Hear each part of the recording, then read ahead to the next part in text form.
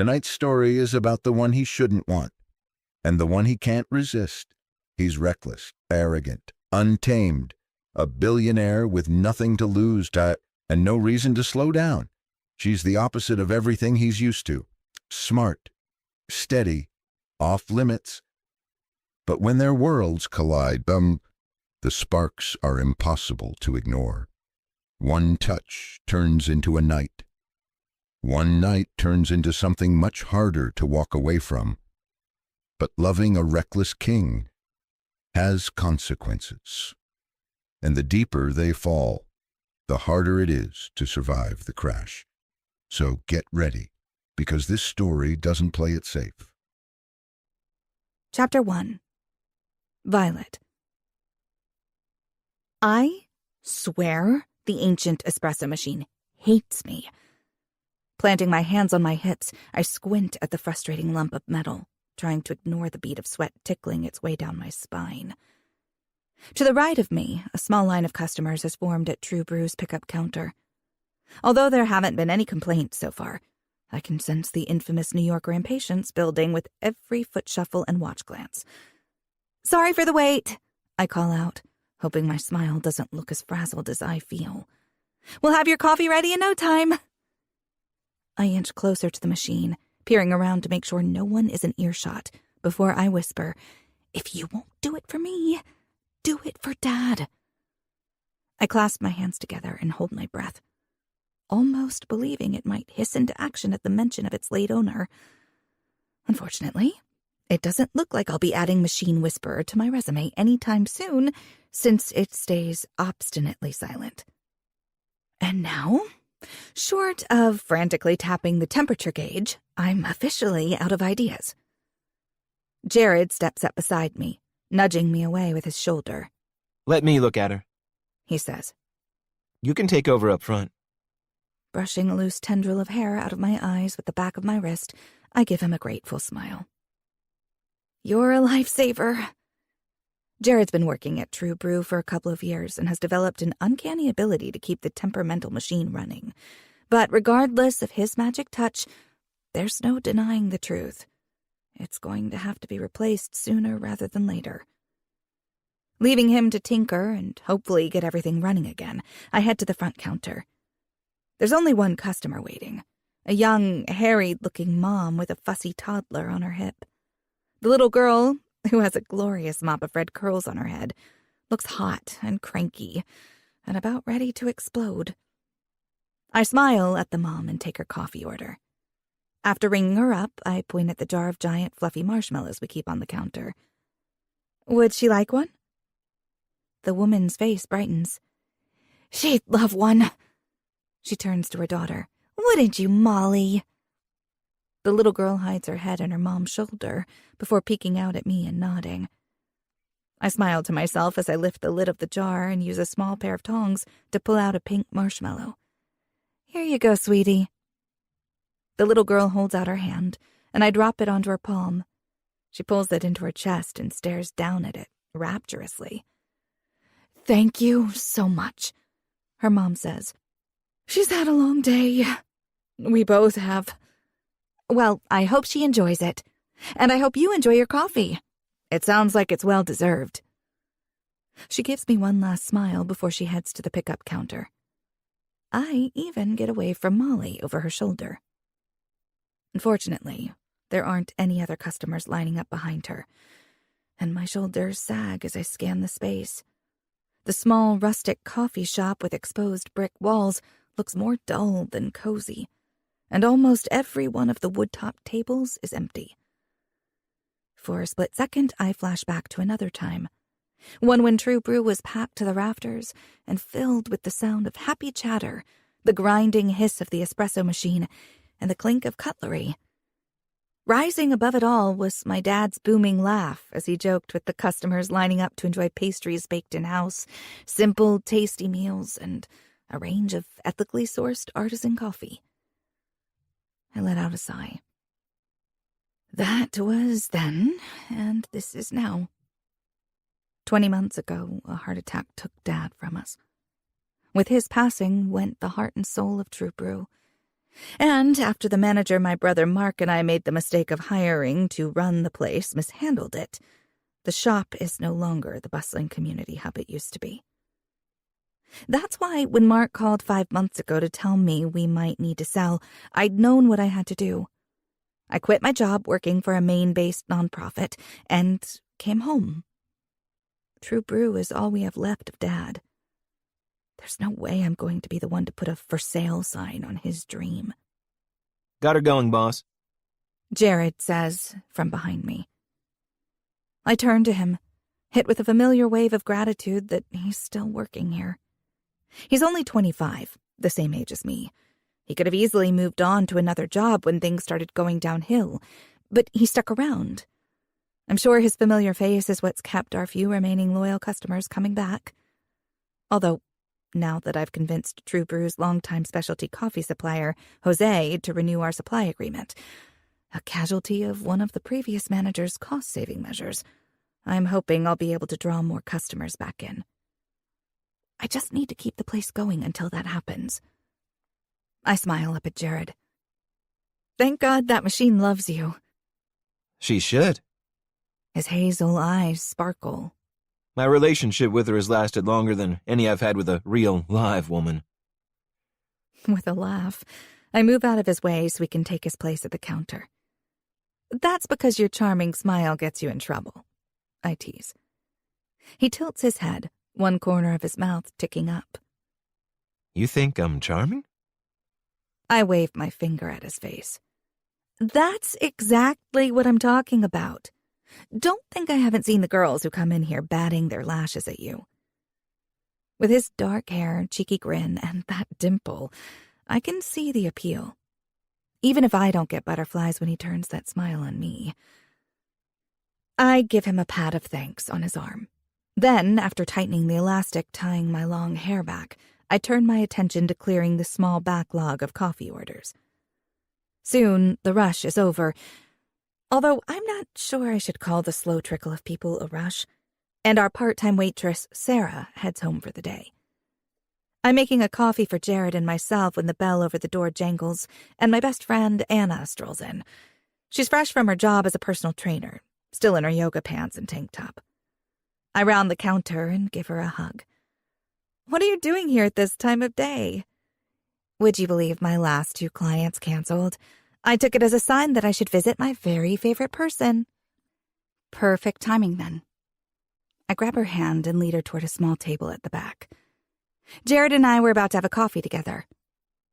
Anna's dark brows arch up, and an excited smile spreads across her face. Don't let me interrupt. I roll my eyes, even as I suppress a smile. You know it's not like that. If you say so. I lower my voice and angle away from where Jared's cleaning up. Just because we work together doesn't mean there's something going on between us. Besides, I'm his boss. As if that means anything. She scoffs. Haven't you read a romance novel lately? Besides, I've seen him looking at you. And have you looked at him? There's no way he wouldn't be fun in bed. He could be just what you need to get you out of your rut. Across the room, Jared wipes down the counter, the muscles in his forearm flexing in a way that even I can appreciate. I turn away and nudge her toward a seat. He looks at everyone that way, including you. But please don't try to find out for yourself if he's as fun as he looks. The last thing I need is any weird tension between my best friend and my best employee. Anna sits, crossing her forearms on the worn wooden tabletop.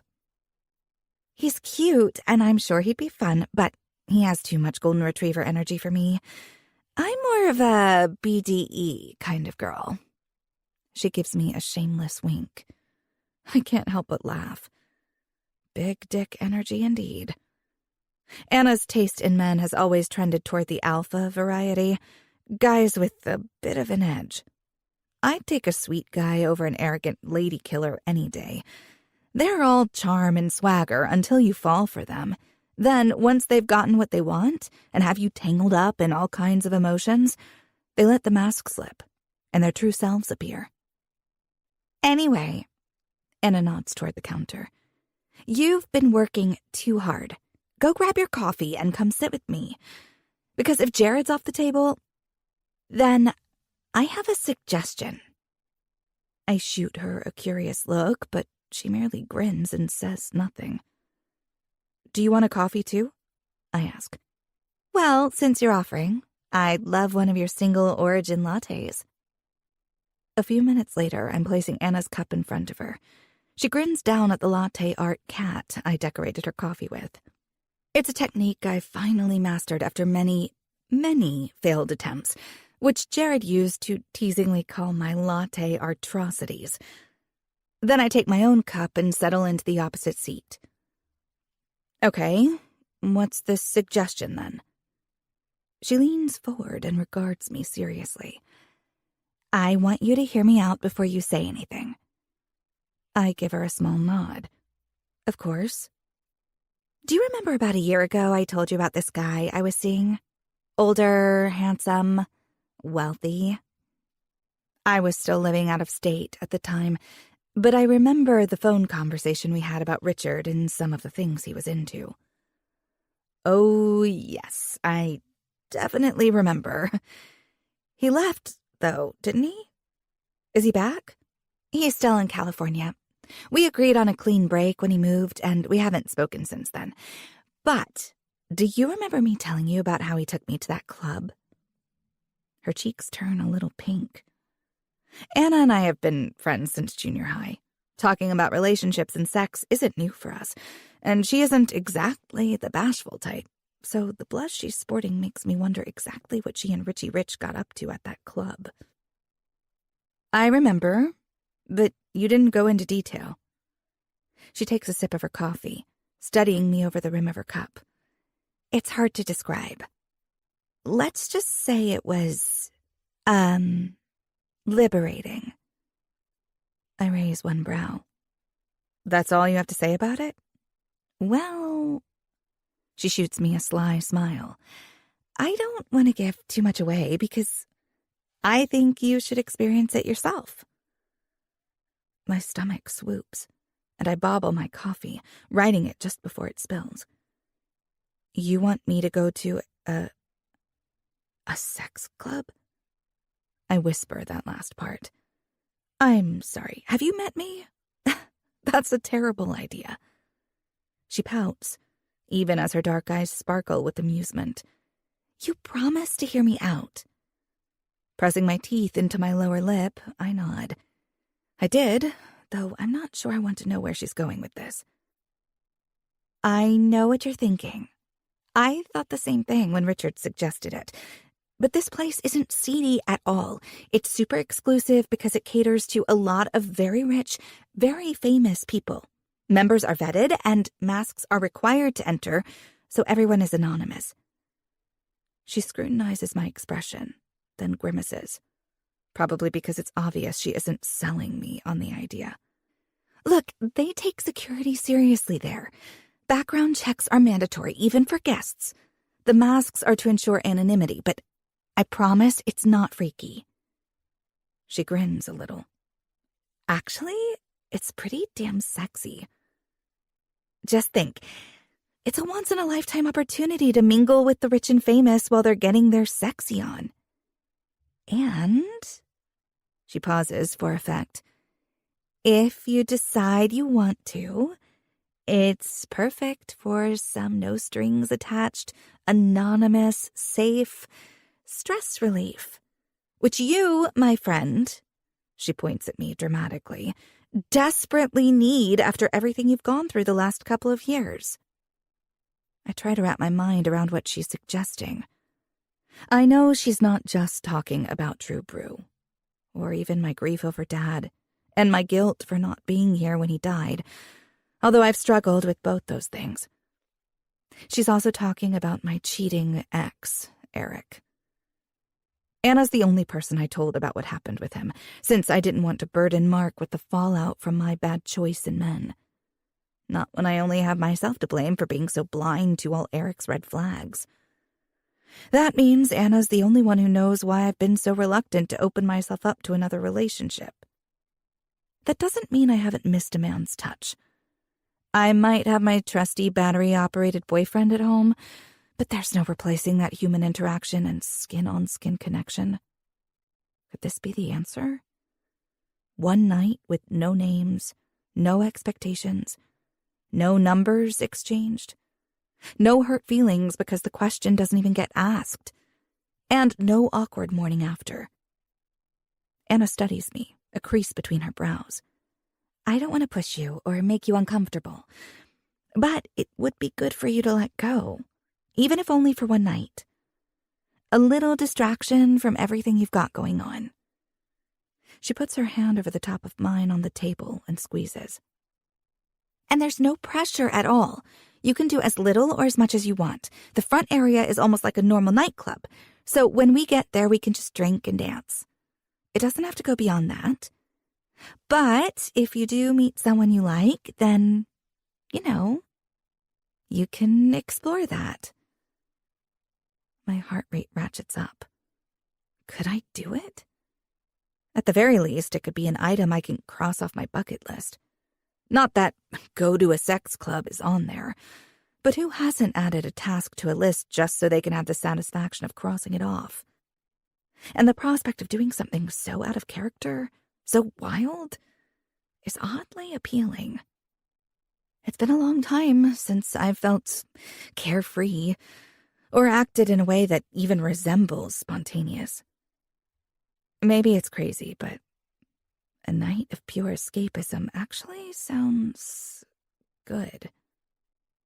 Not to mention, it would be a big fuck you to Eric. I take a deep breath. Okay, let's say I'm considering it. Richard invited you, right? How would we get in if he's not around? Anna's eyes light up, and she sits a little straighter. Before he left, he paid for a membership for me. Called it a parting gift. But to be honest, I haven't been interested in going back without him. She brings her coffee to her lips and takes a small sip before continuing. The membership is due to expire in a couple of weeks. It would be a shame not to use it at least once, especially since they are not cheap. And because I'm a member, I can bring you as a guest. We'd just have to submit your details for a background check first. Once it's processed, you'll be allowed in with me. She leans forward. But you don't have to decide now. Think about it and let me know. I could think about it. Or I could put on my big girl panties, give myself permission to have a night off from being Violet, struggling coffee shop owner, and do something bold for the first time in a long time. I finish my coffee, put the cup down, and give Anna a grin. One that probably looks far more confident than I actually feel. So what should I wear? Chapter 2. Tate. The polished wood of the bar gleams under the glitter of chandeliers, and the air is a little too heavy with the mingled scents of cologne and perfume, courtesy of New York City's elite filling the ballroom behind me. I tap my finger on the rim of my now empty glass. The bartender gives me a knowing look and reaches for the Macallan 25. "Are you trying to break a record with this one, Tate?" He jokes. It's a testament to how many of these events I've been to recently that I'm now friends with the bar staff. This is the 4th charity gala I've been to in 6 weeks. Just trying for a personal best. I bring the lowball glass to my lips, inhaling the warm, oaky aroma before swallowing. The whiskey's smoky burn is a welcome respite as it courses down my throat. I've completed my networking duty as chief of marketing for my family's company, the King Group, and mingled for what feels like several monotonous hours talking up all our latest real estate developments. Now, I'm taking a well-earned break at the bar. At least, I think I've earned it. The Blue Planet Benefit is a high-profile event for environmental conservation, meaning the ballroom is full of power players and social climbers, all pretending to care deeply about the cause while eyeing each other's net worth. And since my net worth is one of the largest here, there are a lot of eyes on me. "How much longer before we can leave?" My older brother Cole asks in a low voice from next to me, echoing my own thoughts. Blowing out a relieved breath, I turn to him, only to discover he isn't talking to me at all. He's addressing the pretty, dark-haired woman he has tucked into his side. Delilah, his fiancée, looks up at him, her green eyes bright with amusement. We've only been here for an hour. Fuck. I could have sworn it was longer than that. Even with that unpleasant revelation, I have to suppress a grin as Cole dips his head so his mouth is near her ear and grumbles that he'd rather be at home making her scream his name. Cole? She hisses, slapping him lightly on his tuxedo-clad chest as a faint blush tints her cheekbones. My gaze lingers on the two of them for a moment. I never thought I'd see my brother in love. Surprisingly enough, it suits him. Since being with Delilah, his smiles are more easily earned and his laughs more frequent. He's constantly touching her, or she's touching him. From subtle caresses to the possessive way his arm circles her waist, Cole seems to soak it all in, as if he can't get enough of it, as if he can't get enough of her. I need to stay at least another hour. Roman, my eldest brother, states bluntly, interrupting my thoughts. And if I need to be here, so do you. I can't resist poking the bear. Don't tell me the big bad CEO of the King Group needs his hand held at a party. If that's the case, I'm sure there are any number of women here who would volunteer for the job. Although, I cock my head. It might not be your hand they want to hold. He pins me with his cool gray eyes, and this time I can't hold back my smirk. Hand-holding isn't what I need from you, he says. What I need is for the King Group leadership to put up a united front. Not my chief of operations running home with his fiancée, and not my chief of marketing disappearing into a dark corner with the nearest bored socialite for the rest of the night. Schooling my expression to avoid showing the spike of irritation his words cause, I hold his gaze and take another sip of whiskey. I can't argue with his assessment. Until recently, that has been my standard procedure at events such as this. But it's been months since I've pulled that kind of stunt, and he knows it, even if he's not prepared to acknowledge it. Don't worry, the bored socialites of the world are safe from me tonight. With nothing more than narrowed eyes and a nod, he turns back to the ballroom, where New York's richest and most obnoxious are in full see and be seen mode. When Delilah pulls away from Cole to stand next to me, I glance at him and grin at the dark expression on his face. Our relationship has improved significantly over the last year and a half, but I'm not sure he'll ever fully forgive me for my brand of helping when he was about to screw up the best thing that ever happened to him. Speaking of, I turn back to Delilah. Have I told you already how beautiful you look tonight? I ignore the growl that comes from my brother. The corners of her lips tip up. You did, thank you. She touches my arm. Cole showed me your marketing ideas for Genesis 1. I love them. You're highlighting all the sustainability features while still showcasing the luxury high-rise lifestyle. It's not empty praise coming from her, since she's one of the architects who've been working on the project, her second for the King Group. I nod my thanks at her recognition. To be honest, Genesis 1 almost sells itself. State-of-the-art architecture, cutting-edge technology, unparalleled luxury, and a carbon-neutral footprint. It'll be a game-changer in New York's real estate market once it's built. Construction is still months away, though. In the meantime, it's my team's job, to secure as many pre-sales as possible and to make sure cash flow stays steady and investor confidence remains high. As I scan the crowd, a tall, willowy blonde catches my attention, mainly because she's staring directly at me. Her mouth curves in a slow, seductive smile, and her gaze flashes with an all-too-familiar hunger as she brings her champagne flute to her lips. She's not the first woman to try to capture my attention tonight, and, not long ago, I wouldn't have hesitated to take her up on her unspoken invitation.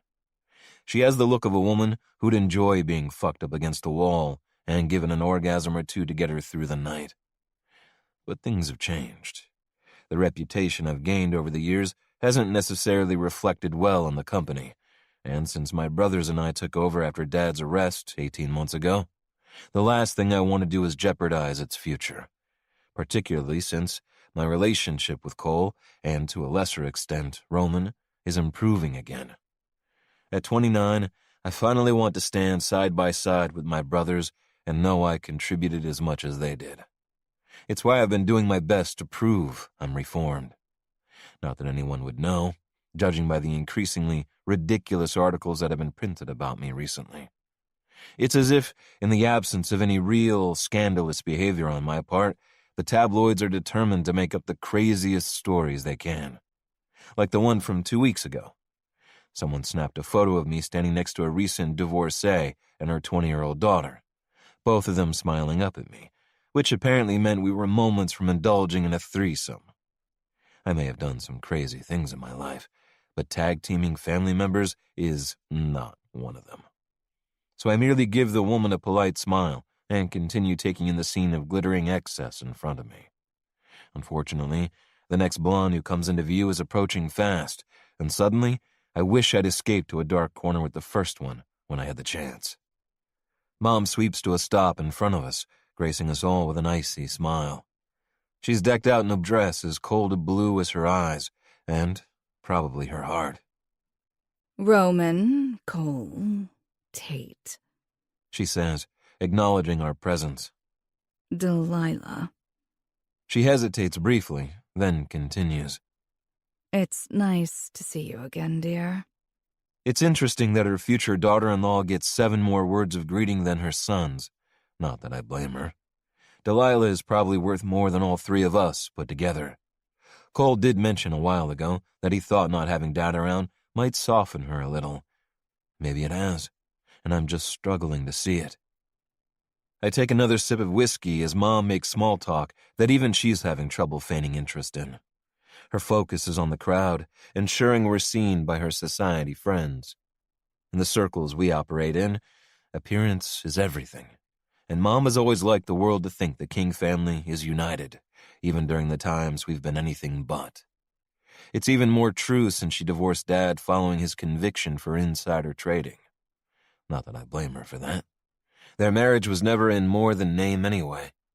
Considering how many affairs Dad had, I'm surprised she waited for his imprisonment before she signed the divorce papers. Though she's hardly innocent herself. Both my parents screwed other people throughout their marriage, although, as far as I know, Dad never made the mistake of leaving permanent proof of his indiscretions. I'm faced with the proof of Mom's every time I look in the mirror. While Cole and Roman both have light eyes like Mom and Dad, mine are a distinctive golden brown. Dad passed his dark hair onto both my brothers, and while I could have gotten my blonde hair from Mom, hers is a cool platinum, while mine is a warmer, tawnier shade. Even my skin tone differs, holding a natural tan that lingers, even during winter. Despite what it says on my birth certificate, we all know the truth. Not that we ever openly discuss it. I hear your father is giving interviews now. Mom's words interrupt my train of thought. Dad likes attention almost as much as you do. I throw out, giving her a too wide smile when she glares at me. My ability to control my mouth around her seems to decline the older I get. As always, she doesn't react beyond a sharp look. A reaction would require her to care what I think about her. She merely clears her throat and continues on as if I said nothing at all. I have no idea what he's hoping to gain, apart from drawing attention back to his misdeeds and dragging the King name through the mud again. You know what Dad's like, Cole says. Watching us taking over the company and elevating it to new heights is probably driving him crazy. He just wants his name in lights again. I snort. He's in prison for insider trading, not a string of armed heists. He's not going to have people lining up to listen to him tell sordid tales about his life of crime. What's with the attitude tonight? Roman's voice is steeped in irritation. I stare down at my glass, swirling the amber liquid around the bottom of it. I'm honestly not sure. Normally, I'm better at putting on an act at these events. Maybe it's because, in my quest to become a responsible, committed member of the King family, it's been months since I've gotten my dick wet. Late night last night. I shrug. Mom sniffs. I only hope the details won't appear in the tabloids tomorrow. I paste on a smirk. Don't worry, Mom. I made sure to screw the photographer who took my photo while I was shooting up in a back alley with those 3 hookers. I think she'll say nice things about me in the article. From the flare of her nostrils, I've legitimately horrified her. I take a moment to relish the satisfaction that brings as I down the last mouthful of my drink. "Excuse me," I see a woman across the room with my name on her. With a wink at Delilah, I leave them, navigating through a sea of immaculate tuxedos and flowing evening gowns. People approach me as I pass through the crowd, shaking my hand and attempting to curry favor, or in the case of many of the women, flirting and angling to secure a night in my bed.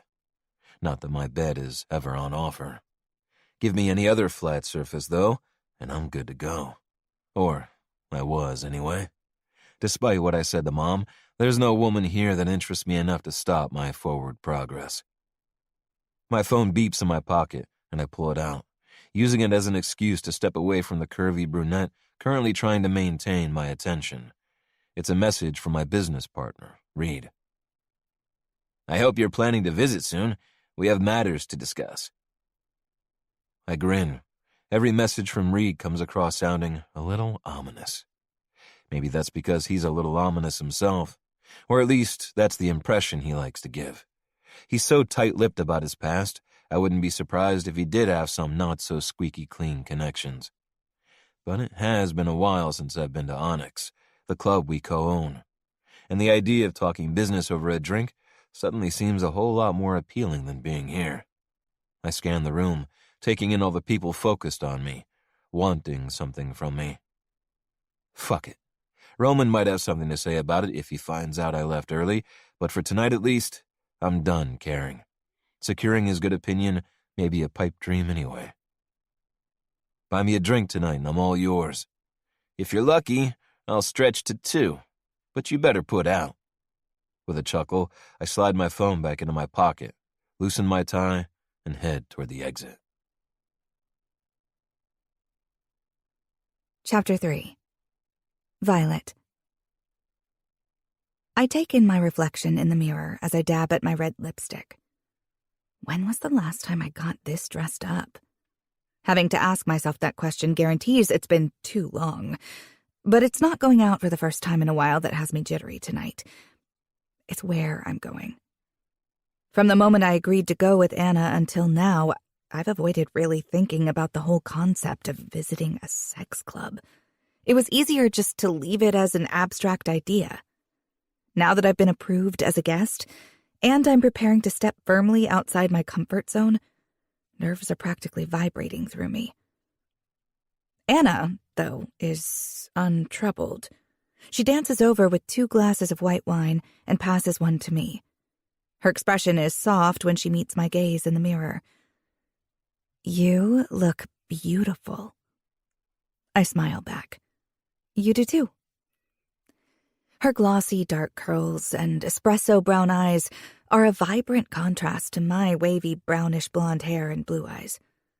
My coloring is an echo of my mom's. I don't remember her, since she died when I was a toddler. But the fact that I take after her is obvious, based on the family photos Dad used to keep on the wall, as well as the one I have on my nightstand now. I eye Anna's outfit. She's wearing a plunging red halter top and skin-tight leather pants that highlight all of her curves. I arch a brow at the pants. I don't know much about sex clubs, but I assumed the easier the access, the better. She laughs. True, but I'm not planning on giving anyone access tonight. I swing around to face her. I thought you were going to be, doing stuff. It's your last chance, right? She shrugs. Tonight's about you. I don't intend to do more than drink, flirt, and dance. And people really do that there? Just that? Of course. It's still a place to connect with people and have fun, but that fun can progress to the X-rated variety if you want. For that stress relief. She gives me a grin. I wrap my arms around her, breathing in the light floral perfume she always likes to wear. Thank you for being such a good friend. My vision goes blurry as she squeezes me tightly. I might be a little emotional, but it's moments like these that make me beyond grateful that Anna chose to sit next to me on our first day of junior high. "You do the same for me," she says, stepping back and holding me at arm's length. "I want you to feel good about yourself again. That cheating asshole had no right making you feel like less than the amazing woman you are. I wasn't there to stand by you then, so the least I can do is help you shove him firmly in your rearview mirror now. And what better way to do that than by getting your freak on with a hot, rich man you never have to see again?" She releases me, then slaps me on my ass, making me yelp. "Now, come on. Let's finish these drinks and get going. Once you're there, you'll feel a lot more relaxed." Okay. I tip my wine glass back and take a big gulp. A little extra courage never hurt anyone, right? With one last run-through of my hair with my fingers, I turn and face the bed where my mask awaits. Anna ordered it for me. According to her, the masks they wear at this club aren't the frilly, lacy kind that barely conceal anything. The one she chose for me matches the small butterfly tattoo on my back, the result of a spur-of-the-moment decision after I broke up with Eric and realized how free I suddenly felt. Cliché, I know, but I love it anyway. The mask itself is expertly shaped from a thin layer of supple leather and is painted in vibrant shades of blue and purple and black. When it's on, it covers my face from the bottom of my cheeks to the top of my forehead, the edges sweeping up from the eyeline to emulate wings. Each one is scattered with tiny jewel-colored crystals that catch the light and shimmer iridescently. The only parts of my face that will be visible once I put it on will be my jaw, my mouth, and my eyes. Anna gently takes the mask from my hands. "I'll put it on for you. We need to be wearing them when we arrive." Another wave of nerves cascades over me. I wet my suddenly dry lips, then give her a nod and turn so she can tie the silk ribbons. Then I do the same for her mask, which is designed to resemble peacock feathers. The leather is dyed in a beautiful gradient of blues, greens, and golds. Like mine, it's adorned with crystals for added sparkle. When I'm done, we stand side by side in front of the mirror. "Wow," I breathe. The result is breathtaking and strangely intoxicating. The anonymity provided by the masks eases some of the tension that has been plaguing me for the last few days. I can be anyone I want with this on. And as I study my reflection, I think I might just be a woman who's finally ready to breathe life back into the banked sparks of her desire. The Uber pulls up outside a discreet entrance nestled between two unassuming buildings in a quieter part of Manhattan. There's no indication of the club's presence, other than a man in a tailored black suit standing outside a plain black door. Rather than the stereotypical big, burly bouncer, this guy is compact and neatly put together.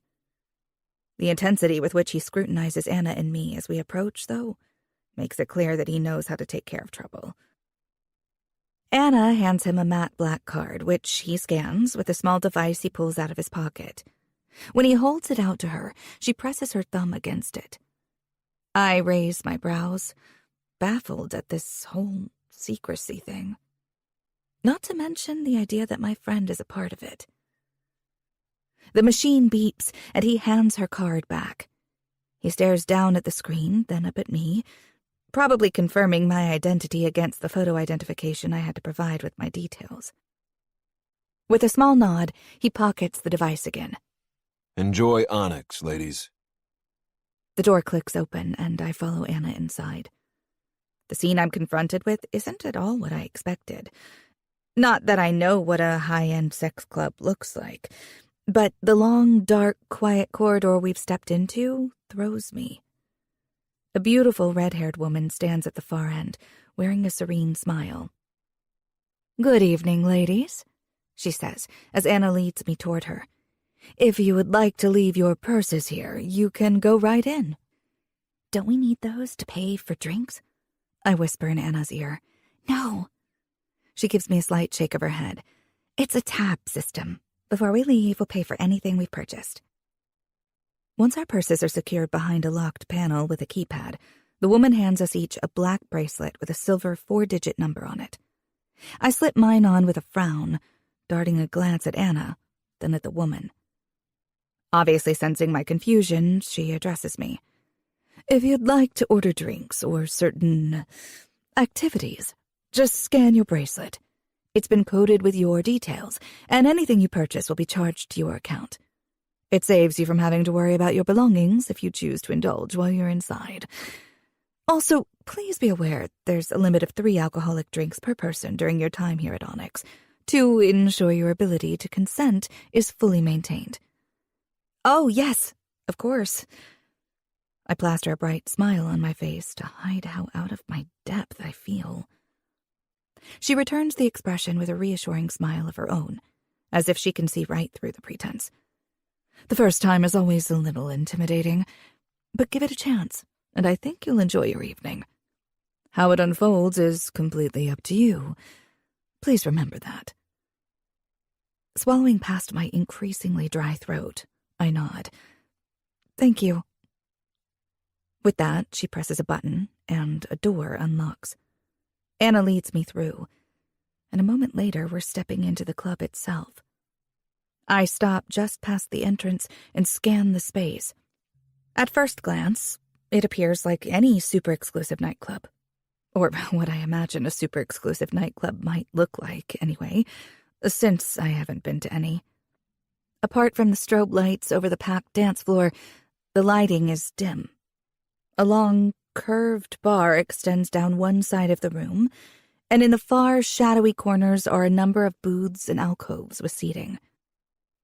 But with a longer look, I take in all the details that distinguish this club from others. The most obvious being that everyone is wearing a mask, even the bartenders. Although, while most of the guests have donned detailed, elaborate face coverings, theirs are plain black. The anonymity lends an edge to the scene that, like Anna said, makes the atmosphere more mysterious and just that bit sexier. The music isn't a recent hit as far as I can tell, but it has a low, seductive beat that pulses behind my sternum. The rhythm pulls my attention back to the dance floor. As I examine the crowd, I realize it isn't only singles and couples dancing, but groups of 3, 4, or even more people of all sexes rubbing up against each other. Biting my lip, I continue my perusal. It's then that I notice what's going on in the seating area. In one of the booths, a man has pulled down the top of a woman's dress, and he's bending over her so he can... Oh, wow. With a wave of heat washing over me, I glance away, only to find myself focused on a couch where another woman is straddling a man's lap. She's wearing a dress, but his hands are kneading her ass. I can't tell whether he's moving her or she's moving on her own. But with the way her head is thrown back, there's definitely more than making out going on over there. I swallow hard and turn to Anna. Her smile is amused. I'm pretty sure I had that same expression on my face when Rich brought me here. Yes. It's a lot to get used to. I let out a nervous laugh as I fanned myself. Although, I actually expected it to be more... I hesitate, my mind a little too jumbled to find the word I'm looking for. She arches a brow. Debauched? I guess. Not in a bad way, I hurried to clarify. Like, I don't know, people getting tied up and whipped, or something like that. She grins and points to a spot behind me. See that doorway over there? On the other side of the room, there's an opening in the black-painted wall, and through it, the start of another darkened corridor. Yes? That leads to the back area. Lots of smaller spaces for different activities. She uses the same word as the woman out the front. There are private rooms as well, with all kinds of equipment.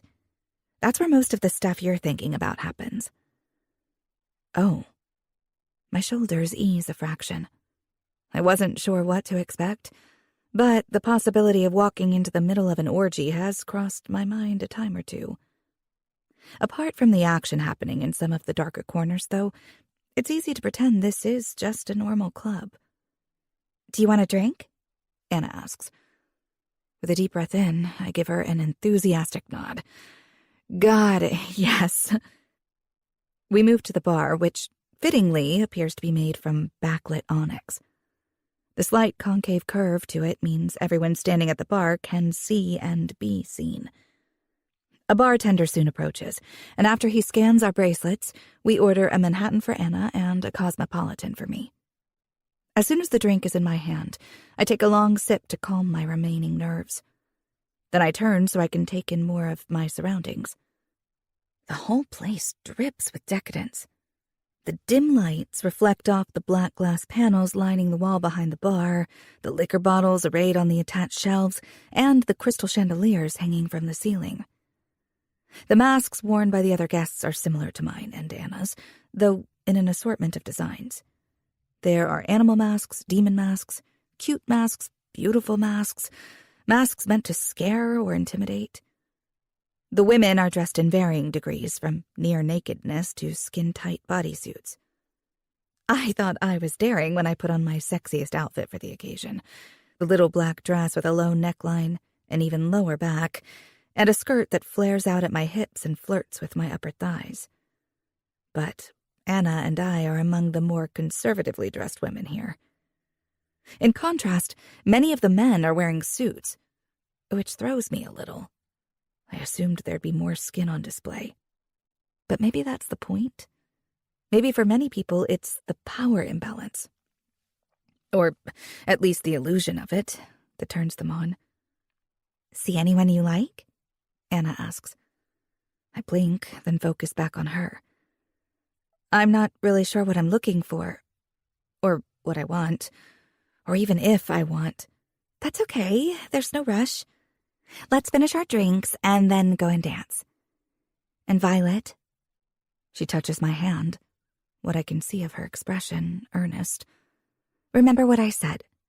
There's no pressure. If all we do is dance the night away, then that's okay. Right? It's been too long since I've given myself a night to forget all my cares and just dance and have fun. She's right. I take a deep breath and will the last of my jitters to disappear. Finally, the tension fully leaves my body and I smile at her. Right. Chapter 4. Tate. I lean against Onyx's bar as Reed orders 2 whiskeys from one of the masked bartenders. After talking business upstairs, he invited me to join him down here for a drink. On our way out of his office, I snagged a mask from the collection he keeps on hand. It's made of leather, dyed a red so dark it's almost black, and has devil horns that curl up over my forehead. I'm sure Mom would find it a fitting choice for me. Once we have our glasses in hand, we stand with our backs to the bar and survey the club. Onyx was Reed's dream, but he didn't have the capital to get it up and running on his own. At the time he approached me, he was merely an acquaintance of an acquaintance, but over drinks, he sold me on the idea of this place, a club that would fulfill all the desires of New York's richest and most powerful, while allowing them to stay out of the spotlight. A mass of bodies writhed on the dance floor before us, caught up in the thrill of anonymous hedonism. It's something I'm familiar with. As one of the richest men in the country, it's a feeling I've craved many times. The freedom that anonymity gives you can be intoxicating. I'm used to being the focus of most rooms I occupy. It can be a heady sensation, but sometimes being the center of all that attention leaves me feeling more alone than anything else. At least here, when I catch the attention of others, and I do, it's only because of the way I carry myself. It's curiosity about what pleasure might be found under my hands, not interest in my money or power. Reed takes a sip of his whiskey. Are you sure you'll only stay for one drink? He asks. I know you said you were toning things down, but that doesn't mean you have to be celibate. He's right. There's no reason I shouldn't indulge. This is the one place I can guarantee that what I do won't end up splashed all over the tabloids. Except when I look around at all the women filling this place, most of whom would be ready and willing to do anything I ask of them. The anticipation that used to hit me like a shot of adrenaline, isn't there. After restraining myself for so long, I should be dying to let loose. And yet, the interactions I used to seek out, emotionless fucking, mindless pleasure-seeking, leave me empty these days. I shake my head.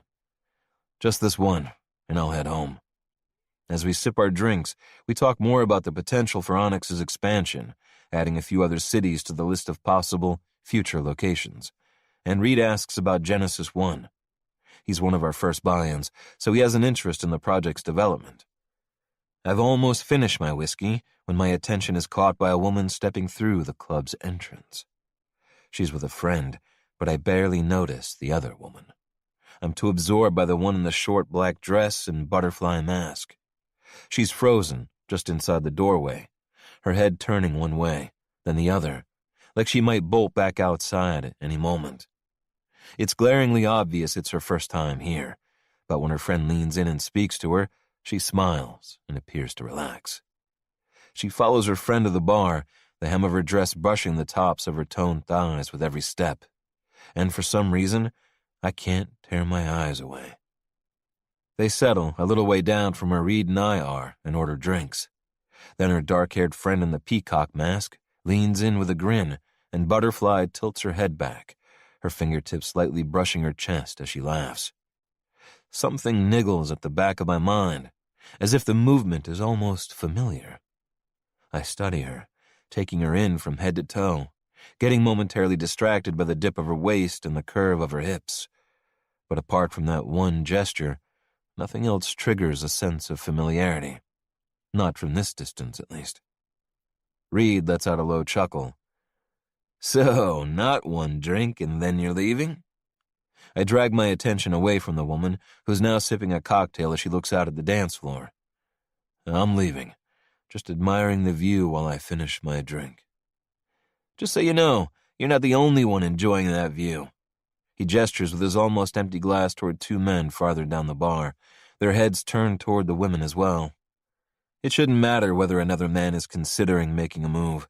I'm not staying, after all. And possessiveness over a woman, any woman, let alone one I haven't even spoken to or touched, is a foreign concept to me.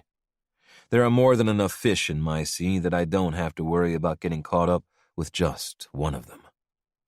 But when the men leave their position and park themselves next to the pair, a strange tension grips me. The woman in the butterfly mask stiffens as the taller one rests his forearm on the bar behind her. Normally I wouldn't intervene, but considering how nervous she was when she arrived, I don't like that he might be making her feel more uncomfortable. I down the last of my drink and set it a little too hard on the bar. When I turn to Reed, his dark eyes behind his mask are full of amusement. You heading off now, then? He asks, one side of his mouth tipping up in a smirk. Something like that. I don't bother to say goodbye as I stride away. He knows exactly where I'm going, as evidenced by the laugh that follows me as I move toward the woman and her friend. I couldn't explain my motives if I tried. I'm just going with my instinct. And right now, my instinct is telling me that tonight, the woman in the butterfly mask is all mine. Chapter 5. Violet. I angle away from the man in the Phantom of the Opera mask who has his arm on the bar behind me. He's standing so close, the fabric of his shirt brushes my bare shoulder blade. I'm trying not to make a big deal about it, because he hasn't actually done anything wrong, other than stand too close. And regardless of how normal this place appears, it's still a sex club. Getting physical quickly is probably normal here. It's just not normal for me. First time? He slides another inch closer, clearly not reading my body language. I give him a small, polite smile in return. That obvious? He laughs. Fresh meat is easy to spot. I recoil in response to his words, and this time he notices. Sorry, bad joke. I just meant you have this whole baby deer thing going on. If you let me buy you a drink, I can help you get past that. He tips his head down and runs his tongue over his lower lip as he rakes his gaze over my body.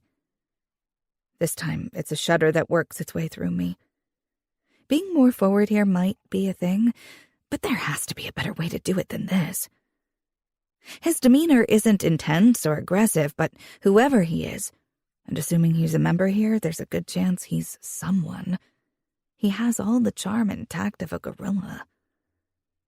Anna intervenes, putting a hand on my forearm. Actually, we're just going to have a couple of drinks and a dance, relax, and have some fun out there, you know? Phantom's friend lifts his chin, clearly getting the hint.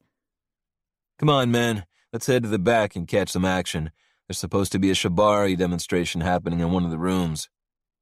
I have no idea what a shibari is, but I'm grateful that they're going. I don't want to be rude, though, so I smile at Phantom. Thanks, though. Enjoy the... I've forgotten what the other guy called it. Demonstration, I finish, a little lamely. Instead of moving away, he edges closer, making my hackles rise. You could come with us. Shibari is... He doesn't get to finish what he's saying because a man wearing a devil mask comes out of nowhere. He stops next to Phantom, practically looming over him since he's several inches taller. I think the ladies have made themselves clear. His voice is low, but it's laced with steel. My gaze darts back and forth between him and the men we've been trying to let down easy. Phantom frowns. I was just trying to be friendly. Then you should probably practice being friendly in the mirror, because what you're doing isn't it. Take the very polite hint you've been given and walk away.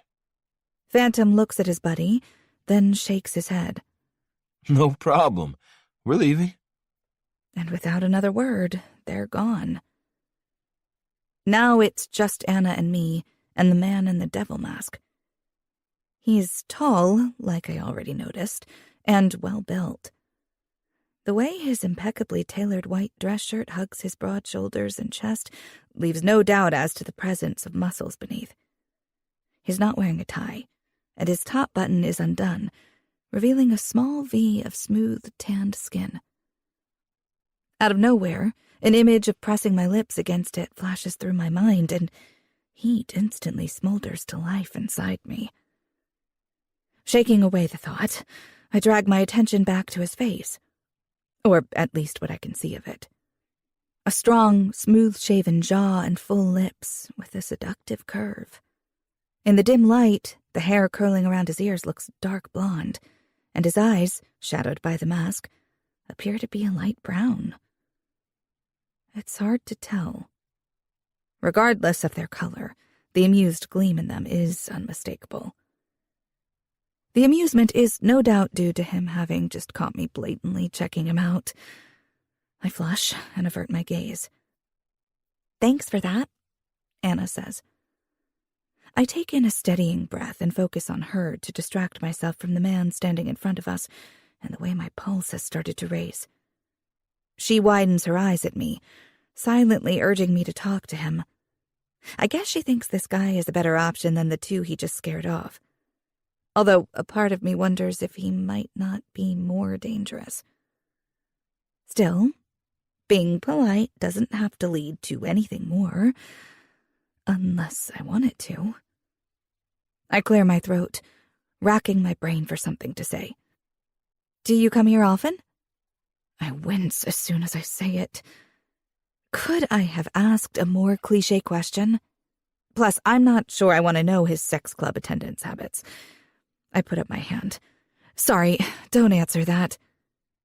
His laugh is low, seductive. How is it even possible for a laugh to be seductive? Let's just say I'm not exactly fresh meat. I wrinkle my nose under my mask. You heard that? Unfortunately, Onyx can guarantee your physical safety while you're here, but it can't completely protect you from the idiots of the world. We were just about to have another drink. Anna jumps in. Would you like to join us? Ugh, she's much better at this than me. I'm completely out of practice with flirting. The man in the devil mask diverts his intense focus from me to her, and I'm instantly hit by an unfamiliar pang of jealousy. Which is ridiculous. I don't know this guy, and he'd be beyond lucky to spend time with my best friend. Only if you'll let me by, he says. The smile Anna flashes has that little niggling worm of jealousy burrowing deeper. I turn toward the bar and force the emotion down. She's not trying to claim his attention. She's just being her friendly self. But she's so pretty. What man wouldn't be won over by her smile? There are plenty of other men here, though. If I want to flirt, or do more, I'm sure I can find someone. I'm pulled from that thought when a hand brushes my lower back, and then he's standing next to me. He bends his head and speaks into my ear, his warm breath on my neck making goosebumps erupt all over my body. What can I get you? Can he tell how my body is reacting to his proximity? Somehow the thought that he can leaves me feeling strangely exposed. I'd like a cosmopolitan. Thank you. With a nod, he turns to the bartender that's materialized in front of us. Anna presses close on my other side. Oh my God, she whispers. This guy is so hot. You have to go for it. If you don't at least kiss him, I'm going to cry. If you like him, you could... The sharp shake of her head stops me in my tracks. Even if I wanted to, it wouldn't matter. The guy's been laser-focused on you from the moment he walked up. My stomach twists into a knot.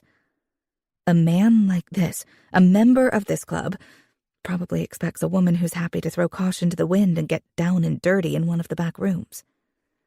And as hot as this guy is, I'm not sure I'm up for that.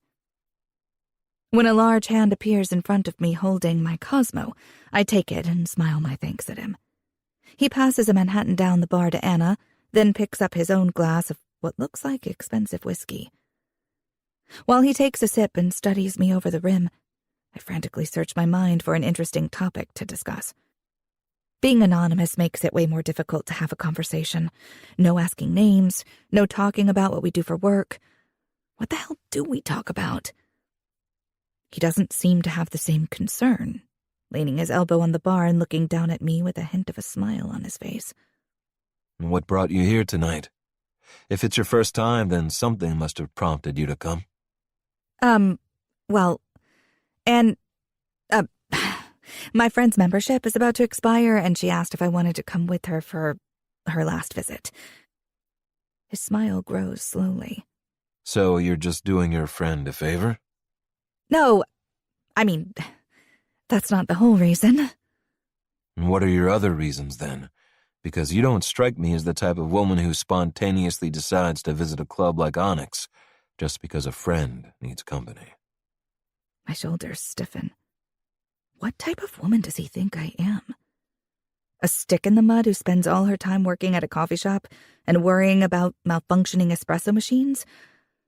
Of course, that's accurate, but that's not who I want to be tonight. I raise my chin and stare him straight in the eye. I'm crossing it off my bucket list. The mask hides most of his expression, but the way he rolls his lips together makes me think I've amused him. What exactly was on your list? Just a visit, or to actually partake? His mouth twitches, his amusement clearer now. Irritated by his reaction, I'm forced to respond. I was going to see how I felt when I got here, check out some of the, My mind spins until I remember what Phantom and his friend mentioned. The demonstrations. I shrug, going for casual. See if something takes my fancy. A muffled noise comes from beside me. I've been so absorbed in this guy, I almost forgot the two of us weren't alone. But when I turn to Anna, she doesn't seem annoyed at all. In fact, from the cheesy grin she's wearing and the way her eyes bounce from me to the man at my side and back again, it looks like she wishes she had a bowl of popcorn. I wrinkle my nose at her, and although I doubt she can see it under my mask, she gives me a wink in return. Really? The man says. The disbelief in his tone makes it clear he knows I'm talking shit. You were interested in seeing the Shibari demonstration, then? What about it appeals to you? I should admit that I have no clue what Shibari is, and that I'm not planning to leave the relatively safe space of this open area, but his cocky attitude is needling me. I'm not normally easily riled up, but this man who doesn't even know me has figured out how to press buttons that haven't been pressed in years. I can't help but rise to the challenge. So I force my shoulders to relax and smile. No, shibari doesn't interest me. I want to see what else might be available here. His hand, which has been resting casually on the bar next to my shoulder, moves, his forefinger brushing feather-light against my skin, making my breath hitch. You're not into rope play? Rope play? That's what shibari is? Rope play, as in being tied down? Or something else? I may have had a fantasy or two in my life about being tied down and taken, but then, who hasn't? I shake my head, deciding not to display my ignorance by probing for more information. Rope play is a little tame for my tastes. This time, Anna chokes, and the two of us turn to her. She bangs her fist on her chest. Sorry, swallowed my drink the wrong way. I glare at her, but she just grins at me. So, something a little wilder than shibari. The man muses, rubbing his jaw.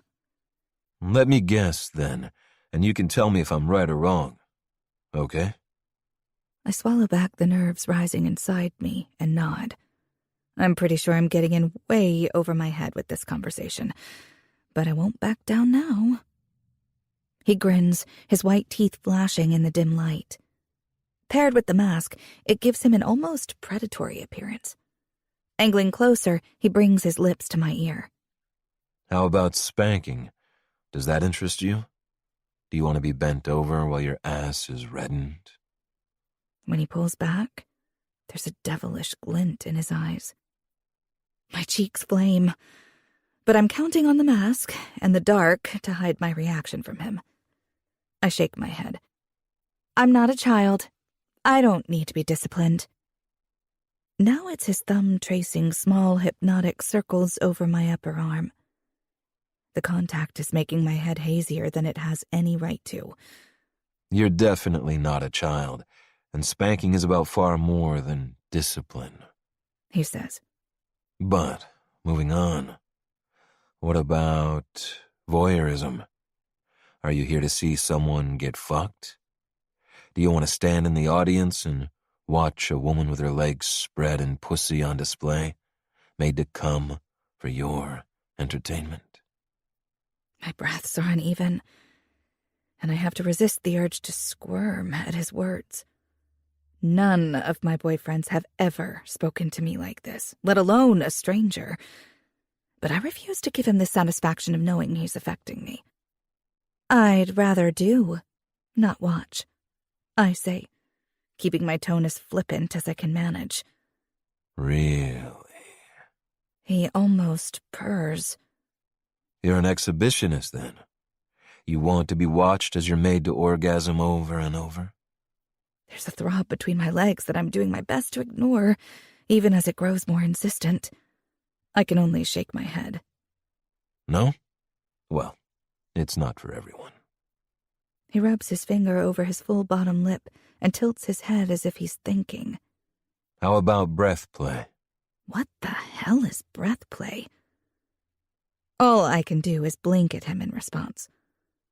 One corner of his mouth kicks up. Do you like the idea of giving control of your breath to another person while being fucked? Allowing them to cut off your oxygen until you're dizzy with pleasure and need. Is that what you're looking for here, butterfly? My throat goes dry. I'm going to have to tap out. I don't know what I was thinking taking part in this game. And a game is exactly what it is. He knows I have no idea what I'm talking about, and he's laughing at me. I release a ragged breath. Fine, I concede. I don't plan to partake in anything like that. I just wanted a break from real life for a night.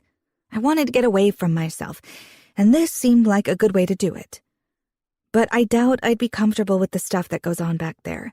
I have no clue what shibari is or breath play. And I'm probably incredibly naive compared to you and everyone else here. Happy? I cross my arms, annoyed that I was so easily caught out and by my slightly pouty reaction to that fact. What is it about this guy that makes my temper flare at the same time as my libido? His eyes are still intent on mine, and a spark of excitement ignites in my belly. Anna is the one to break this simmering tension. You know, I think I might go and dance. A confusing mix of relief and disappointment swirls inside me as I turn to her, ready to join her on the dance floor. But she stops me with a hand around my wrist. On my own. When I open my mouth to protest, a big shit-eating smile grows on her face. Don't forget about stress relief, babe. That's the other reason you came, right? She gives me a quick hug, lowering her voice so only I can hear her. Ditch him and come get me if he's an asshole, okay? Otherwise, have some fun. Remember, it's just one night. Then she winks as she spins away from me. I'm going to find someone to shake my ass with. I watch her go, then, almost reluctantly, turn back to the man in the mask. Not because I wish I'd gone with Anna, but because my pulse is hammering in my throat, and there's still that unfamiliar hum in my veins. Although this interaction has me on edge, I actually feel alive for the first time in a long while. And there's a part of me that really wants to find out how far this could go, be it another drink, a kiss, or something more. He's still watching me. When I wet my lips, his focus dips and he tracks the movement. Stress relief? He asks, his voice softer. Are you stressed, butterfly? I let out a little laugh, not sure how convincing it is. The last few months have been a little rough, that's all. Longer than that, but I doubt he's interested in the details. So that's why you're here, to relieve some of that stress. I roll my lips together and consider how to answer that question. I told you, I came because my friend's membership is running out, and because I needed a break, to have fun for a night. Then I let out a breath and focus on that little triangle of skin at the base of his throat, rather than his eyes, when I concede. And, yes, to relieve some stress, if that's what ends up happening. The corners of his mouth curl up, drawing my attention back to his face. I've been told relieving stress is one of my greatest skills. An excited little shiver darts up my spine. Is that so? He dips his chin, his mouth still curved up. A mouth that I'm suddenly staring at, wondering how it would feel on mine. Oh, God. Am I crazy for considering doing this? Is he even offering what I think he is? Or am I getting ahead of myself? I don't know how to ask or how to proceed from here. I raise my glass, desperate to ease my suddenly dry throat, only to discover it's nearly empty. I drain it a little too eagerly, then lick the remnants of the sweetly tart liquid from my lips. Even in the low light, the way his gaze heats is visible. He takes the empty glass from me and places it on the bar. Then he gently slips his big hand under my chin and tilts my face up. He studies what he can see of it, his thumb drifting along my jaw. Tingles follow in its wake. Come and sit with me, he says. My stomach falls. This time it's definitely disappointment I'm feeling. You want to sit down? The grin he gives me this time is almost wicked. I want to get to know you better. Isn't the whole point of this place not to know each other? I don't need to know your name or where you work.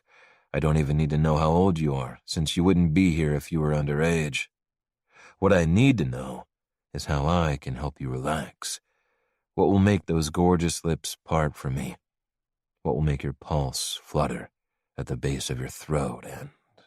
He leans forward until his mouth hovers just over mine.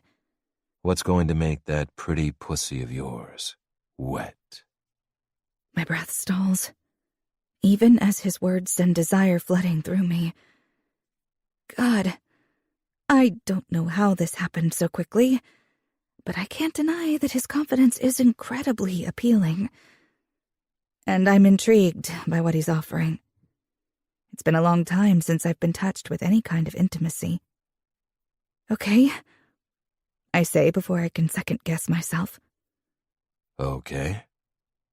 I let out a breath. Okay, let's sit. Chapter 6. Violet. I expect him to smile in satisfaction, but he doesn't. Instead, his big body almost seems to draw tight.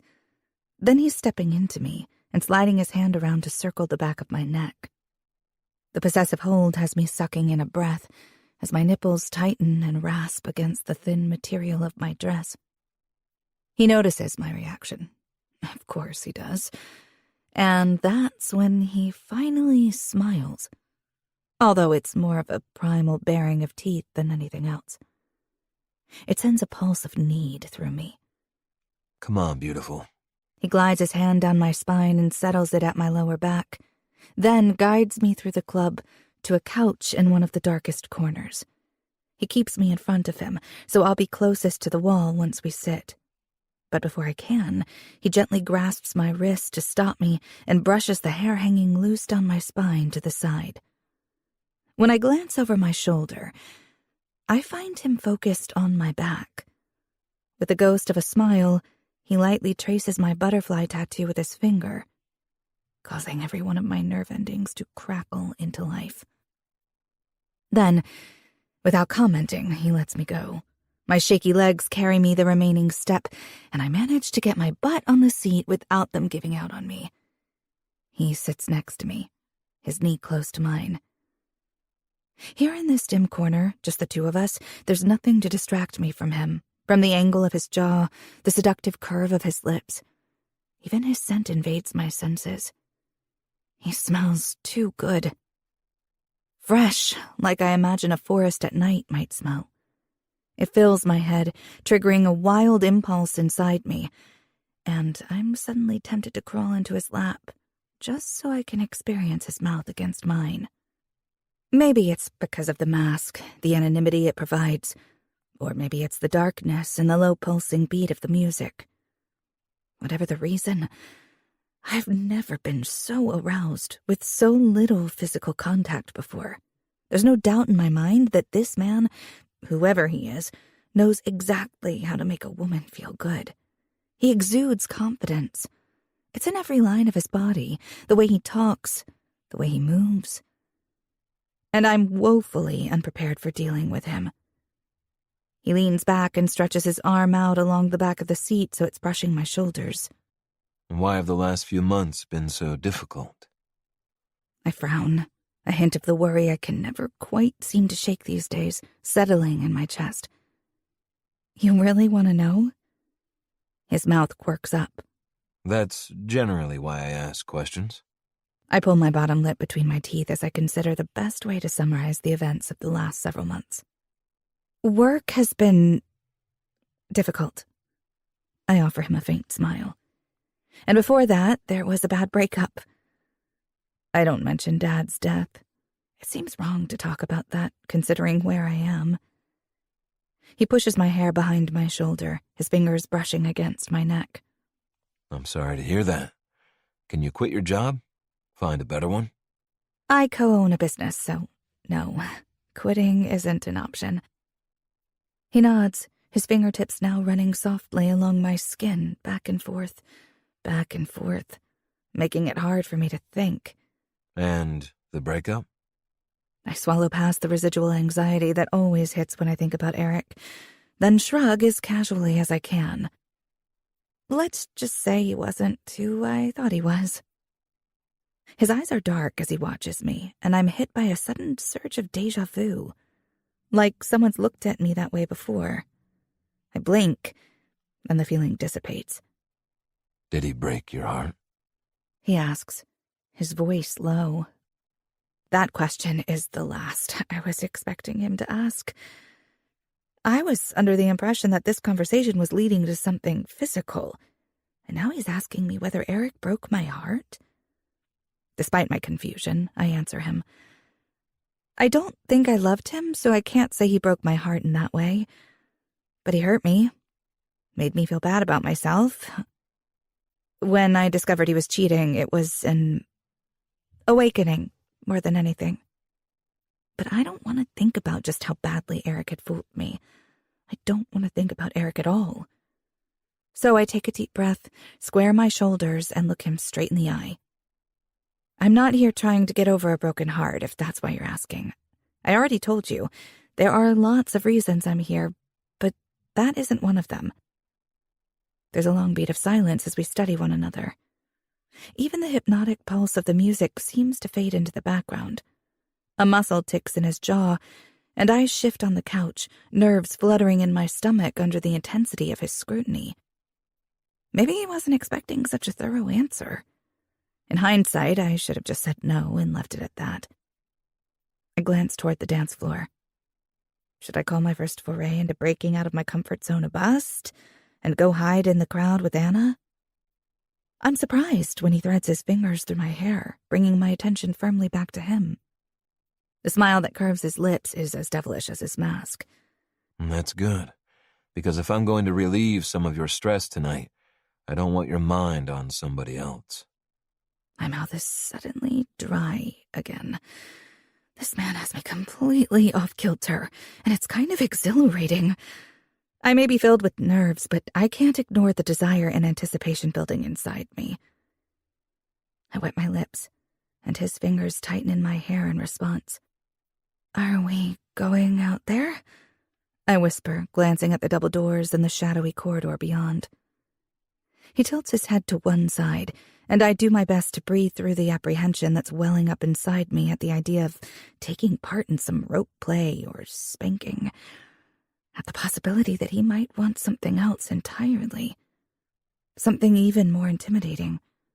I don't think you're ready for that, he says.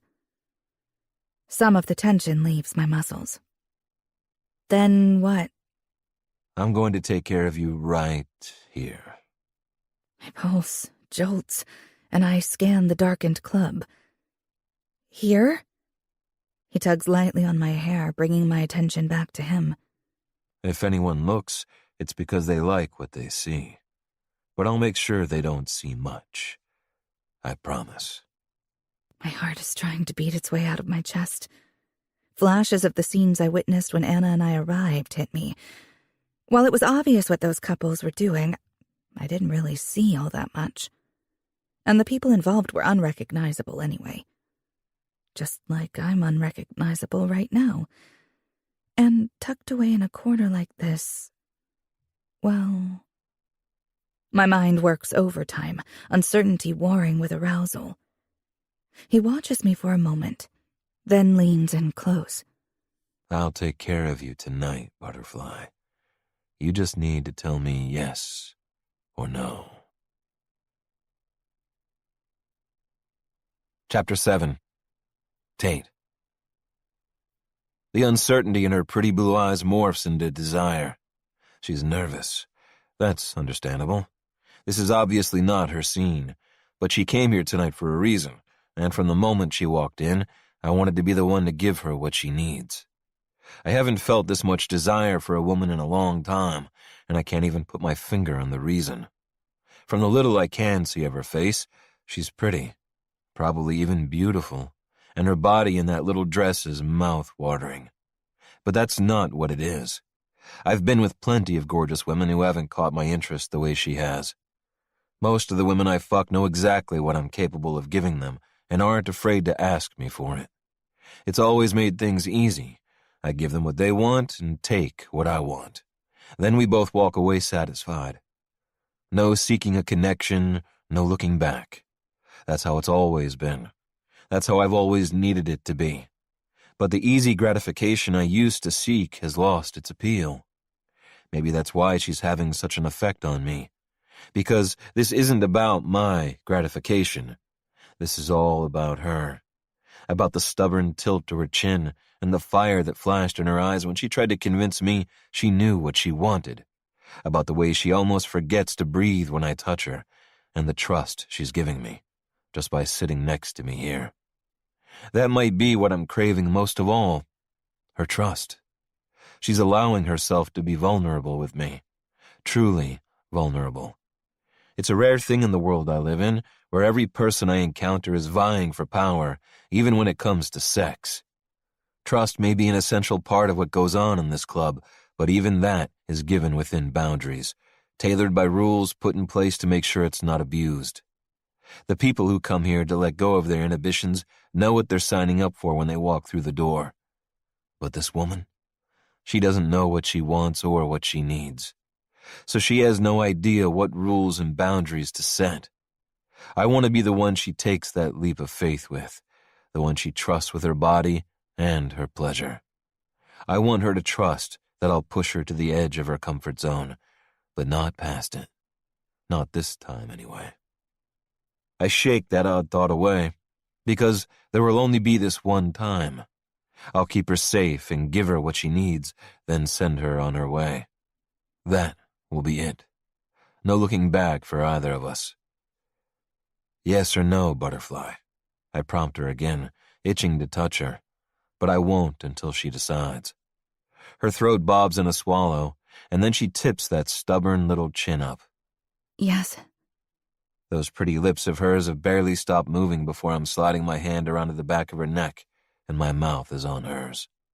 She tilts her head and, with only the slightest hesitation, opens for me. I groan at the taste of her, sweet and tart, like the cocktail she was drinking. My teeth tug on her lower lip and my tongue thrusts deep, possessing, taking, claiming her, even if it's only for tonight. And then I'm dragging my lips along her jaw until I reach the sensitive patch of skin beneath her ear. She smells like fucking peaches and cream. How long since you've been touched? I ask. Too long. She breathes. I scrape my teeth over her sensitive flesh. How long, beautiful? I want to know how gentle you need me to be. She shudders and presses her soft breasts against me. Over a year? You're right, I murmur. That's too long for a woman like you to go untouched. I tug on her hair, just enough to get her to angle her head to the side and give me access to her throat. She makes breathless little noises as I kiss and lick my way down the slender column, but those sounds turn into a moan when I flick my tongue over the rapid flutter of her pulse point. Don't be too gentle. I pause and glance up at her. Her eyes, glazed by vulnerability, fix on mine. She exhales shakily. I want to feel it, what you do to me. Really feel it. I doubt I'll ever do anything like this again, so...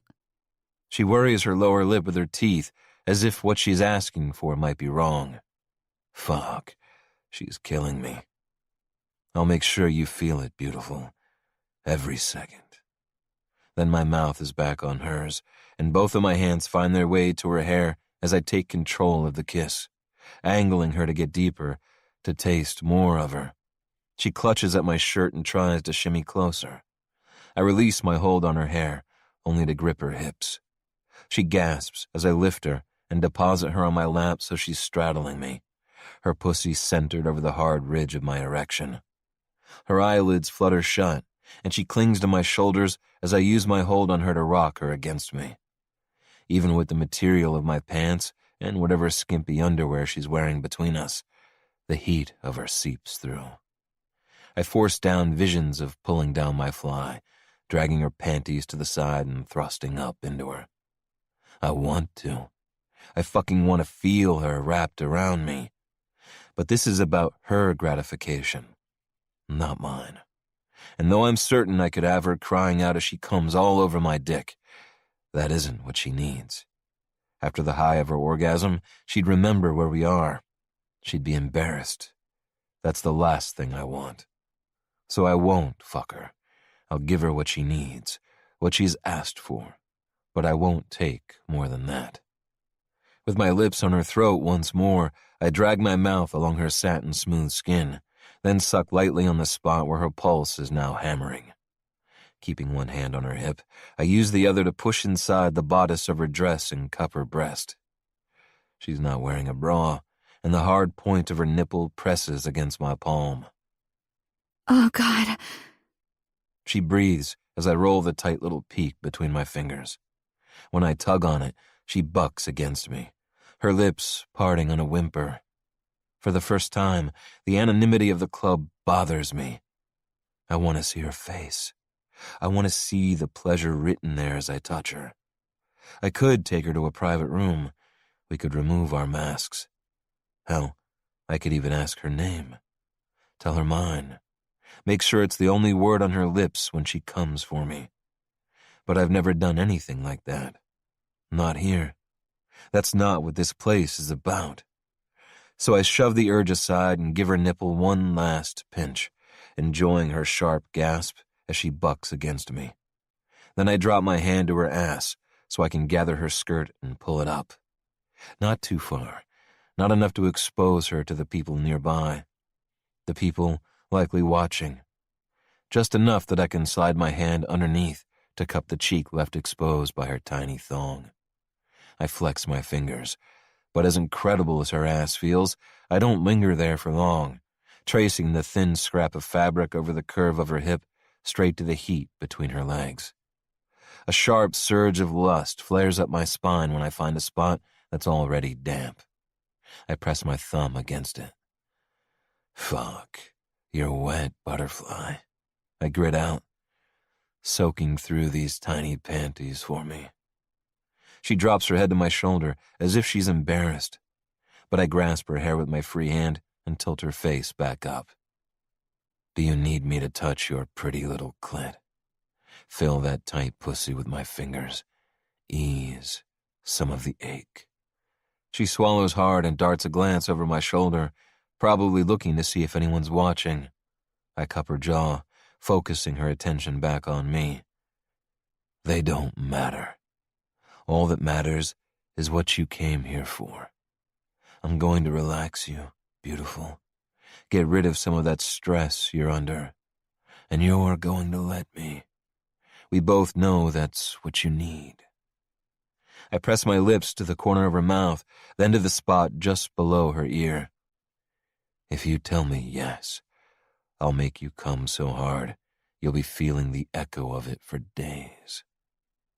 Her breath leaves her in a rush. Yes. God, yes. Please. Good girl. I claim her mouth again while I slip my fingers under the edge of her thong. Her breath hitches as I dip lower, finding smooth, soft skin, then slippery heat. I can't help but groan as I press lightly against her already swollen clit. I nip at her bottom lip and savor the way she gasps as I move my hand lower and skim her entrance, then circle it. She's fucking dripping, more than ready to take me. She jerks at the contact, and I swallow the stunted cry she lets out when I slide one finger into her. Her hot, wet cunt grips me as I ease in and out, willing her muscles to relax enough that I can add a second. Once again, the urge to pull out my cock and drag her onto it lashes at me. She's so fucking tight, I'd need to work her down onto me. She'd like it, though. I'd make sure of it. I'd hold her wrists behind her back, make her take. Fuck. I clench my eyes shut. That's not going to happen. My dick throbs in protest, and I grip her hip to get her moving against me again. Not too hard, just enough that she rocks onto my finger and against my swollen shaft at the same time.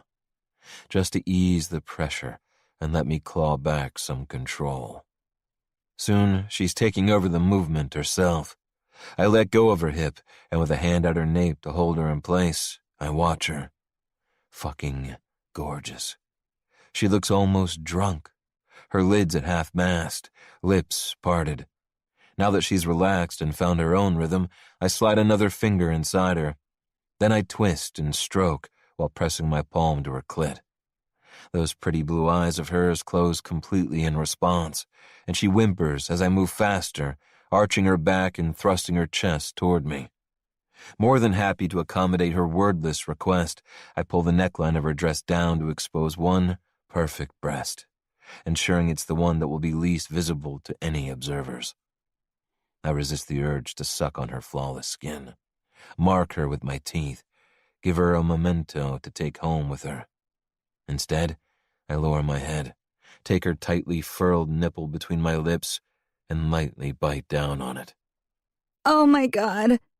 Her hips jerk again, burying my fingers even deeper inside her. I want more of those reactions. I want to hear her gasps and moans, to see her fall apart from me. I spread my legs wider to give myself better access, and then I drift my free hand down the cleft of her ass, push aside the tiny scrap of material, and circle the tight little pucker between her cheeks. She freezes, but I don't. I keep the hand between her legs moving, and after a few moments, she relaxes again, her rhythm picking back up. The way her body is tightening around me tells me she's close, so I curve my fingers until they press against her front wall with every stroke in and out. I find her clit with my thumb and brush lightly over it. The moment I give her more pressure there, she'll tip right over the edge, but I'm not ready to let her go yet. Hands behind you, butterfly. She hesitates for only a moment before she obeys. After one last tease between the cheeks of her ass, I use that hand to grip her wrists and hold her down on my fingers. Hold her still. My dick is so hard underneath her, it's throbbing almost painfully. Even my balls are drawn up tight. Every part of me wants to be inside her for what comes next, but unfortunately, only my fingers are going to experience it. I add a third, and she inhales sharply at the stretch. Relax. You can take it. It's going to feel so good when you come. I tug on her wrists, forcing her back to bow and her breasts to push forward. Then I drop my head and draw her hard nipple into my mouth. Jesus, she's strangling me. Her breaths are coming fast and heavy, interspersed by whimpers every time I suck on that tight little peak. I release her with a pop and look up at her, loosening my grip on her wrists just enough to let her move. Ride my fingers. Her hips work, rocking over my lap. A thin sheen of sweat coats her chest, and the tips of her hair cling to her damp skin. I give her clit a little more pressure with my thumb, then latch on to the tight point of her nipple again, sucking hard, making her body spasm around me. She's almost there. This pretty little butterfly's done so well for me. She deserves the orgasm I'm going to give her.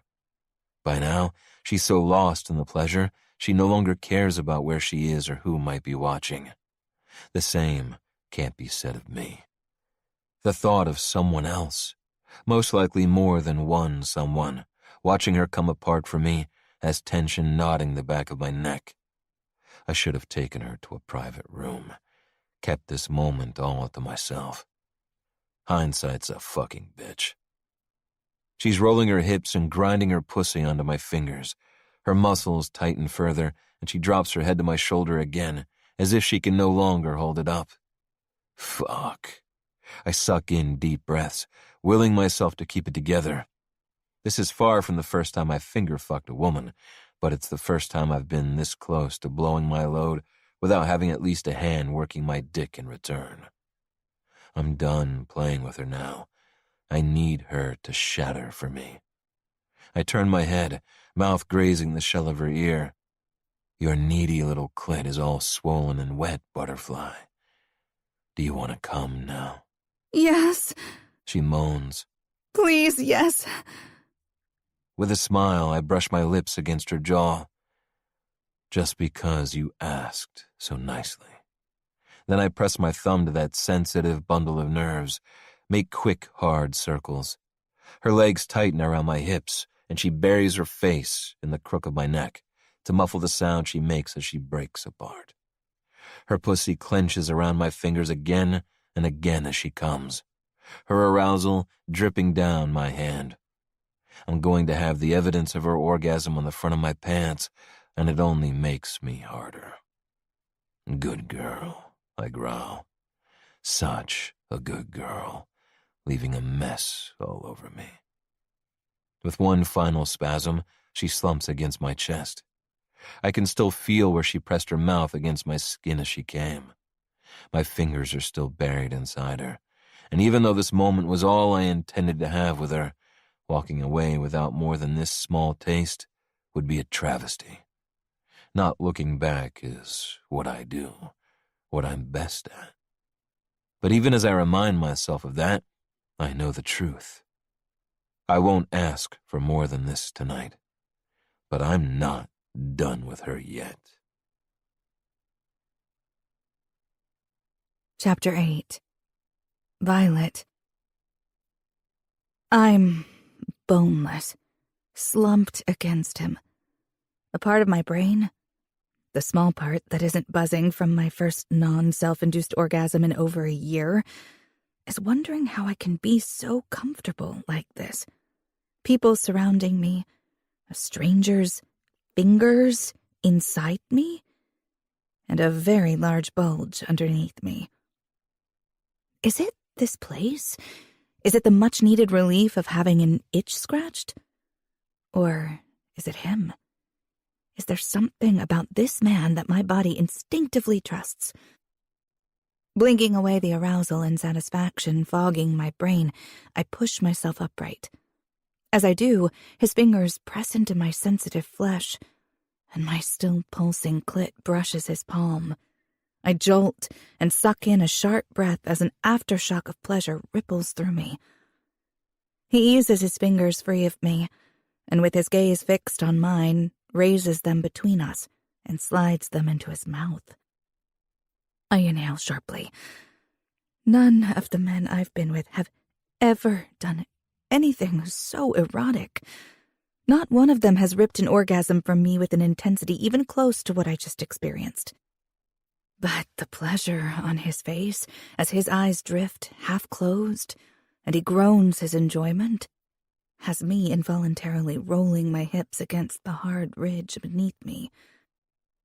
With a wince, he clamps both hands down on my thighs and holds me in place. Then those lips curve into a smile, as dangerously potent as one from the real devil might be. Unless you want to continue this in a private room right now, I'd advise you to hold still. It's been a long time since I've disgraced myself with a woman. I'd rather not do it tonight. I let out a breathless laugh. There's a certain thrill that comes with the knowledge that my pleasure alone is enough to get him close to the edge. But the humor fades quickly because I'm not sure what the next step is. Does he want to go to a private room? I don't know if I'm ready for that. But I need to offer him something in return. It wouldn't be fair for him to have gotten me off so spectacularly, only for me to up and run away without returning the favor. I reach for the button of his pants, fumbling to undo it. Before I can slip it free, his big hand is closing around mine, holding it still. That's not what I need. Confused, I freeze and search his eyes, my heart still beating out of my chest. What I can see of his expression softens, as if he can read my mind, and his thumb strokes slow circles over my wrist. I won't ask you for more right now, beautiful. Not that I wouldn't enjoy your hand, or any other part of you wrapped around me. But this isn't a quid pro quo arrangement. Seeing you come for me so prettily is enough. He's so obviously aroused. Why wouldn't he want me to take care of him? It hits me then, a swift sting of hurt lancing my chest. Of course he doesn't want a hand job. That's not what he came here for tonight. There are plenty of women in this club who would be more than happy to step in once I'm gone and give him what he's really after. Whatever that might be, rope play, breath play, or even scarier sounding activities. I press my hand to my stomach and will the embarrassment twisting inside to abate, even as I berate myself. I've only just met this guy and we're in a sex club, for goodness sake. He probably comes here all the time to get his rocks off. Well, I'm not looking down my nose at him for doing it, particularly considering what he's just done for me. I don't want to date him.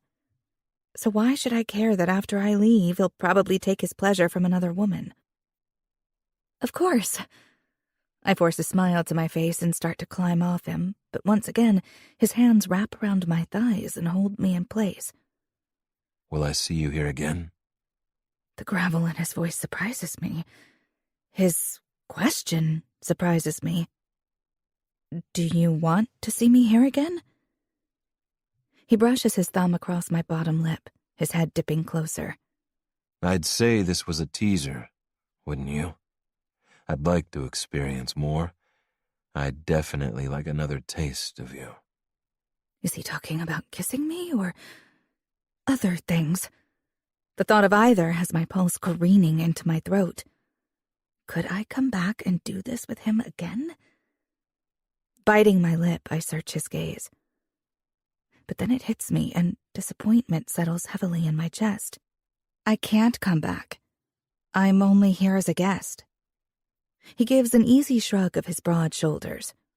I'll organize a membership for you. I stare at him blankly. Anna told me how much memberships cost, and they're ridiculously expensive. Richard paid for hers, but he's a millionaire, and casual or not, they'd been seeing each other for months. This man is a stranger, and, well, I guess he must be rich, since that's the type of person this place specifically caters to. But paying that kind of exorbitant fee for a woman he's never met before? That makes no sense. I shake my head. Why would you do that? You don't even know me. One corner of his mouth kicks up in a smile that's just short of a smirk. If you come back next Friday, then I will know you. My mind spins at the prospect. I'm not sure.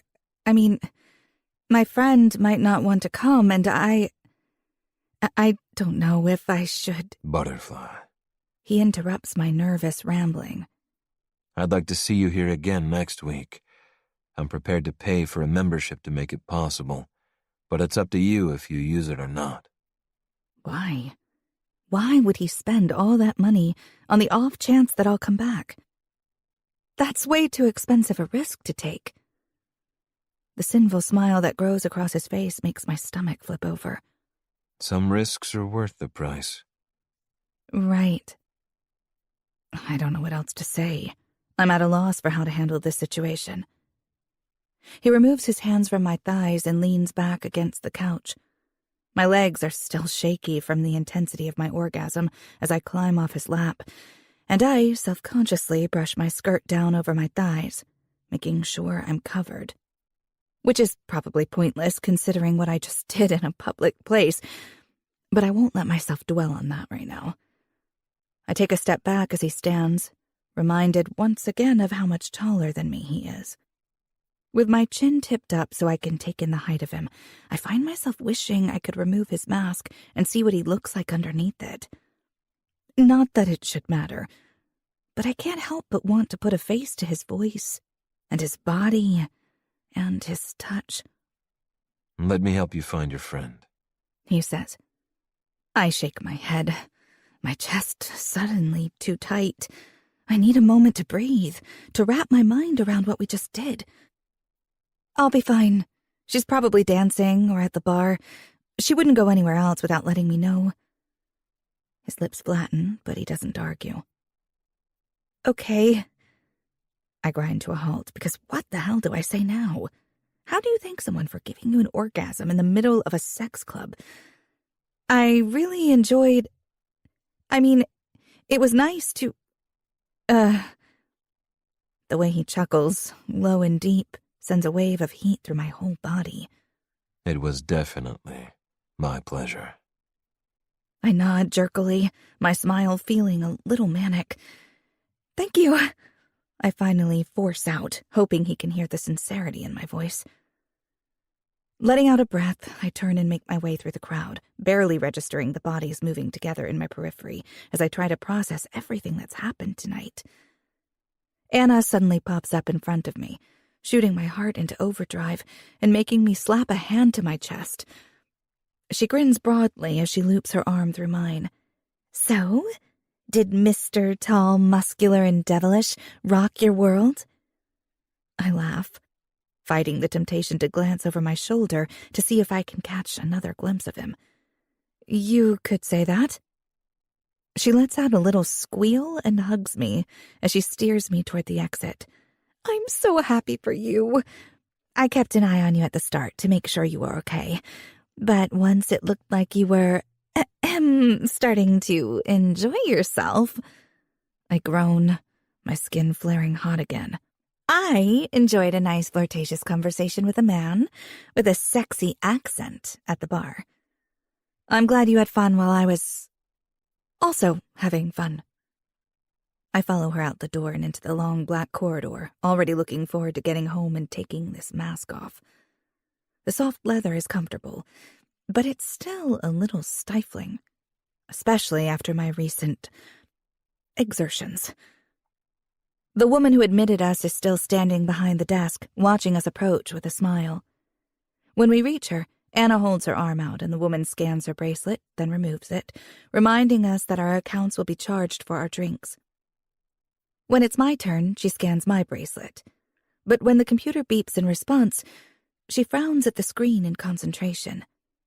A couple of key taps later, there's a whirring sound from under the desk. With a small smile directed at me, she reaches down, then places an item on the counter and pushes it toward me. You must have made quite an impression, she says. I pick up the black card, still warm from the machine that just produced it. Surely it can't be what I think it is. I half expected him to be all talk. And even if he wasn't, I never would have thought he'd work so quickly. He bought you a membership? Beside me, Anna's eyebrows almost reach her hairline. The woman places a small machine on the counter between us. If you could place your thumb on the screen, she directs. I do as she asks, and when the scanner is finished doing its thing, she puts it away again and turns back to her computer. With a few keystrokes, she gives me another smile. All set. Have a wonderful night. Thank you. You too. Avoiding Anna's gaze, I turn and head toward the door we stepped through what feels like forever ago. She catches up to me outside, lacing her arm through mine. You want to tell me what just happened? When I glance at her, the grin on her face stretches from ear to ear. I'm not sure I could even explain it to myself, but maybe she can help me make sense of it and decide what I should do with the card that's doing its best to burn a hole in my hand. I'll tell you about it on the way home. Chapter 9. Tate. I stride into Cole's office and settle into one of the two deep leather chairs in front of his desk. I've got the latest Genesis 1 numbers. Good, he says, looking up from his computer. Roman should be here in a moment. This is our regular Monday morning update meeting. Typically we hold it in Roman's office, but since he's having some upgrades made to his IT system, Cole volunteered to host. I hum to myself as I tap my fingers on the arm of the chair and take in the New York cityscape outside the floor-to-ceiling windows. When I glance back over at Cole, his dark brows are arched high. You're in a good mood this morning. I don't know what you're talking about. I'm always in a good mood. His blue eyes narrow. Luckily, he's distracted from probing further when Roman enters. My eldest brother sits down in the chair next to me, braces his elbows on his knees and leans forward. So, what are the numbers telling us? There's no preamble. As always, he gets straight down to business. We're on track, I tell him. Almost 50% of apartments have been sold already. And what about the penthouses? One sold with strong interest in a second. I think it will go through. Cole taps his pen on the desk, a frown on his face. It would be good if we can get 2 or even 3 sold before we break ground. We can hold off on the last one to capitalize on the higher market value when construction is almost complete. But having a minimum of 2 confirmed sales will provide the proof of concept we need. I nod. Ideally, we'll have investors clamoring to jump on board when we eventually take the concept for Genesis 1 global. We have a chance to corner a niche in a growing international market particularly in Europe, where high-rises are traditionally renter-dominated. If we make an early move, the King Group can establish itself as leaders in the luxury high-rise sector. Our UK office is about to wrap up a feasibility study for construction of a Genesis 1 in London. The team's working on it. We're already looking at expanding our usual marketing channels. Good.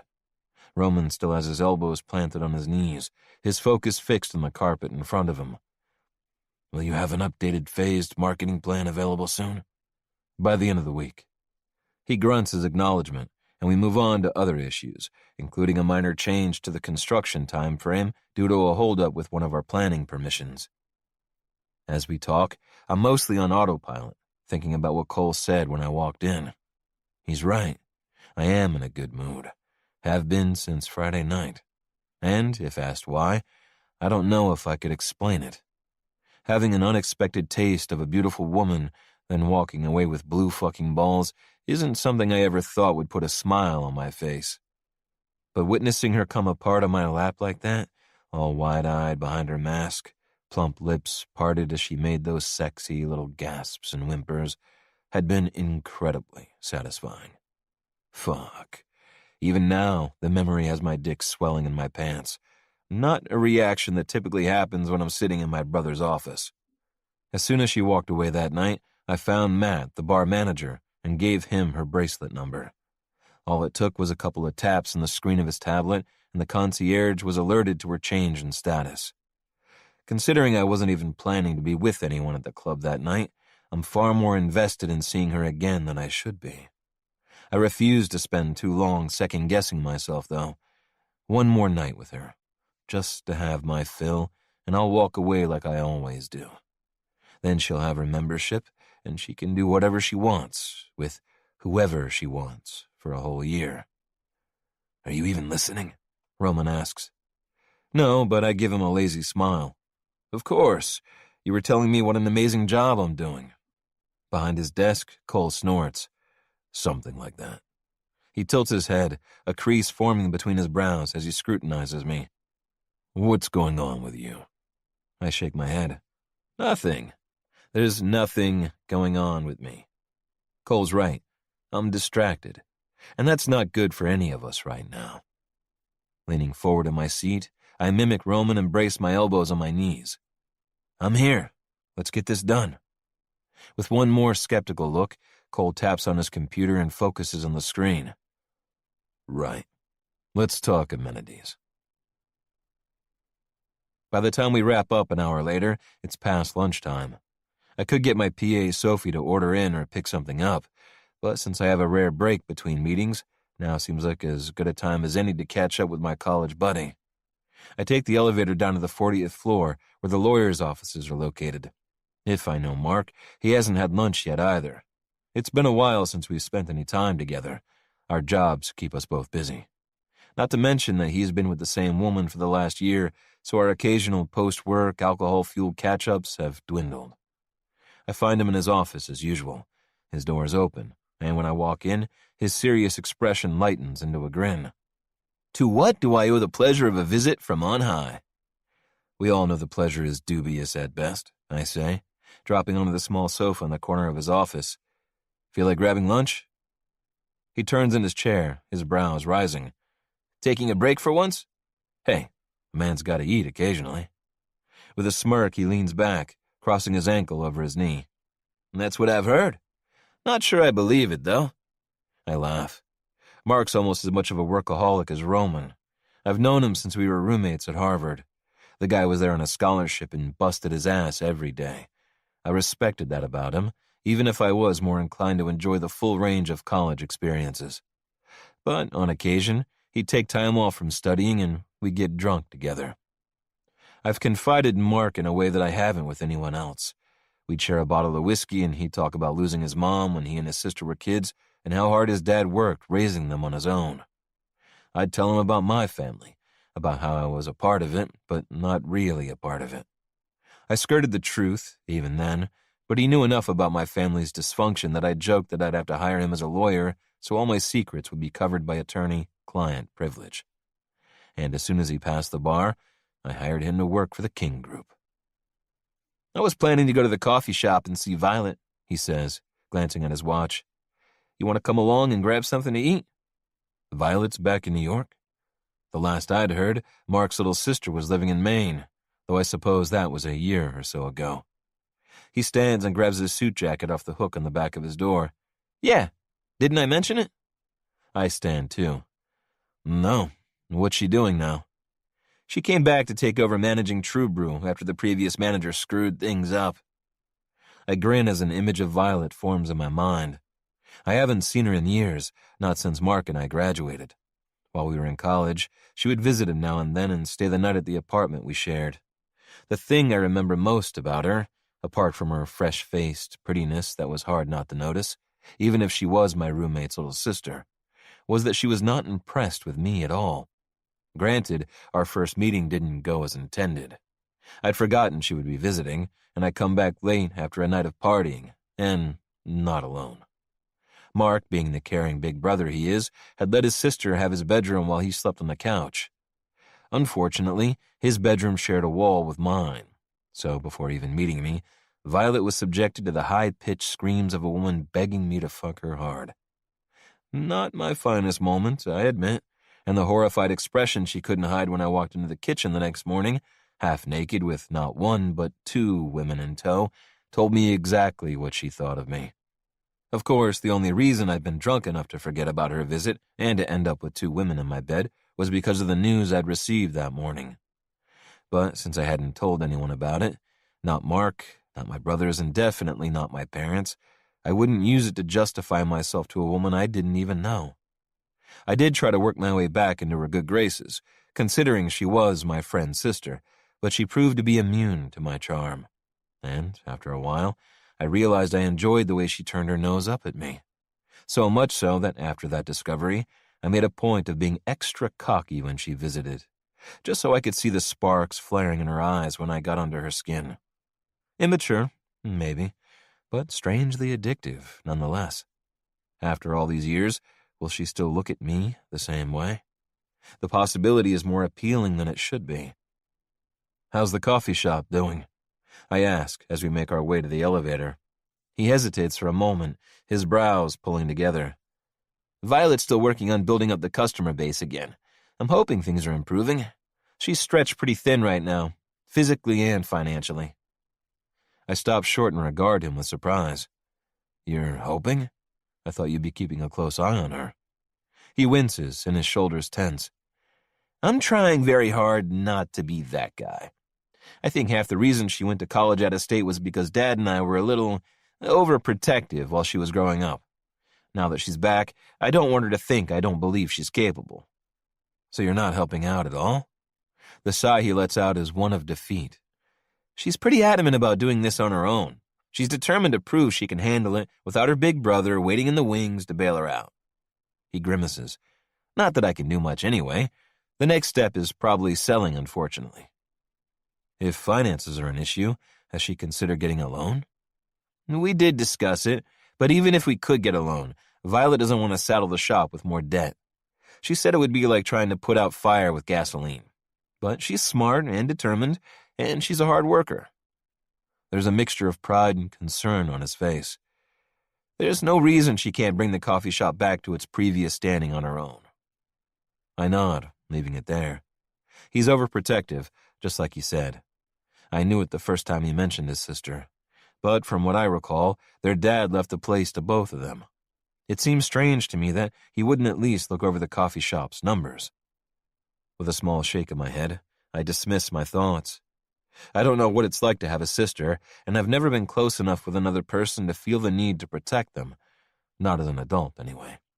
I'm the last person who should be questioning him.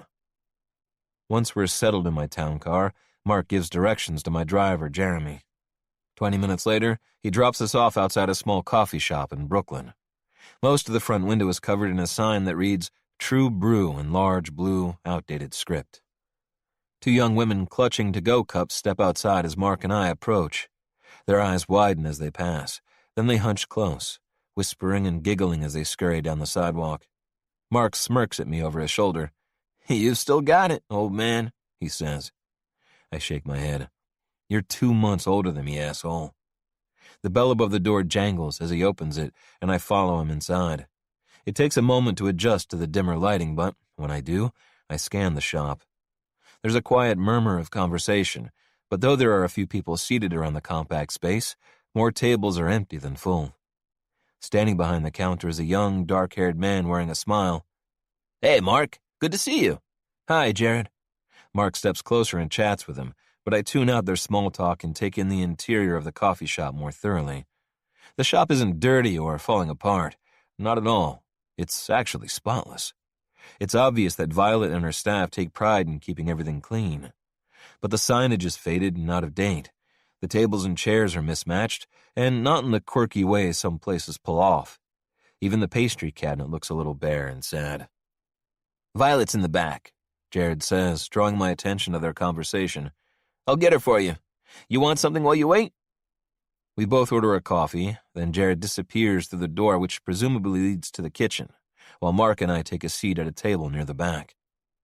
Before I have a chance to do more than pick up the menu, the door swings back open, and Violet rushes out, a wide smile on her face aimed directly at Mark.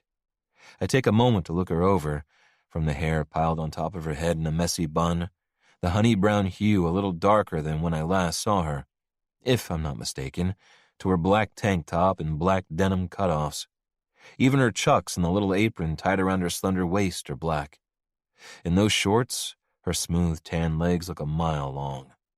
The pretty, slightly awkward 21-year-old woman I remember from years ago has morphed into a gorgeous-as-fuck woman. As she emerges from behind the counter, her eyes find me. Her smile freezes for a split second before she glances away. It's back again in all its brilliance as she approaches and gives her brother a hug. I rub my hand over my mouth to hide my smile. Apparently, she still hasn't forgiven or forgotten. Standing, I force her to acknowledge my presence. Those clear blue eyes finally turn my way, giving my pulse a strange jolt. "Tate." "Violet," I say. "It's been a long time." Her full lips press together, then she tilts her head to the side and gives me a too sweet smile. "Has it? I hadn't noticed." The attitude sends a familiar kick of excitement through me. I chuckle. So, it's safe to say absence doesn't make the heart grow fonder. She wrinkles her nose and turns back to her brother, dismissing me and my teasing. "Are you eating, or did you come to check up on me?" The words are casual, even her tone for the most part, but there's a thread of tension underlying both. Interesting. Maybe she really does want Mark to give her space. "Tate wanted to grab lunch, and I haven't seen you in a few weeks," he says. "I thought we'd kill two birds with one stone." The hint of tension I swear I picked up on melts away. Now she just looks guilty. "I'm sorry I haven't visited more. By the time I get home, I'm so tired I just want to stay in, read a good book, and have a glass of wine. I've been crashing early most nights. But I'll make more of an effort, I promise." She wraps her arms around his waist and squeezes. Their easy affection tightens my chest. I've never had that type of relationship with anyone. Shit, I can't even remember the last time I hugged someone. Violet releases her brother and smiles up at him. "You want your usual?" When he nods, she glances back at me, though she focuses somewhere around the knot of my tie, rather than meeting my eye. "Are you eating too?" There's no missing how her tone flattens when she addresses me. "I can't wait to try what you're serving up." That gets her to focus on my face. I grin, and in response, she narrows her eyes, probably sifting through my words to find a hidden meaning. "What do you recommend?" I ask. She presses her lips together, then lets out a breath. "We don't have a large menu at the moment."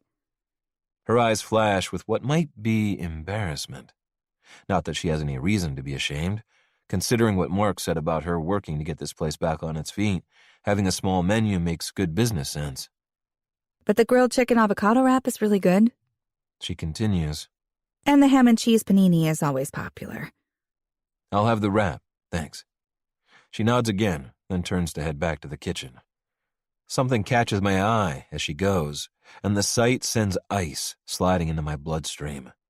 Because there, on one shoulder blade, is a small blue butterfly. I pull in a long breath through my nose. It must be a coincidence. Butterfly tattoos aren't exactly rare. She's gone too fast for me to get a good look, but my heart hammers against my ribs anyway, because my body, if not my head, is sure of what I just saw. I traced over those delicate blue wings only a few nights ago. I can still feel her silky skin under my fingers that then buried themselves in her tight little pussy and fucked her until she came all over them. A lance of guilt spears through me, and my gaze shoots straight to Mark, who's wearing a proud grin on his face. Shit. I have to fight the urge to wince as I imagine how he'd react if he knew what I'd done to his sister. Possibly done. There's no point in getting ahead of myself. I need to get a closer look. Mark and I sit back down, and I focus on slowing my racing pulse while trying to concentrate on what he's saying. But it's pointless. My mind is filled with images and memories from last Friday night as I work to reconcile the woman who was writhing on my lap with the one who was just standing in front of me, expression full of familiar disdain. I drum my fingers on the table as I wait for Violet to return with our food, my attention constantly drawn back to the kitchen door. Jared is back behind the counter, handling the few customers that trickle in, while a young blonde woman serves the seated ones. When she drops her coffees off, I thank her absently. I only snap out of my distraction when I take a sip of the hot beverage. The instant I register the taste, my eyebrows shoot up. Across from me, Mark chuckles. Good, huh? I take another sip and give a low hum. Very good. The beans are all sourced from small, sustainable farms. Costs more, but it's worth it. Ethically and for the taste. I'd agree with that. This time, when I take a sip, I close my eyes to savor the flavor. With coffee that tastes like this, why isn't this place packed? He sighs. He used to be. But like I mentioned, I made a mistake with the previous manager. He had great referrals, but he was used to working for large franchises, not small, community-focused shops. I should have been keeping a better eye on things, but we've been keeping you busy. He shrugs. It's not a good excuse for dropping the ball, but it's the only one I've got. Not worth suing, I suppose. He shakes his head. His actions wouldn't be considered gross negligence or deliberate misconduct. It was my mistake anyway, hiring someone who didn't understand Dad's vision for the shop. Grief shadows his expression for a moment before he shakes it off. He always wanted it to be a community cornerstone, where every cup served not only tasted amazing, but represented a commitment to ethical sourcing. Unfortunately, Violet was out of state, and I didn't check in enough to notice all the little changes the manager was making. He sighs.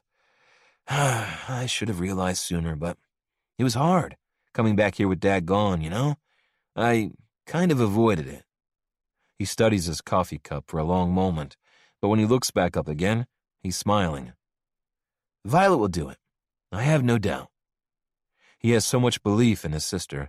It's obvious in his every word and in the way he looks at her. In my whole life, has anyone ever had even half that belief in me? My thoughts are interrupted by the kitchen door swinging open and Violet re-emerging with our meals. I watch her every move as she makes her way toward us. The club was dark, but from what I can tell, the color of her hair and eyes matches the woman I was with. I take in the rest of her. Breasts, hips, legs. The shape of her matches too. Fuck. The shape of her. A jolt of arousal hits me with so much force that I inhale sharply. I am bombarded with the mental images of my hands on her body. My fingers inside her. I will the hot rush of lust spreading through me to dissipate as she places our plates in front of us. I still don't know for sure it's her, not 100%.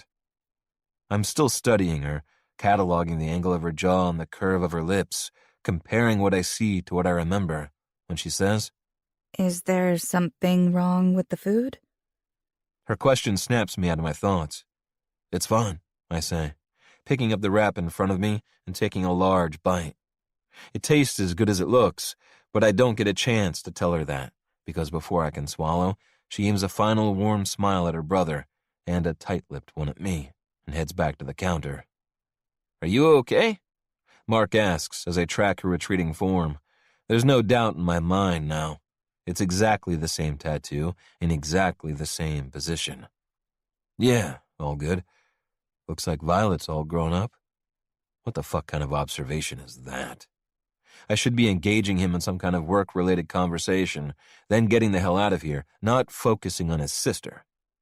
Mark frowns, watching me a little too intently, as if he can sense a deeper meaning he won't like behind my words. It's not like she was a kid the last time you saw her. No, she wasn't. I busy myself with my rap so I can avoid his gaze. She just looks different. Yeah. He sighs, glancing back at the counter where she's talking to Jared. She had a rough time after Dad died. Withdrew a bit. I'm glad she's back in New York. I was worried about her for a while. It's good that she has you. I'm only half listening, because I'm distracted by the way Jared is smiling down at her. He touches her arm and she laughs up at him, as if he's made a joke, the dimple in her left cheek flashing. Then she turns to head to the kitchen. I narrow my eyes as he watches her go. Is he looking at her curvy ass in those little shorts as she walks away? As he turns back to the counter, his attention snags on me. Surprise flashes across his features before his jaw tightens and he returns my stare. I get the feeling he's sizing me up the same way I'm doing to him. I don't know why the thought of there being something between this guy and Violet bothers me. From the little she told me at Onyx, it doesn't sound like that's the case. Not at the moment, anyway. Regardless, I don't have a claim on her. And, more importantly, I shouldn't care. Jared finally looks away, and I turn back to Mark and my lunch. This time, I deliberately steer the conversation away from his sister and back to work. But, as hard as I try, I can't stop replaying that night in my head. Suddenly, Violet's no longer my college friend's little sister, who I enjoy riling up way too much. She's the sexy as hell woman I made come in the middle of the club. And I bought a membership for her. Invited her back. Biting back a groan, I scrub my hand over my mouth. Now that I know it's her, I can't return. She'll never forgive me for what I did, even if I didn't know it was her at the time. Compounding the issue by doubling down would probably be grounds for my murder if she ever found out. The only logical solution is to avoid Onyx for a while. Not that I've been there much lately, but still. Though if she does turn up looking for me this weekend, and I'm not there, she could end up on some other man's lap. Or under him. Unbidden, my fingers clench into a fist. With a deep breath in, I force them to uncurl. She's a grown woman. As much as I don't like the idea, if she wants to indulge with another man at Onyx, she has every right. I don't linger after we finish our meals. While Mark says goodbye to Violet, I don't even throw a smart-ass comment her way. I merely tip my head at her. The closed-mouth smile she gives me in return is the reinforcement I need. I'm doing exactly the right thing by not dragging out this mistake. But even as Mark and I return to the office, I can't stop thinking about the way she felt as she moved against me. The heat of her breath on my skin and the press of her lips to my neck. Then I'm hit with a wholly different vision. Violet moving over another man. Her breath on his skin. Her lips on his neck. Fuck. Chapter 10. Violet. I'm proud of you. Anna is lying stomach down on my bed, knees bent, and her bare feet kicking back and forth in the air over her ass. Shaking my head, I suppress a smile as I smooth down my sparkly blue dress. Proud of what? That I'm apparently too horny for my own good, so I'm hoping a masked stranger might give me my second man-supplied orgasm in over a year? Yes, exactly. She pushes herself up to sitting and swings her legs over the edge of the bed. Eric was an asshole who manipulated you and abused your trust. You needed time to get past that. But now you're ready to take back control of your life. What better way than to have some anonymous sexy times with a hot, rich stranger? No pressure, no expectations, just fun. And hopefully many, many orgasms. This time I can't stop the grin that tugs at my lips. Well, when you put it that way, So, are you ready? Nerves suddenly swarm my stomach, but I nod anyway. I think so. Great. Let's go. Anna leaps to her feet and slides on the heels she left by the side of the bed. I take a deep, settling breath. I have no idea if this is the right decision. Will I even be able to go through with doing anything more than I did last week? And what if I show up and he doesn't? Even worse, what if I show up and he's with someone else? Don't talk yourself out of it now, Vi. Anna wraps her arms around me from behind and rests her chin on my shoulder, regarding my reflection in the mirror. Whatever's going on in that pretty head of yours, ignore it. If he's not there, or whatever, then screw him. You and I can have plenty of fun on the dance floor. Or we can find another McHottie for you to get your freak on with. I let out a laugh. Even when I'm at my lowest, Anna knows how to cheer me up. It's why she's the only person I told about Eric. At the time it happened, I was feeling so low. I knew confiding in her would help me dig myself out of the hole I'd been wallowing in. If I'd spilled everything to Mark, he would have defaulted to full protective mode and gone ballistic, potentially getting himself into trouble in the process. Particularly since Eric's boss is a state senator and his uncle. There was no way I'd let my big brother potentially risk his career for my sake. Anna's right. Tonight isn't about a man. Not really. It's about remembering what it's like to enjoy myself, rediscovering the old me, the woman who's gotten a little lost over the last 20 months. I give my friend a firm nod. Yep, let's go and have fun. Half an hour later, we're pulling up outside the familiar, unassuming building. We both donned the same masks we wore last week, but this time it's me scanning my membership card. It still seems so bizarre. Inside, we pass off our purses. The woman stationed at the desk is not the same one from last time, but she's just as friendly and professional. Once the check-in process is complete, we make our way into the club. I know what to expect now, but watching all the masked men and women mingling in the dim light is still surreal. Tamping down my nerves, I search the crowd for a devil mask. When I don't spot one, I tell myself not to be too disappointed. After all, he might not be here yet. Or he might be in a section of the club I can't see. I smile at Anna. Let's get a drink.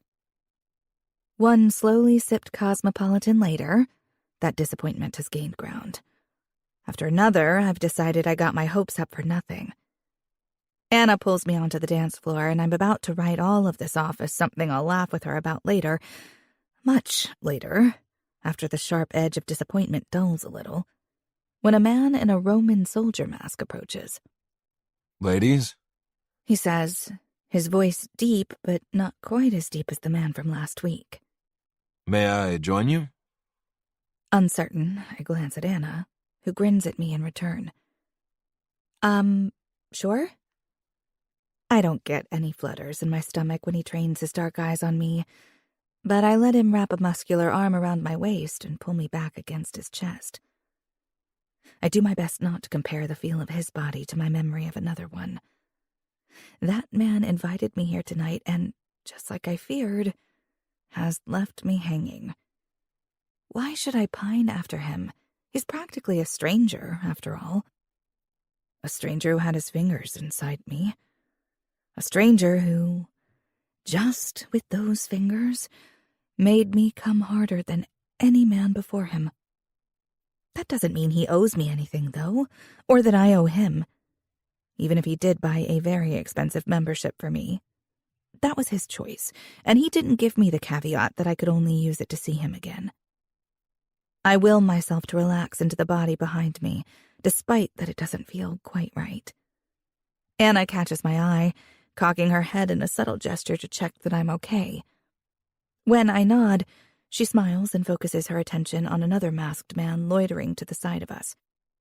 Needing no more encouragement, he's soon grinding away at her back. The man behind me grips my hips in his big hands and pulls me back tighter against him. I try not to tense when his hard length presses against my ass. He's not being shy about pushing that thing into me either, which makes sense, I suppose, considering where we are. The ambiance of this part of the club makes it easy to forget about its deeper purpose. Obviously, that's deliberate. After all, the place is meant to cater to almost any and all activities the rich and famous are interested in, be that enjoying a casual drink, a sexy dance, or full-on kink indulgence, all while ensuring anonymity. I can't help but peek over at the doorway Anna said leads to the private, and not-so-private, rooms. My stomach flips. When I pictured coming back here tonight, I wondered whether I'd be daring enough to pass through that door.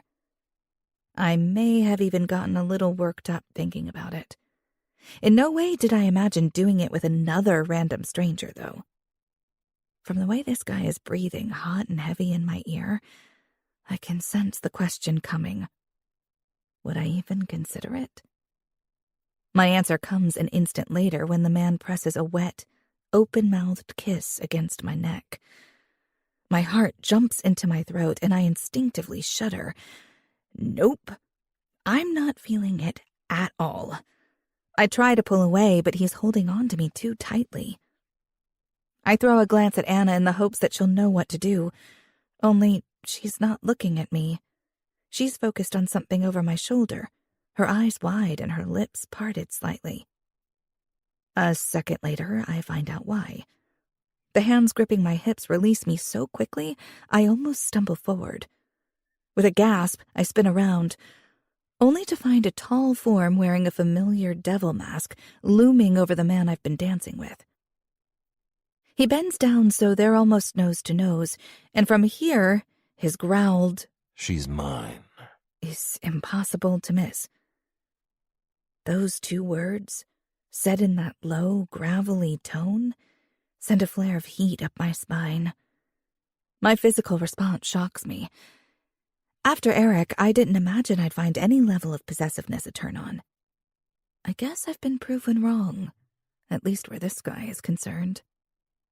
The man in the Roman soldier mask puts both hands up in the air. Sorry, I didn't think she was collared. My eyes almost bug out. Collared? She's not a sub. Doesn't mean she's not mine. His tone is uncompromising. Anna's at my side now, grasping my arm. The guy she was dancing with has disappeared, though the grin stretched across her face below her mask makes it clear she doesn't care. "That is hot as hell," she whispers in my ear. I'm too stunned to formulate a coherent reply. In the next moment, a large bouncer in a black suit appears at our side. "Is there a problem here?" Roman soldier shakes his head. "No problem. Just a misunderstanding." The bouncer looks between the men, then does a double take. He focuses on the man in the devil mask. "My apologies, sir. Is everything okay?" A wave of confusion washes over me. In this place, which is literally filled with VIPs, why does this guy get special treatment? He nods. "Everything's fine. This gentleman was just finding somewhere else to be." With a shake of his head, Roman soldier guy disappears into the crowd.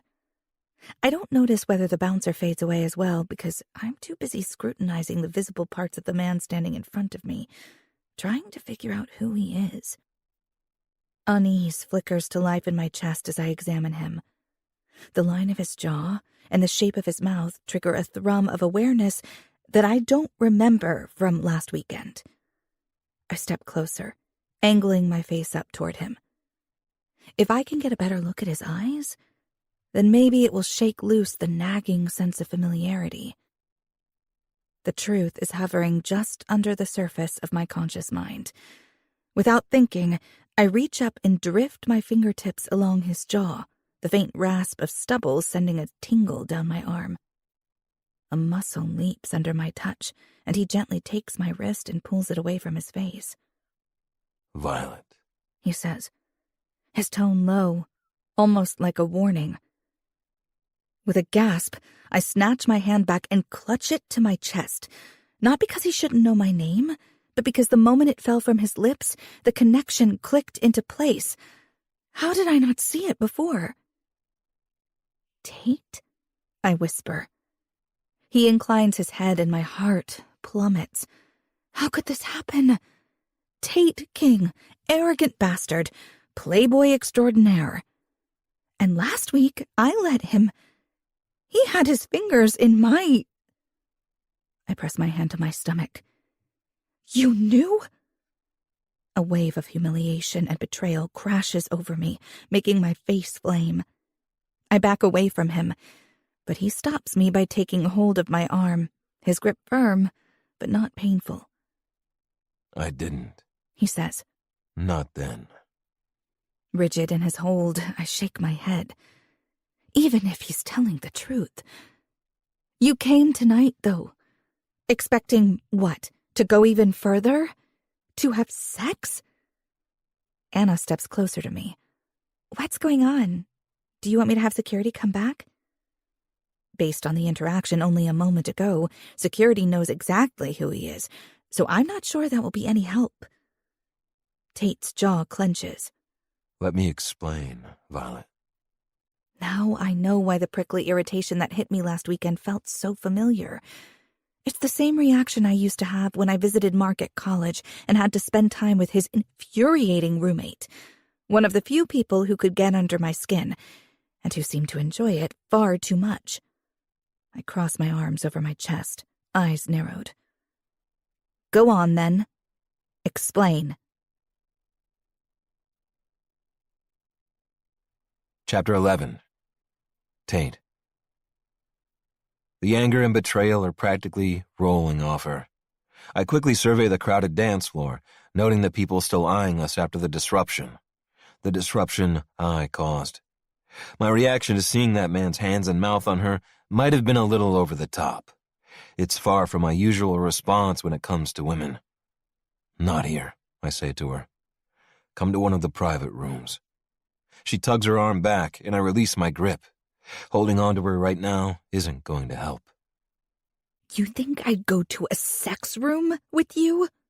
She hisses, glaring at me through slitted blue eyes. I can't help it. I almost smile at her outrage. She's recovering her equilibrium, and there's fire in her gaze now. The way my dick twitches probably makes me a little twisted. Not for sex, so I can explain in private. She lifts her chin, and with those still narrowed eyes, her expression is so familiar, I can't believe I didn't recognize her last week. This is the look she'd give me during her visits to Mark, when she couldn't help but argue with me.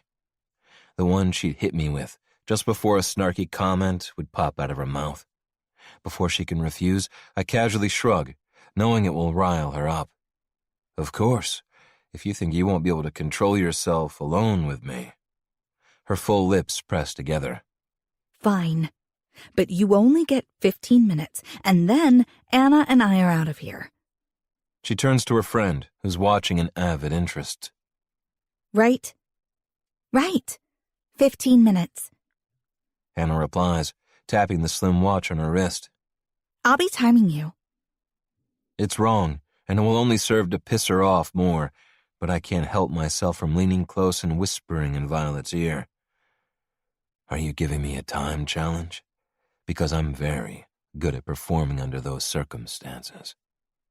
She snorts, turning her head just enough to meet my gaze from the corner of one narrowed blue eye.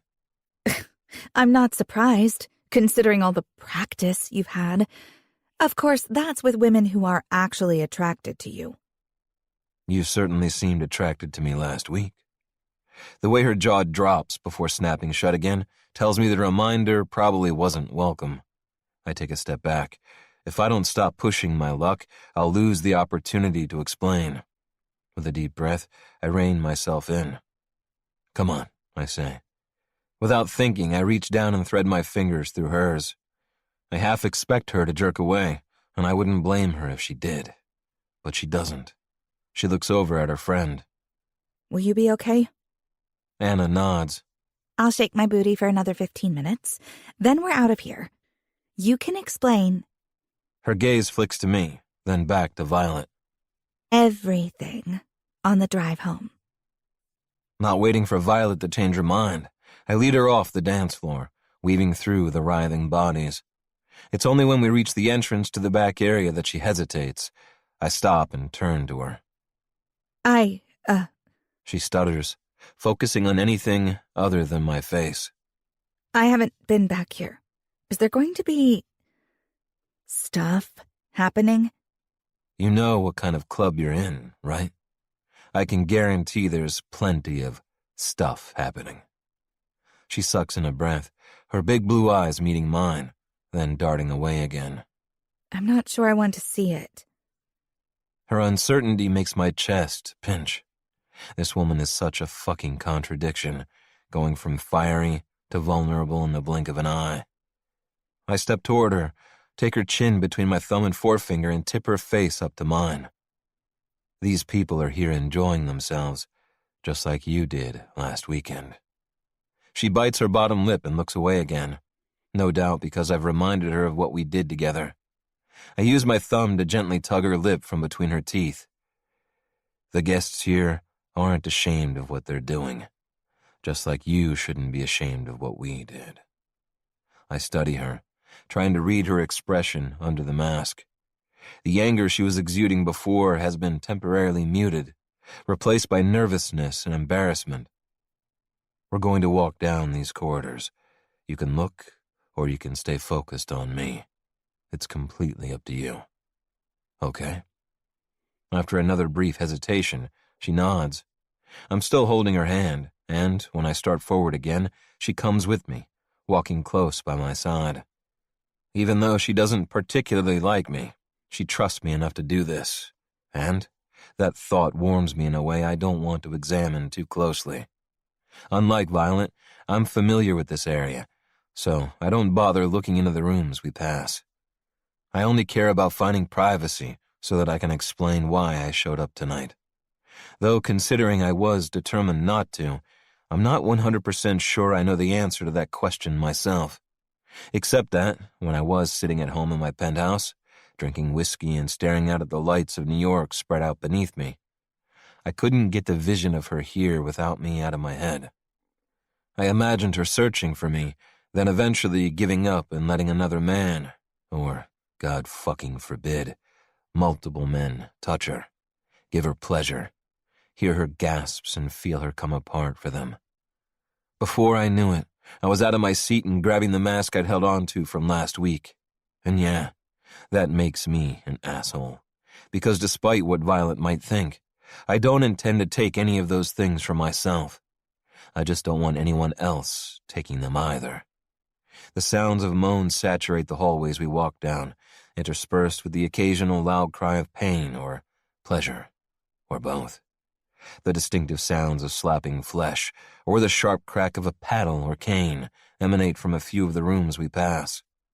People are gathered outside the rooms that haven't been screened for privacy, watching the activities.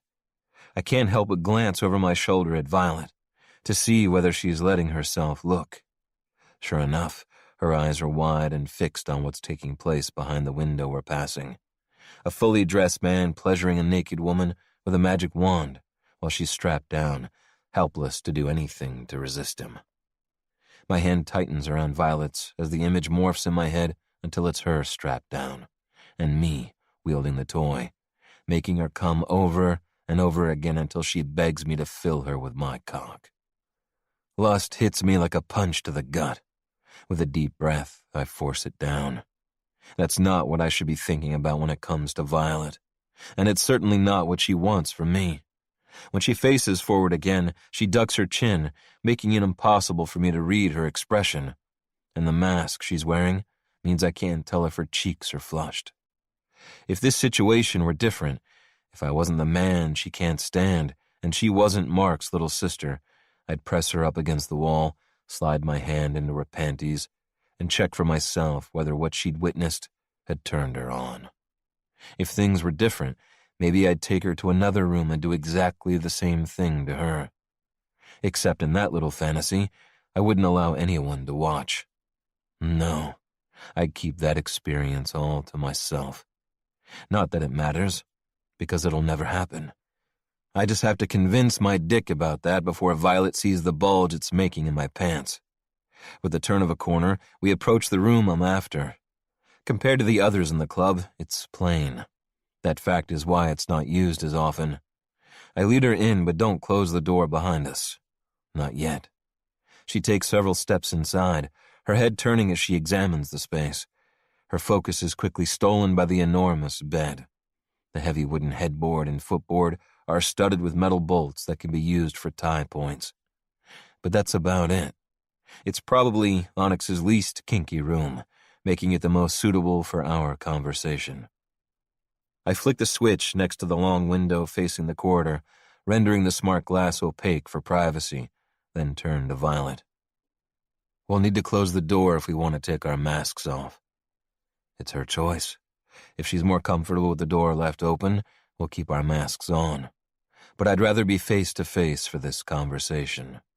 And this particular mask won't do me any favors when it comes to convincing her I'm innocent either. Not that innocent is a word that's often used to describe me, but in this case, at least it's true. To my relief, Violet nods and turns to close the door herself. Once it clicks shut, I pull the mask off over my head. For a moment, she only examines me from across the room, but finally, she removes hers as well. Her hair is tousled, and her cheeks are pink. Maybe because of the mask, or maybe in response to what we just walked past. Or it could be due to this situation she's found herself in.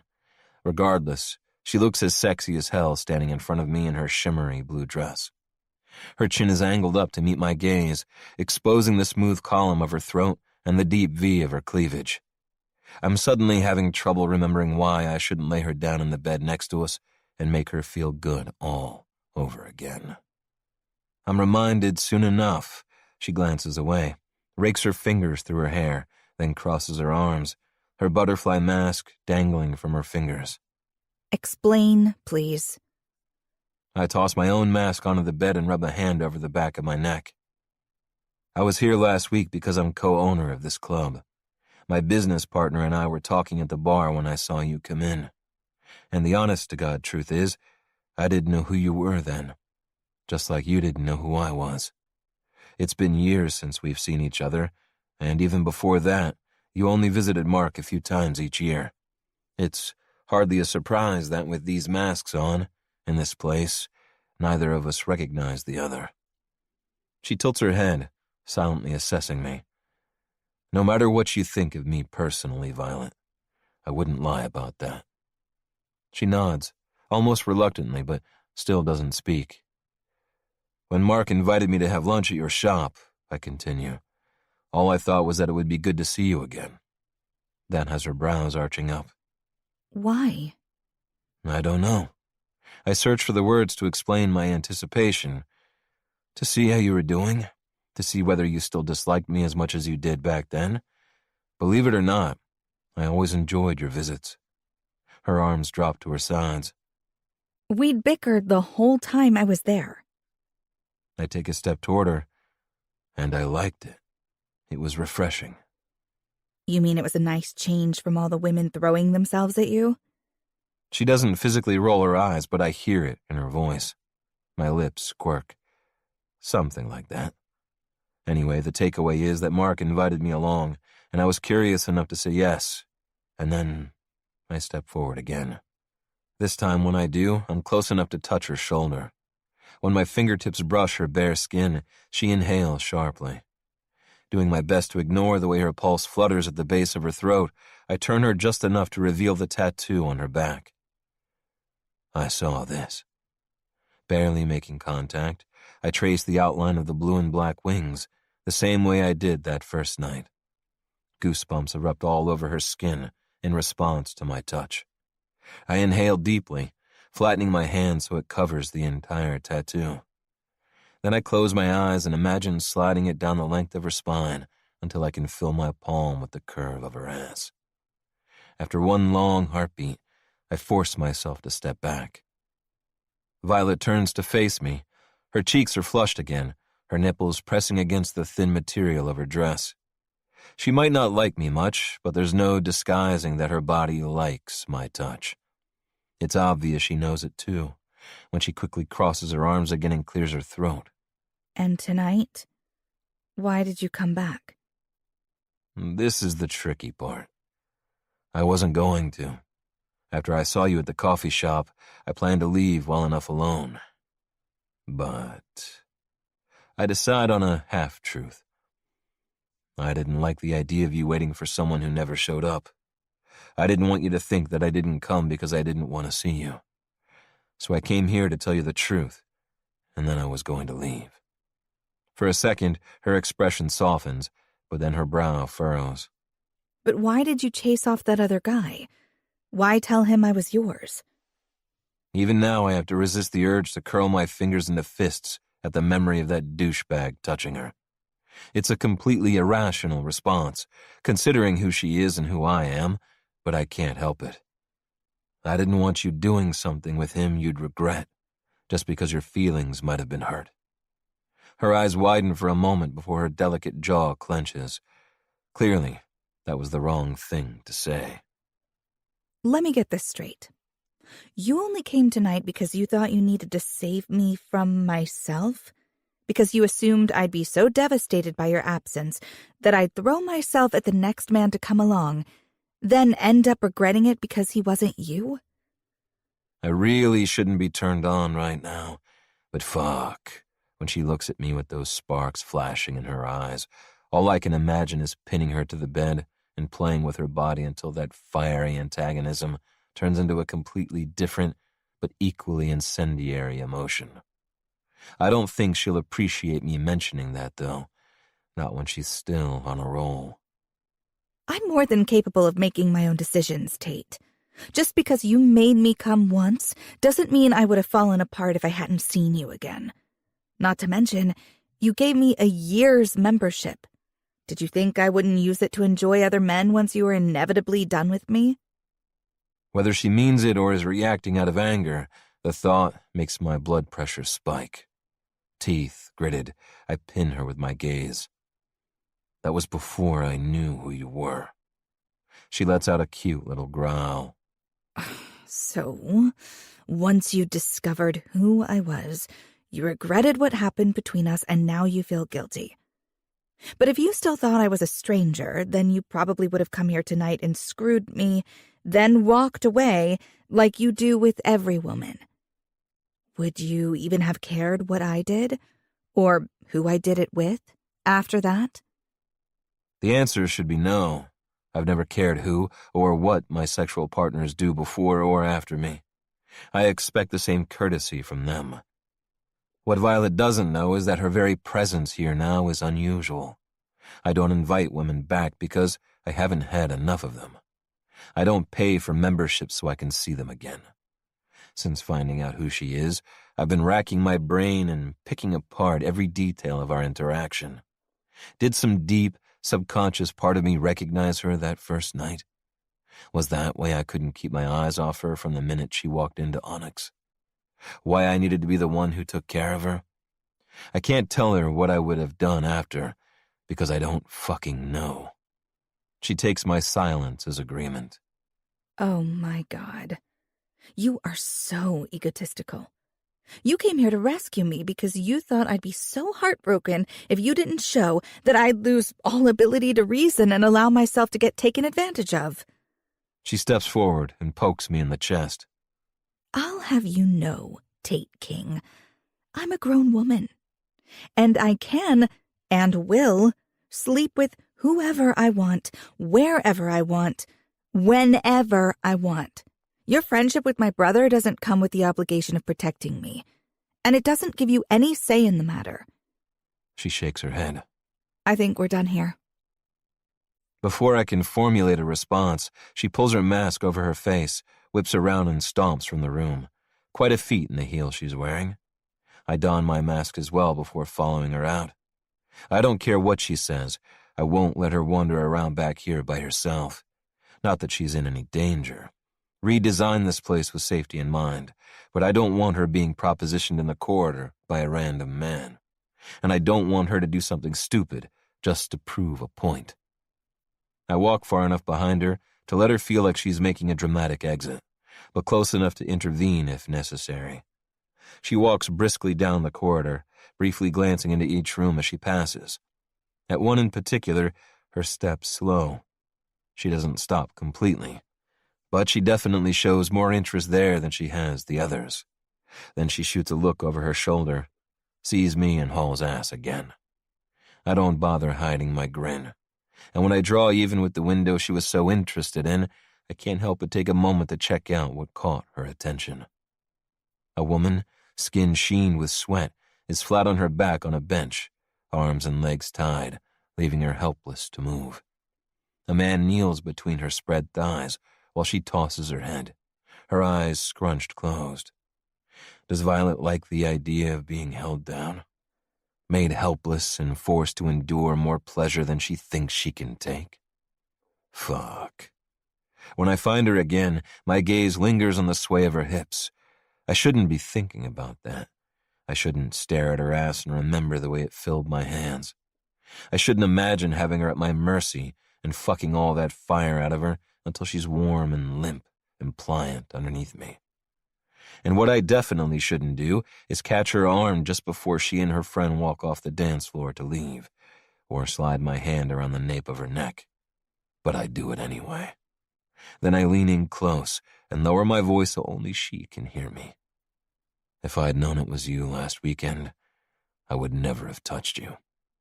But if you think for 1 second that I regret experiencing the way you came all over my fingers, then you're mistaken. Her lips part on a gasp, and her pupils flare in response to my words. I'm so damn tempted to say fuck it. Forget the fact that she's Mark's sister and kiss her. Prove to her she doesn't dislike me quite as much as she likes to think she does. That she never has. But I restrain myself. I've been irresponsible too often in the past, and I'm determined to do things differently. Knowingly kissing my friend's and lawyer's little sister in the middle of a sex club is the definition of irresponsible. I may have made her come a week ago, but kissing her like this wouldn't be about anonymous sex. It would be something else, something more, and that's one thing I never let myself do. So instead, I allow myself a single brush of my thumb along her jaw. Then I let her go. Chapter 12. Tate. First thing Monday morning, I saunter into Roman's office and throw myself onto the leather couch next to Cole. Stretching my legs out and lacing my hands together over my stomach, I arch my brows and look from him to Roman, who's sitting across the coffee table from us with an expression even more severe than usual on his face. "What's the emergency?" I ask. The second I stepped foot in the office this morning, my PA Sophie informed me that Roman needed to see me immediately. He leans forward, his elbows on his knees. Something's happened. From the frown on his face, it's not a positive something. With a groan, I tip my head back. Why does it feel like we're always putting out fires around here? Because people keep starting them, Roman snaps. His tone has me straightening and side-eyeing my other brother, who's also looking a little too serious for my liking. What's going on? Roman rubs his forehead, then glances at Cole. You tell him. Cole presses a button on the laptop sitting on the table in front of him and angles the screen toward me so I can read it. I frown down at the headline, which screams out at me. Royal flirt. King caught cozying up to UK envoy's queen. Beneath it is a photo of me with a familiar red-haired woman, Serena Worthington, former supermodel and current wife of the British ambassador to the U.S. She's also a woman I fucked once. It was years ago, long before she met her husband, and I haven't touched her since. Not that anyone could tell that from the photo. No, in the image, Serena appears to be pressed up against me, her hand on my arm. Our faces are turned toward each other, only inches apart. It would be easy to assume that we were moments away from kissing. What the fuck? I growl. Please tell me it's not what it looks like, Cole says, his voice tight. Because you realize the ambassador's brother sits on London's Planning and Development Committee, right? Piss him off, and our upcoming London developments could be faced with any number of unnecessary delays. Ignoring the tension that knots my back at his lack of faith in me, I shake my head. It's not what it looks like. Then what the fuck is it? Roman asks. I scrub my hand over my face. This was at the British art exhibition at the Met the other week. The one you insisted I attend. We were just talking. She told me she had information on one of the European real estate conglomerates looking to sell off some of its holdings. When I asked her for details, she said she'd prefer no one know she gave me the information. Then she leaned in and whispered it in my ear. It was completely fucking innocent. That's not how it looks. Frustration colors Roman's tone, especially given your reputation. I narrow my eyes, the tension transforming into aggravation. My reputation?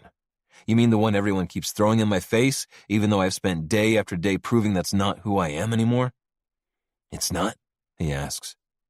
Then you wouldn't mind telling us where you disappeared to 2 weekends ago, when you should have been at the gala, would you? His gaze pierces into me. I take a deep breath in through my nose and focus on keeping my composure. I got bored and left. I've gone to every single event you've pointed me at over the last few months, so excuse me for wanting to have an early night for once. And you're telling me that night didn't end with you balls deep in a woman? I temper the shit-eating grin threatening to spread across my face, so he doesn't get suspicious. Hand on my heart, I didn't fuck anyone that night. He scrutinizes me, brows pulled low, but I don't let my eye contact waver. I'm not lying, though he doesn't need to know the details about what I was doing. And it's not like what happened with Violet was my plan when I left the gala. He lets out a harsh breath and pinches the bridge of his nose. I'm sorry. I know you've been stepping up and taking the hits when it comes to these events. But unfortunately, it takes more than a few months of being discreet to repair a reputation you've spent years cultivating. The tabloids don't forget that easily. Now I do feel a little bad. This is the first time he's apologized to me in years. Hell, the last time he did was probably when we were kids. And the worst part is that he's right. This is my fault. I've spent too many years caught up in my own issues to give a damn what was reported about me. Now it's coming back to bite me in the ass. We'll get them to post a retraction tomorrow, I say. I'm sure she'll be refuting the claims as well. But Roman shakes his head. The lawyers are already on it. But I'm not convinced that's going to be enough. We can respond, and so can she. But the tabloids are going to keep going after you, because they see you as an easy target. You're the King Group's wild card. But we can't afford to keep putting out fires, especially after what happened with Dad. Frustration rips through me. There's nothing I can do about what they decide to print. I think there is. With every one of my brother's words, my dread deepens. What are you suggesting? You need a buffer. I raise my brows and wait for him to clarify. A girlfriend, he states. You need to find yourself a girlfriend. I bark out a laugh. He can't be serious. After what happened with Cole, I would have thought he'd learned his lesson.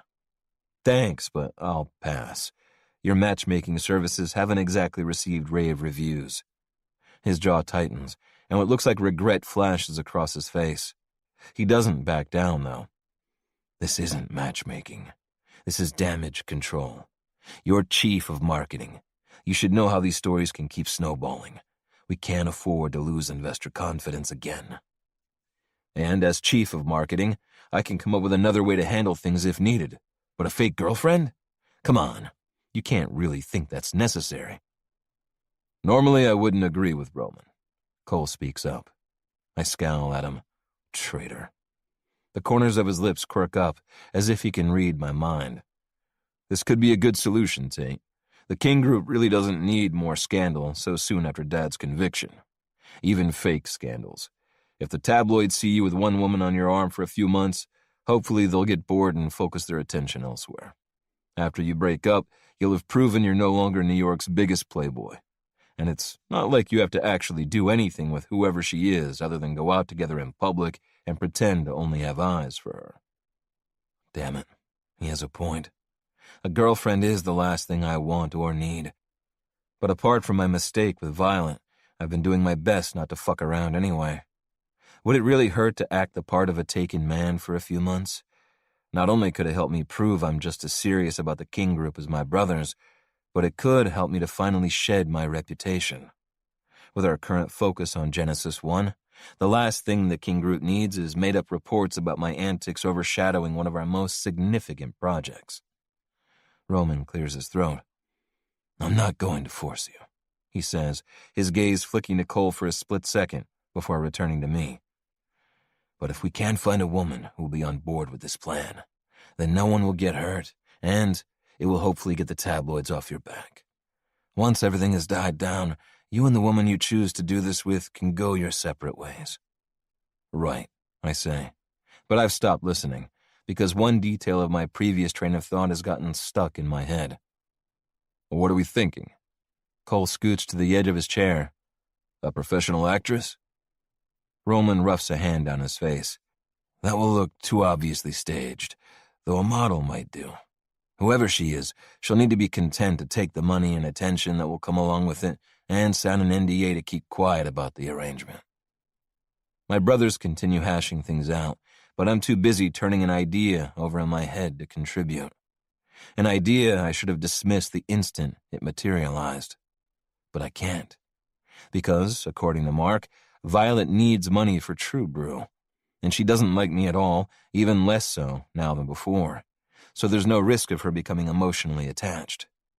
I could sell this to her as the business arrangement it is, a scenario where I can sidestep any number of potential future scandals, and she gets the financial boost her coffee shop needs.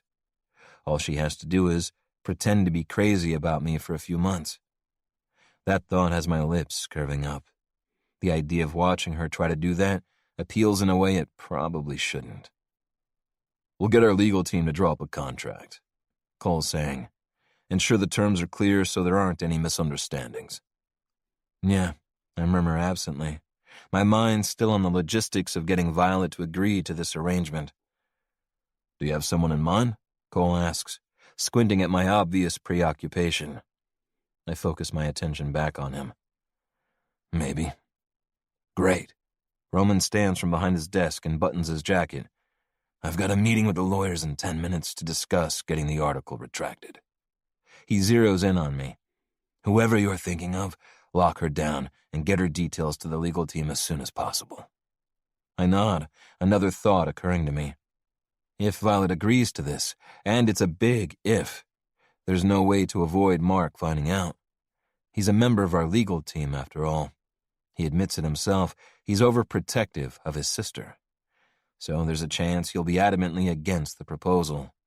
But I'll cross that bridge when I come to it. First, I need to get her to agree to this plan. And I don't think it'll be easy. Chapter 13. Violet. Ah! I'd be tempted to kick the stupid espresso machine if it wouldn't hurt my foot, and if it wasn't sitting on the countertop, meaning I'd likely fall on my ass if I tried it. Jared steps up next to me and crosses his arms. I don't know how much longer I can keep her going. I put my hands on my hips and let out a sigh. I know. I'll check the books again tonight, see where I can find some money. A commercial espresso machine costs thousands of dollars. Maybe I can find a second-hand one for slightly less. I can put something toward it. I have some savings, he says. I drag a tired but genuine smile onto my face. Thank you, Jared. That's sweet of you. But I'll figure it out. The last thing I want is him risking his money on what might very well be a sinking ship. Though just the thought of that being the case makes my chest hollow. He opens his mouth as if he's going to protest, but the bell over the door rings, signaling we have a customer. If you get that, I'll try and keep her going a little longer, he says. I pat his forearm. What would I do without you? He winks and I give him a smile, then turn to the person who's just come in. My smile drops, along with my mood, as I register who the customer is. The grin Tate is wearing only spreads. I'm assuming in recognition of my dismay. As he saunters toward me, his body encased in an impeccably tailored business suit, his eyes glittering, it's almost impossible to ignore how sexy he is. Annoyingly, I have to admit that a look like that from Tate King would make most women weak in the knees. Considering what I know of him and what he now knows about me, my own knees stay strong. Mostly. With a brush of my hands down my denim-clad thighs, I meet him at the counter. Tate. His smile grows even wider at my terse tone, as if he actually likes it. It's annoying. He's annoying. Violet. I look over my shoulder at Jared, then turn back to Tate and lower my voice. I wasn't expecting to see you. The again is implied. He leans casually against the countertop, assessing the empty coffee shop a little too knowingly. Busy day? I grit my teeth and will away the irritation that sparks to life in my chest at that simple sentence. It will pick up soon. Until it does, do you have time for a cup of coffee? I frown. With you? Yes, with me. He chuckles. We need to talk. I huff out a breath and cross my arms. I can't imagine we have anything to talk about. That's where you're wrong. We have a lot to talk about. If he thinks I have any interest in rehashing the events of last Friday night, or the one before, especially here, he's very wrong. I don't think— Violet. His voice is low, and those unfairly gorgeous golden brown eyes of his pierce into me, sending a jolt of adrenaline through my veins. Stop arguing and just spare me a few minutes of your time. I swallow. For a moment, I'm transported back to that first night at Onyx. To the way he looked at me when he told me he'd make me come so hard I'd feel it for days. The horrible part is that I did. I still do. The memory of how good he made me feel with just his fingers has haunted me since that night. Even more so after I found out he was the man in the devil mask. I hate knowing that before I found out who he was, I got myself off to the memory of him touching me. I hate even more that I've had to force myself not to fantasize about it again in the days since. My skin warms, and I hope to God he can't tell where my thoughts have gone. But apparently my curiosity as to what Tate could possibly want to talk to me about is stronger than my embarrassment. I let out a breath and turned to Jared, finding him already watching us, a quizzical look in his eyes. Could you coax 2 cups of coffee out of the machine and bring them over to us? He gives me a smile. Sure thing, boss. When I turn back to Tate, he is focused on Jared. I can't quite read his expression, but a moment later, his attention is on me again. He gestures toward the back of the shop, and I round the counter and follow him to a table in the corner. When we get there, he surprises me by pulling my chair out for me. I slip into the seat, stumbling over my thanks, and his mouth tilts up in amusement as he slides into the seat opposite. Why are you here? I ask. I'd rather not drag this out any longer than I have to. Rather than answer straight away, he merely leans back in his chair and extends his long legs out under the table. I move my own out of the way when he brushes against them. I have a proposition for you, he says. My brows scrunch up, as well as my nose. What kind of proposition? One which will be mutually beneficial for both of us. Considering how different our worlds are, how different we are, it's hard to believe any type of proposition could benefit us both. Even so, he's piqued my curiosity. Okay, what is it then? Instead of spilling the details, he falls quiet and watches over my shoulder. A moment later, Jared appears carrying 2 cups of coffee. He places them in front of us, and after we thank him, he gives me a smile, nods at Tate, and heads back to the counter. Only once he's out of hearing range does Tate speak. I need your help with a problem, and, in return, I can help you with this shop. I flinch. Is it that obvious that I'm struggling? Why do you think I need your help? His brows rise and he glances around, drawing attention to the emptiness in place of what should be the bustle of customers. Don't you? It's just a bit slow right now. I've been in twice now, and it's been slow both times. I shift in my seat and wrap my hands tightly around my mug. I'm working on getting things back on track. And I can help you do that far more quickly and efficiently than if you keep trying on your own. I look away from Tate's too perceptive gaze. I don't need a handout. It's not a handout. It's a business arrangement. I shouldn't listen to him.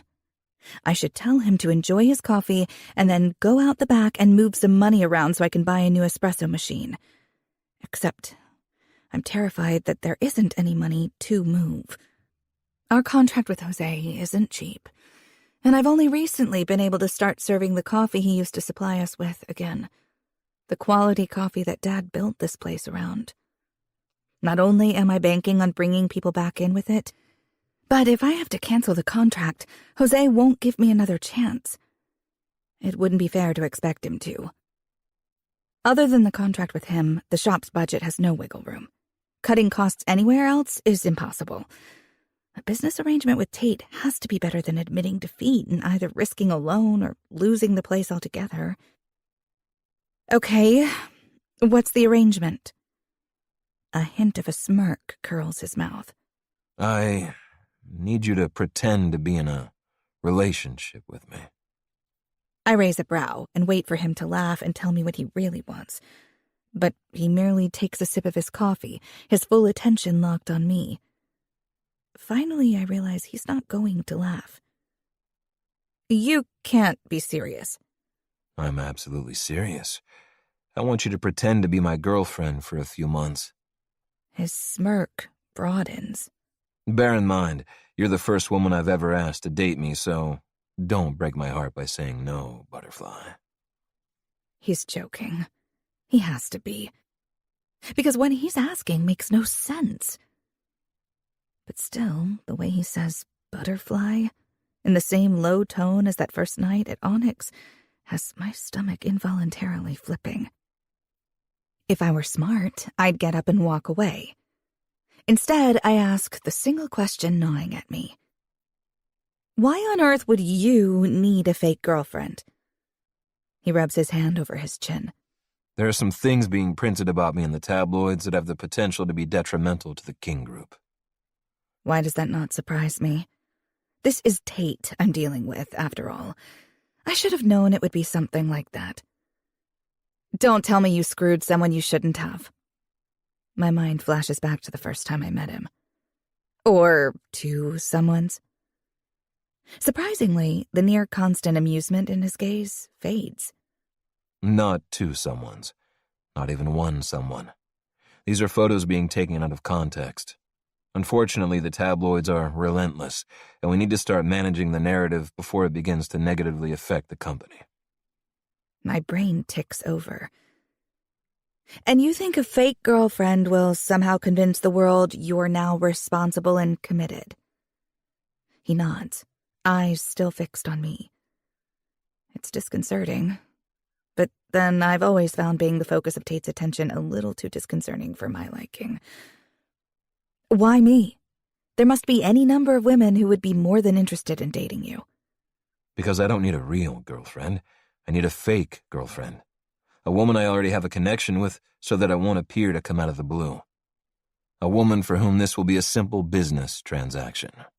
He arches one brow, his amusement returning. Maybe a woman who doesn't even like me, who won't catch feelings. I scrunch up my nose. Because you're such an amazing guy that any woman would fall for you if they spend more than one night by your side. He laughs, completely unfazed by my tone. Something like that. That I'm still sitting here has me questioning my sanity.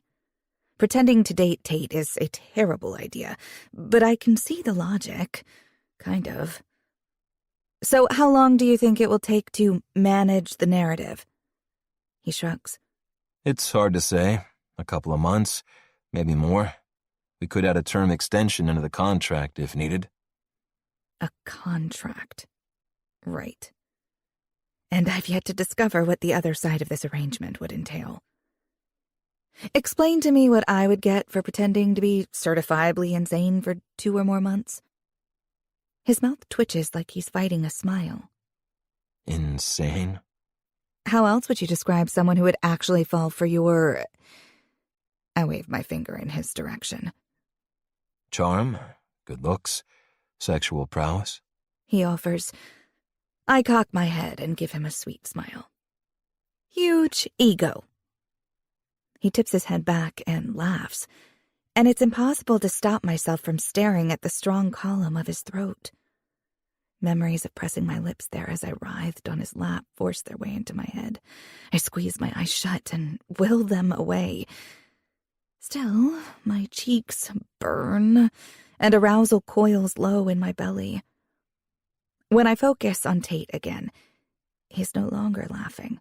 His gaze is hot and intent, and fixed entirely on me. How red is my face right now? Does he know why? For pretending like you can't get enough of my huge ego. His smirk returns, and I roll my eyes. I'll give you $50,000. My heart stalls, then shoots into overdrive. Before I can open my mouth to respond, his next words shut me up completely. Per month. I sag back in my chair, my racing pulse making me lightheaded. $100,000 minimum. More if the fake relationship continues for longer than 2 months. That would be life-changing. I could invest it all back into True Brew, buy new equipment, hire additional staff, get the place back to the way it should be. It seems too good to be true. A niggling suspicion makes me sit upright again. I grip my fingers together. Mark isn't behind this, is he? I know he'd like to help, but regardless of how well the King Group pays him, I refuse to drain his savings in the event that I can't make this work. The corners of Tate's eyes crinkle as if he's suppressing a smile. If you think he would willingly suggest you date me, fake or not, you don't know your brother very well. A laugh reluctantly breaks free. You're right. I don't know what I was thinking. You know he warned me away from you before we even met. He did? Sat me down and gave me a very serious talking to about how his baby sister was off limits. Warmth spreads through me, and I can't help but smile. That sounds like him. Which begs the question, how do you think he'll respond to this arrangement? Tate leans forward, scanning my face. Does that mean you're agreeing to it? Glancing around the quiet coffee shop, I remember how it looked a few short years ago when Dad was still with us. Back when it buzzed with energy and was filled with the chatter of happy customers. I look back at Tate. I have stipulations. The wolfish grin that spreads across his face has nervous butterflies taking flight in my stomach. What am I getting myself into? Chapter 14. Tate. After my surprisingly successful meeting with Violet, I head back to the office. Now that she's agreed to go along with this plan, I need to talk to Mark. Initially, she wanted to be the one to inform her brother about the arrangement, but I convinced her to let me speak to him. Considering how she feels about me, I'm not confident she'd have done a good job of selling him on the idea. Though Mark isn't likely to take it very well coming from me either, even if the relationship will be completely fake. I wasn't kidding when I told her he'd warned me away from her before we'd even met. Not that I would have considered messing around with a friend's sister, especially when I had a whole college of women to have fun with back then. But Mark wasn't taking any chances, and I respect that. I'm not prone to procrastination, especially when it comes to unpleasant situations, so when I make it back to the King Group, I head straight up to the legal floor and make my way to Mark's office. He's on the phone when I get there, but when I step inside, he wraps up the conversation. After hanging up, he leans back in his chair with a grin. 2 visits in 2 weeks. What did I do to get so lucky? He won't feel quite so lucky in a moment. I pull up a chair opposite his desk. I need you to write up a contract for me. With a nod, he sits up again, picks up a pen and makes a note on a pad. Okay, what's this contract for? A relationship. He looks up from his pad with his eyebrows raised. A relationship? Like an NDA? Since when did you start dating? I didn't. This is for PR purposes only. Is this in response to that photo of you with Serena Worthington? Your brother met with general counsel about it this morning. That and all the other crap that gets printed about me. His grin is a little too broad. I have to say, I never thought you'd go the fake girlfriend route. I snored. Neither did I. I guess Roman's more convincing than I gave him credit for. Well, he drawls, obviously enjoying this. I can't wait to see how you do with that. He looks back down at his pad. Okay, what are you thinking for terms? I run through what I've already discussed with Violet, and he jots the details down on his notepad, making suggestions of his own here and there. A crease forms between his brows when I tell him the payment amount, but he doesn't comment. Okay, he finally says. I'll get this drafted and back to you for review. Once you're happy with it and you've found the woman, we can finalize it. I clear my throat and sit a little straighter. I already know who it's going to be. Surprise flashes across his face, and he picks up his pen again. You were quick. So, who's the lucky lady? Violet. He scratches the name onto his pad. Last name? I almost laugh. He didn't even blink. He's that sure I wouldn't be talking about his sister. Sinclair. His head snaps up. What? Your sister. He drops his pen on his desk. No. I lean forward, keeping my eyes fixed on his. Why not? This is strictly business, and you already know it'll benefit her significantly. Because she's my sister, Tate, and you're... you. I school my expression so he can't see the way his words hit. And she's a grown woman making a smart business decision. I have no intention of screwing her over, regardless of what you apparently think of me. Mark winces. That's not what I meant. I know you won't deliberately hurt her, but you know how charming you are. Women can't resist you, and you can't even turn it off. It's just who you are. What if she falls for you? It's been like a year since she dated anyone, and I get the feeling her last relationship didn't end that well. He frowns for a moment, then shakes his head and continues. Getting swept up in the excitement and glamour of dating Tate King might be too much for her. I can't help but smirk. I think you underestimate your sister and just how not charming she finds me. Mark's frown doesn't let up. What about all the publicity? She's not used to that kind of scrutiny. She could be put in uncomfortable situations. I don't particularly like that possibility either. I understand your concerns, and I'll do everything possible to make sure the media don't go overboard. We'll keep the relationship low-key. My hope is that it looks as though this is an ongoing secret romance that has just come to light, a relationship I want to protect from the press. Will you be able to play that? How long has it been since you've been with a woman? You have to know that if someone else comes forward and says she was with you after this relationship supposedly began, it would hurt Violet. I resist the urge to say that the last woman I was physical with was Violet. He definitely doesn't need to know that little fact, and I understand his worries, even if they grate on me. I haven't been with another woman in months. Whether anyone else is willing to acknowledge it or not, I've been working to adjust my image for a while now. I smoothed down my tie. I'll do everything in my power to make sure Violet doesn't get hurt, and I'll compensate her well for her time and effort. I've spoken to her, and she's on board with all of this.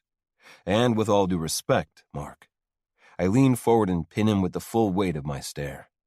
I'm going through this with you out of courtesy and because you're my friend, but the final decision is up to your sister. The reason I want you to write the contract is because I know you'll have her best interests at heart, and will make sure it's fair to her. But if you don't want to handle it, I'll have one of our other lawyers do it. He narrows his eyes, and for a long, drawn-out moment, Tension hangs heavy in the air between us. I'm probably an idiot for forcing the issue with one of my very few real friends, but out of the many people I associate with, I trust hardly any of them with more than the surface of me. Mark's one of those I do. Finally, he looks away and picks up his pen again. When he meets my gaze, his eyes shine with concern. You're right. I should have more faith in you. And Violet's a grown woman. She can make this decision herself. But I worry about her. She went quiet on me after Dad, and it's only since she's been back in New York running the coffee shop that she's seemed more like herself. I don't want anything to jeopardize that. He sighs. Just take care of her, okay? That's all I'm asking for. I nod. He's not exactly enthusiastic, but at least he's on board. One last thing, Mark says. What's the exit strategy? Exit strategy.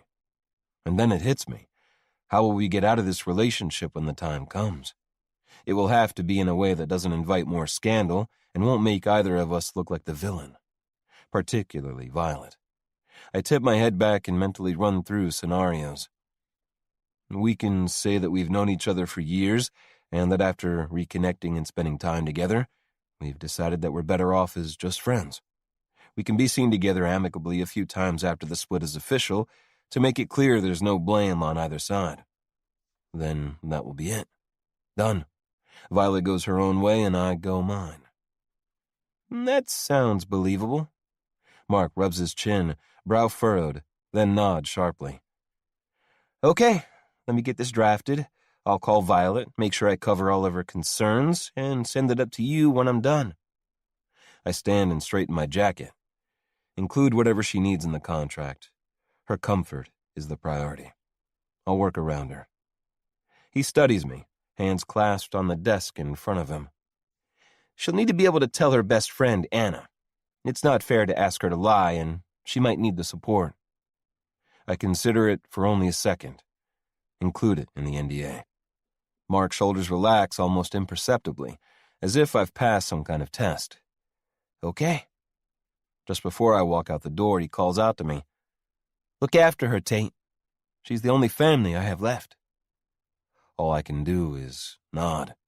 And as I head back to the elevators, I reassure myself that all the reasons I have for making Violet my co-conspirator in this are logical and have nothing to do with the memory of her lips pressed against my neck as she came on my fingers. Chapter 15. Violet. Mark slides the contract to me over the highly polished wooden table.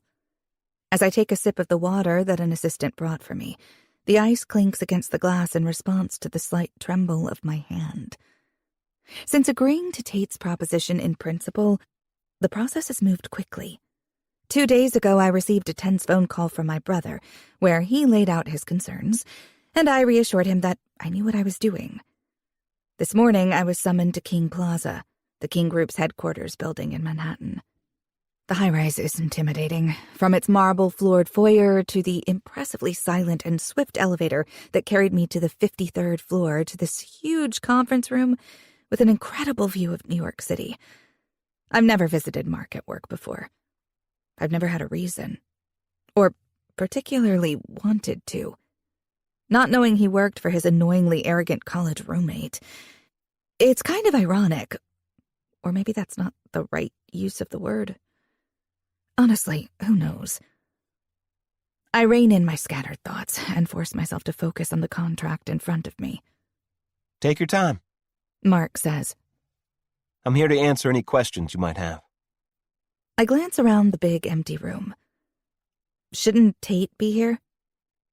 The moment the words leave my mouth, I wish I could take them back. Of course he doesn't need to be here for this, and it doesn't matter to me whether he is or not. Soon I'll have to see far more of him than I ever planned, or wanted. It's not like having him here would be reassuring anyway. Mark is with me, and he's all the support I need. And yet, there's a heaviness in my chest that seems to be more than just nerves. Mark checks his watch.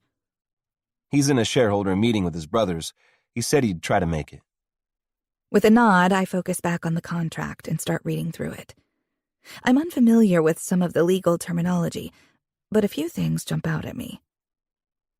The term of this agreement will continue for a period of no less than 2 months, with a potential extension period of up to 6 months, in accordance with the provisions outlined in Section 23.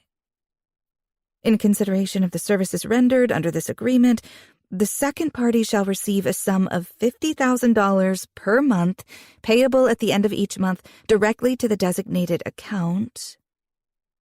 Both parties acknowledge the highly confidential nature of this arrangement.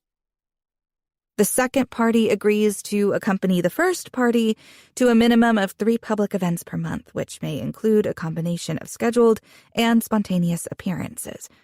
Both parties shall refrain from entering into any romantic relationships outside the scope of this agreement. While the nature of this agreement implies a romantic relationship in the public eye, both parties acknowledge that their interactions are purely for appearance and hold no real romantic intent.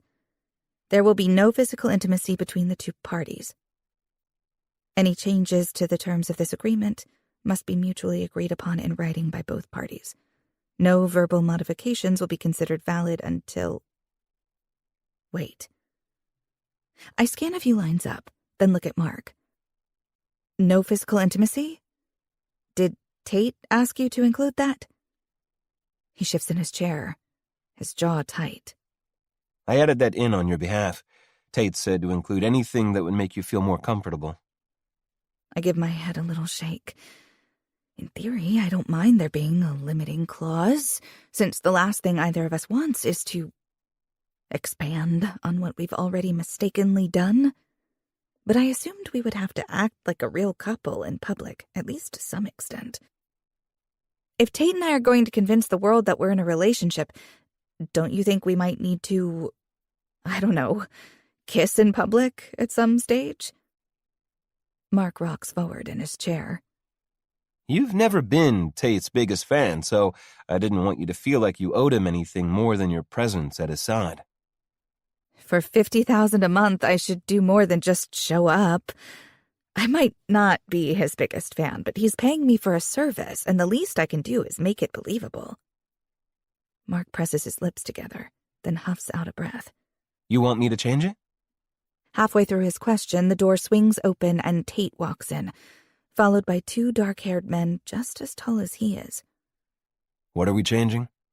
He asks, his gaze sweeping over me with an intensity that dries my throat. I cringe inside. Talk about timing. Why did he have to walk in just as we were discussing the physical intimacy clause? Mark regards me, brows raised in question. With a sigh, I nod. Dragging the contract back across the table, he addresses Tate. Violet wants me to add in kissing. My mouth drops open at the same speed my stomach plummets. Why the hell did he say it like that? An irritatingly smug grin grows on Tate's handsome face. She does she? A wave of heat creeps up from my chest to my face. I just thought it would be unrealistic otherwise. If we're supposed to be dating, wouldn't we have to maybe, I don't know, sell it? Or, act like we're... The more flustered I get, the wider Tate's smile grows. I grind to a halt and narrow my eyes at him. But on second thought, maybe we should leave in the No. He holds up both hands. I think changing it is an excellent idea. In fact, maybe we should specify exactly how many kisses we should... I don't believe that's necessary. Mark cuts in with a pointed look at Tate. I'll include a phrase along the lines of including the minimum amount of physical intimacy required to establish the nature of the relationship, and that it will be at Violet's discretion. Tate chuckles, his gaze meeting mine. The devilish curve to his lips sends a little shockwave through me, and instantly my mind goes in a direction it shouldn't, to memories of exactly how those lips felt against my breasts, how they might feel against other parts of my body. I quickly shake that thought away. I'm sure there are plenty of women out there who could tell me exactly how they feel. Just like any other man's, I imagine. His fingers didn't feel like any other man's. God, why can't I stop thinking about that night? Luckily, I'm distracted from that train of thought when one of the dark-haired men behind Tate steps forward.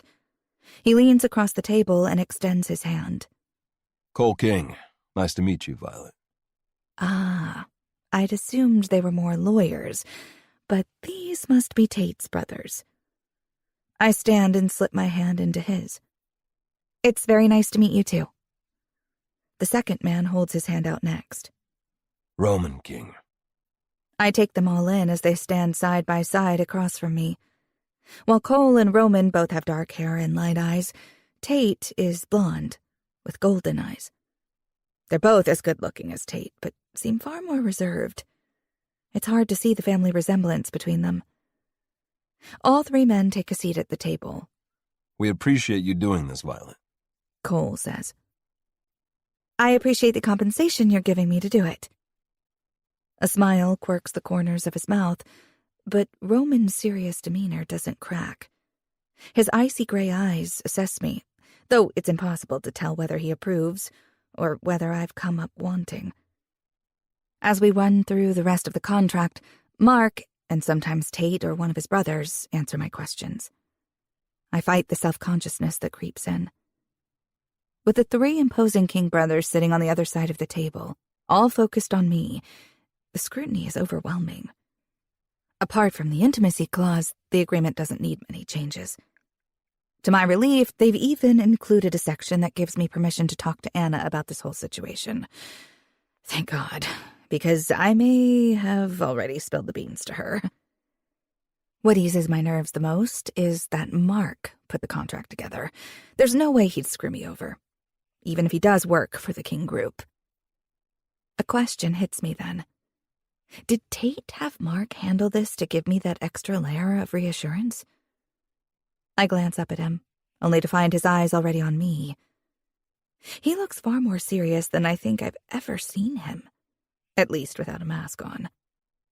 A spark of awareness crackles through me, and I quickly look back at Mark, who's gathering up the pages of the contract. Give me a minute to make the changes and we can get this signed, he says, as he stands. With a smile to me and a nod at the other men, he disappears out the door. Cole and Roman stand too. It was nice to meet you, Violet. Roman says. I'm sure we'll be seeing more of you in the future. I smile a little stiffly at the reminder.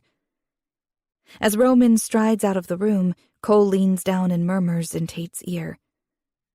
Tate's eyes find mine, and he shakes his head, though a small smile plays at the corners of his mouth.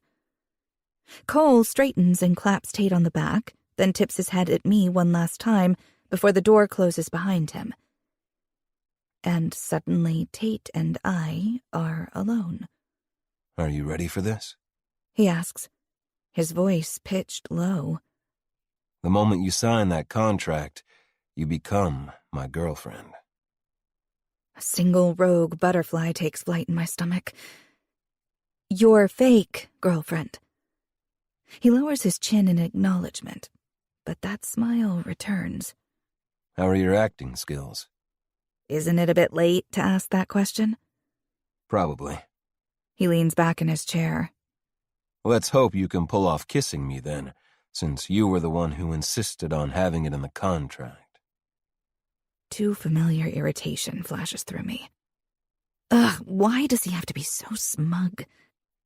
I think I can feign being into you for a few seconds at a time. Is that so?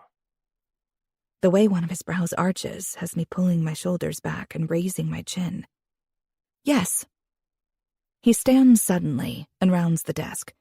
I turn in my chair and follow his movement, a sudden flurry of nerves taking over from the one rogue butterfly. What is he doing? He stops a foot in front of me. Care to put that claim to the test? My heart thunders as I stare up at him. What do you mean? He reaches down and grasps my hand, then tugs me to my feet. Maybe you should prove you're up to the job before we sign. It would be the smart thing to do, wouldn't it? Slowly, he takes me in, his gaze sweeping over every inch of my face before finally landing on my lips. He's good at this faking it stuff. If his expression alone was all I had to go by, I might actually think he wants to kiss me. "Mark will be back in a second." I try not to wince at the way the words come out as a breathless whisper. Let's see how you perform under pressure, then. With one big, warm hand curved around my nape, he uses his thumb to tilt my jaw up. Are you ready? When I force myself to focus on him, there isn't even a hint of the amusement I expected to find on his face. Instead, his eyes burn into me with a heat that sends my internal temperature skyrocketing. I nod, my whole body humming under his touch, but he doesn't lower his head, and he doesn't kiss me. Instead, he ghosts his thumb over my mouth. And God, why does this feel so real? It shouldn't. We're minutes away from signing the contract that spells out the terms and conditions of this relationship. Not to mention Tate is the last man I should want to kiss. And yet, when he lowers his head until his lips hover over mine, and I inhale the clean, masculine scent of him, anticipation shivers over my skin. Show me what you've got, butterfly. He murmurs. He's not going to make it easy on me. Or maybe he wants me to prove exactly how committed I am to this arrangement. Either way, I won't back down from this challenge. Not when true brew is at stake. I go up on my toes and slide my hand into the soft strands of hair at the back of his neck. My pulse kicks into high gear, and excitement skitters up my spine. Just as I'm closing the space between us, Mark's voice sounds from outside the room. I leap away from Tate and turn to face the windows behind me, just as the door swings open. Tate's low chuckle scorches my skin, but I don't dare look at him. Okay, I've made those changes. I turn to my brother when his words cut off abruptly. He squints at me where I'm standing at the window, then narrows his gaze further when he shifts his attention to Tate, who is standing suspiciously close by. I'm too scared to look at Tate, afraid that this time I'll see the amusement he was hiding before. So I keep my attention focused just over Mark's shoulder, willing my still hammering pulse to slow. Everything okay? Mark asks. Everything's fine. Tate says. Violet was just demonstrating her excellent acting skills. His voice is casual, almost flippant. Probably because he actually was acting when he all but dared me to kiss him. And now the heat in my cheeks has more to do with embarrassment than anything else. I feel like I've been played. It's ridiculous because pretending to be attracted to him is exactly what I signed up for. But I didn't expect to lose track of that within the first few minutes. We haven't even signed the damn contract yet. I close my eyes and exhale. I'll do better from now on. Finally composed enough to face him, I shoot Tate a quick glance. Just as I expect, he looks completely unruffled. That cool, slightly amused expression he always wears is even more grating than usual. I look away. Now that I know how easily he can fall in and out of the act, I'll make sure to remain just as detached. Mark has a little crease between his brows, as if he doesn't quite believe Tate. He'd be smart not to. But I reassure him anyway. Just working out some of the logistics of playing a misguidedly doting girlfriend. It might be a struggle to make it believable, but I'll manage. I'm happy to help you practice any time you need, Tate says. I don't turn toward him or acknowledge his comment. I also ignore the quiet laugh he lets out. Keeping my focus straight ahead, I sit back down in my chair. Mark does the same.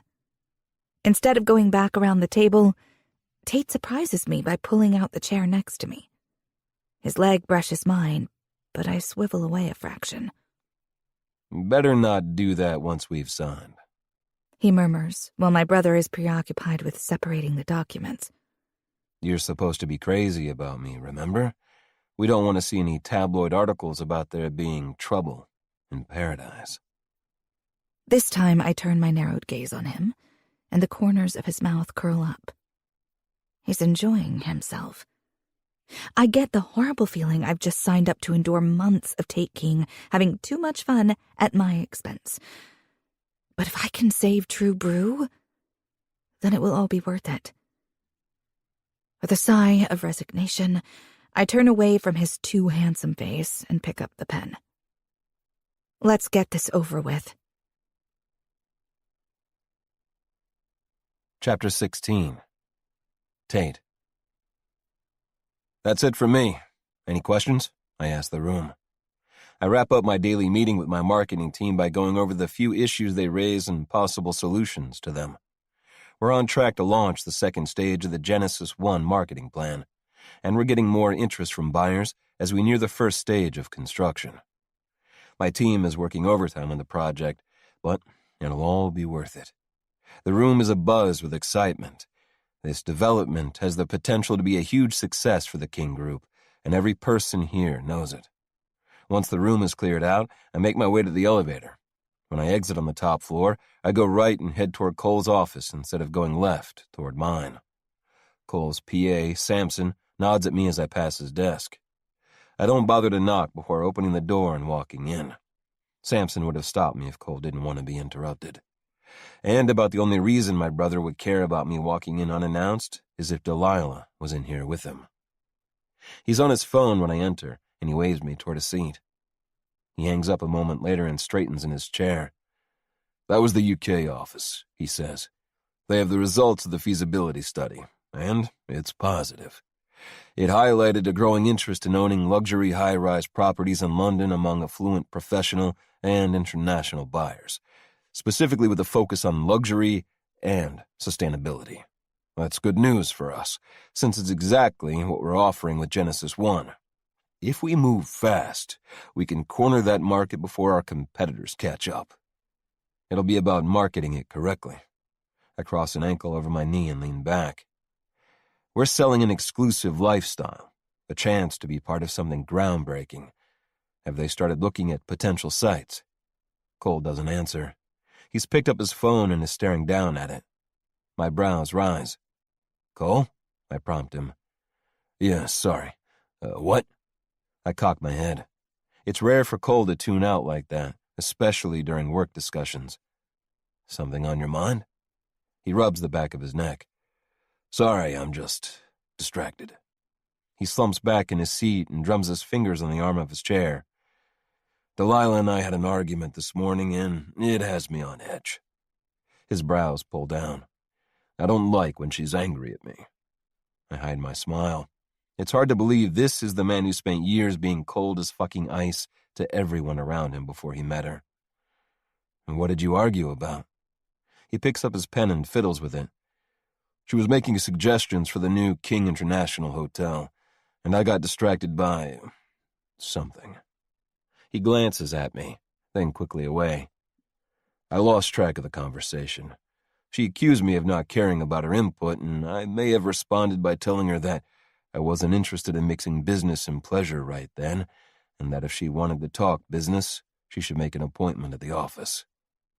A lungful of air escapes me, and all I can do is stare at him. You told your fiancée to make an appointment to talk to you?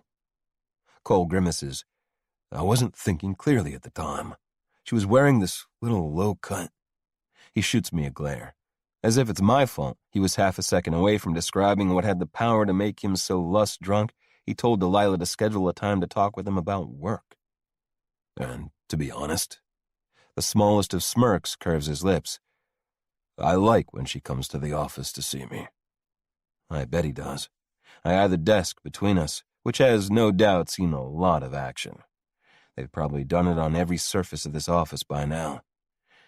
Suddenly overly conscious of what might have occurred on or around the chair I'm sitting on, I edge forward, minimizing my contact with the possibly contaminated leather. Not the most tactful way to request some afternoon delight, I would imagine. His smirk disappears, and he runs a hand through his hair. She was less than impressed. I can't help the laugh that escapes me. Delilah may be a sweetheart most of the time, but she doesn't hesitate to call Cole out on his bullshit. And clearly, that's what happened this morning. Her ability to ruffle Cole's feathers never stops being amusing. She's good for him. Since they met, he's less the guarded COO of the King Group and more the brother I remember from our childhood. And by childhood, I mean the years before the three of us discovered what a farce our family actually was. Before we found out that the ties that bound us together were made up of money, power, and our shared bloodline, with no room for love, and definitely not for affection. We were brought up to believe that the King name and the wealth and influence associated with it were the only things that mattered. Dad made sure to drill that into our heads from the minute we could understand the concept. Of course, without ever saying the words, he made sure I was aware that none of his blood runs in my veins. I could probably credit that for why I took all his lessons with a grain of salt. "How are you feeling about your first public appearance with Violet?" Cole asks. "Tomorrow night is the annual Save the Rainforest charity ball and our first appearance as a couple." "What should I be feeling?" I ask, ignoring the kick of anticipation that tightens my muscles. "All we have to do is show up and make sure the photographers get a few good shots of us." The corners of Cole's mouth twitch upward.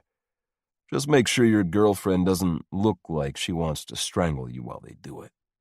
I laugh.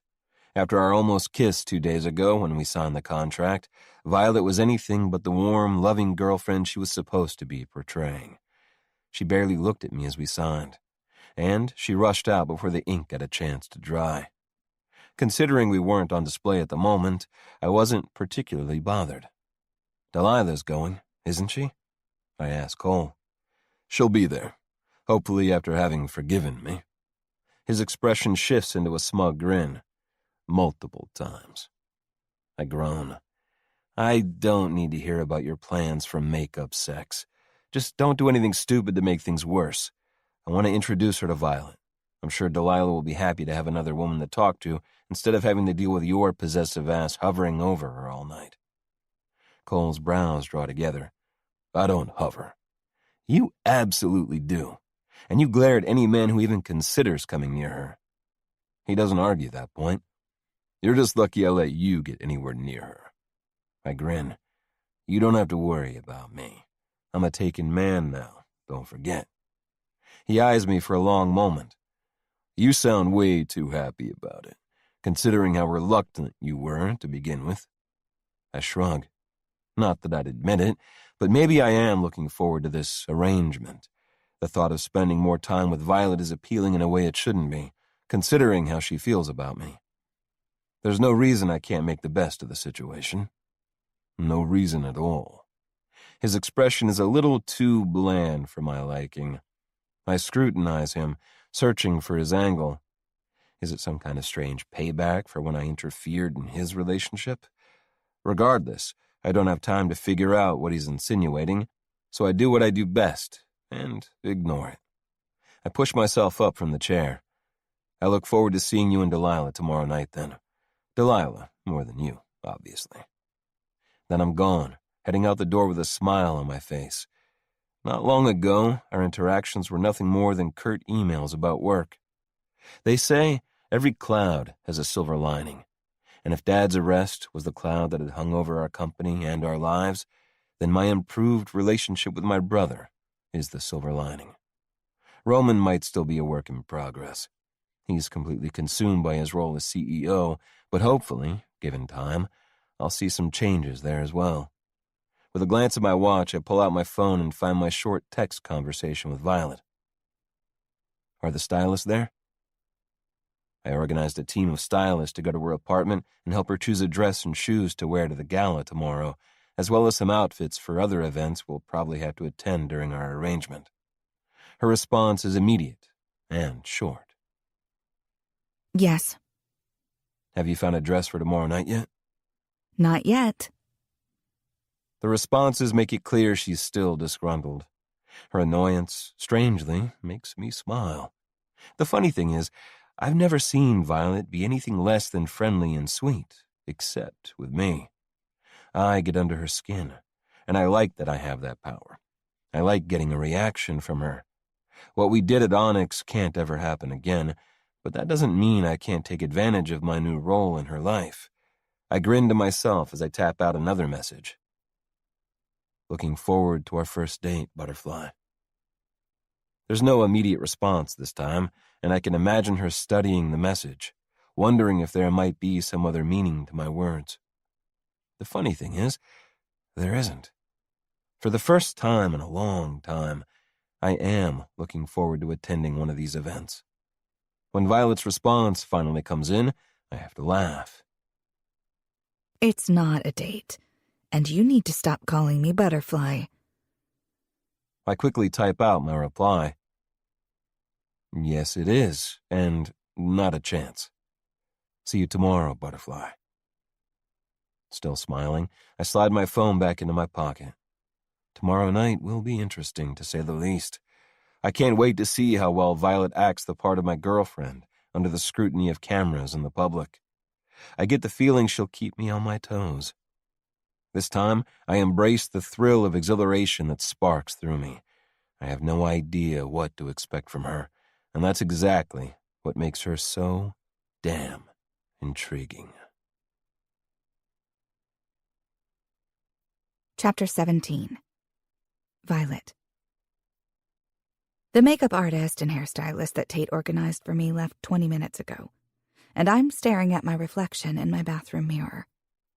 I've never looked like this before, so polished and put together.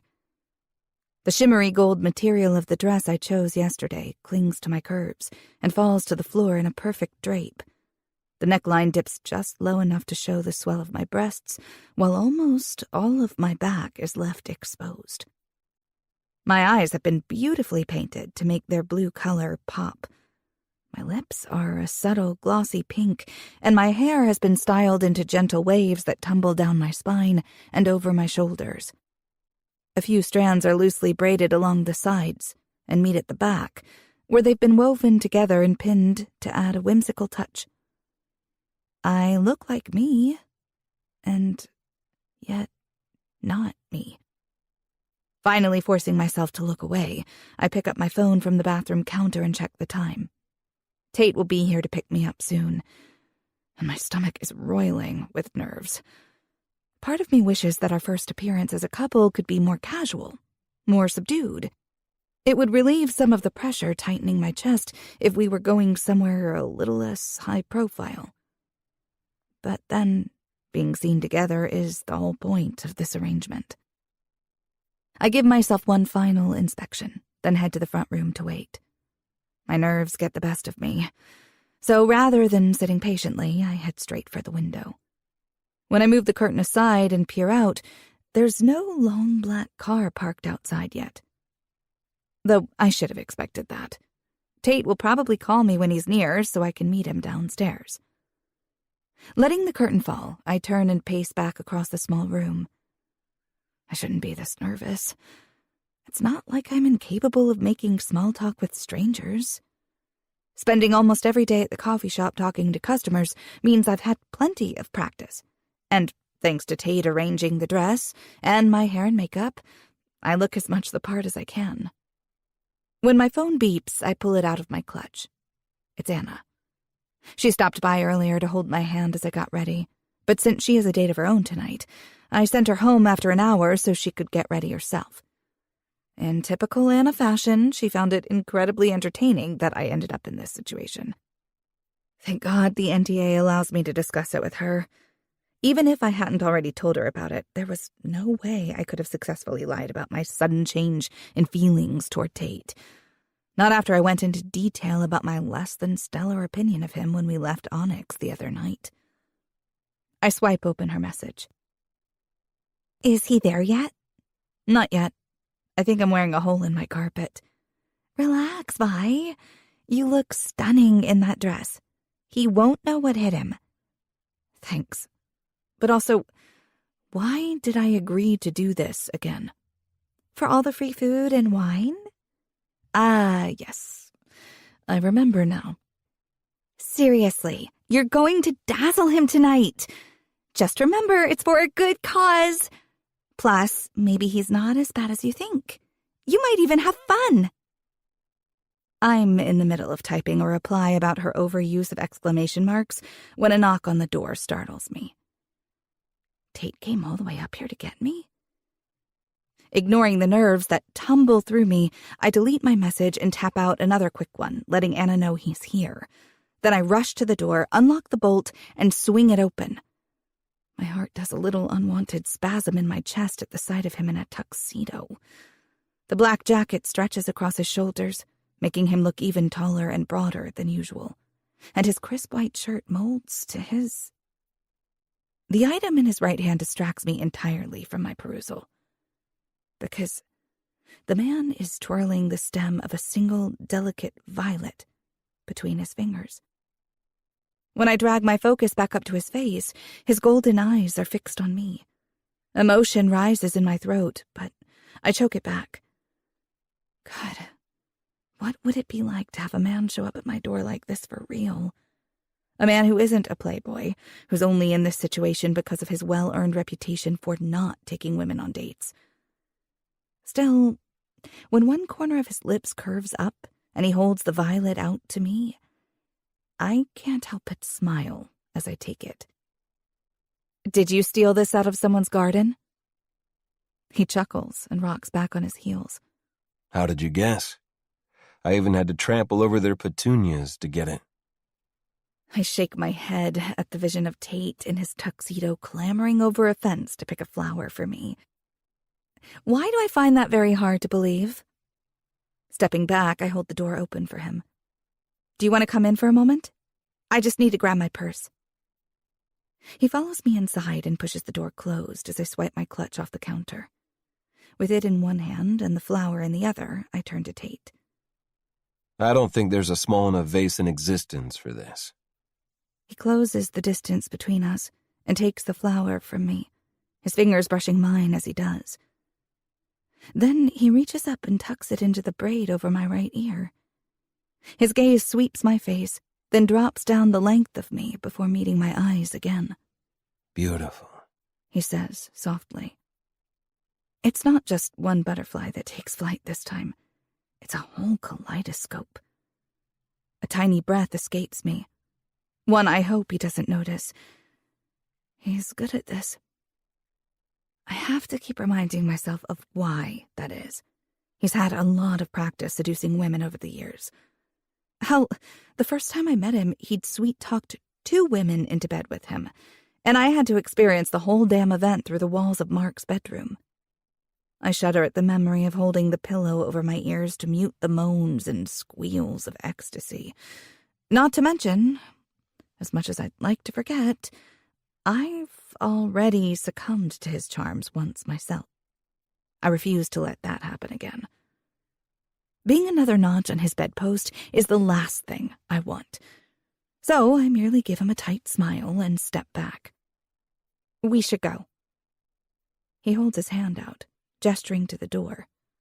After you. Though he doesn't touch me as we leave my apartment, he might as well. I can feel his presence, like a warm shiver against the exposed skin of my back, as I lead him to the stairs. Neither of us speaks as we descend, the silence causing my nerves and apprehension to ratchet higher. How is this possibly going to work if I'm this on edge after only a few minutes in his company? I force my shoulders down from around my ears, and slow, so we're walking side by side. Tell me what I need to know about your family before we get there.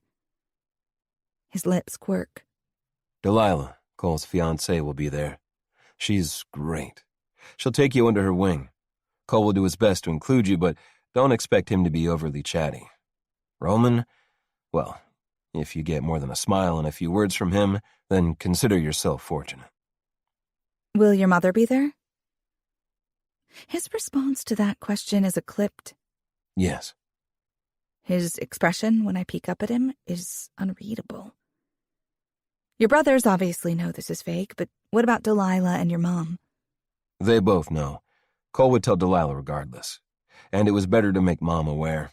Otherwise, she'd be the most vocal in questioning my sudden change in relationship status. His tone cools at the end. Obviously, his mom isn't his favorite topic. At the bottom of the stairs, he opens the door and holds it for me. Such a gentleman, I say, looking up at him as I pass. Only on the streets. He winks. I groan. Does that line actually work on anyone? He chuckles. No.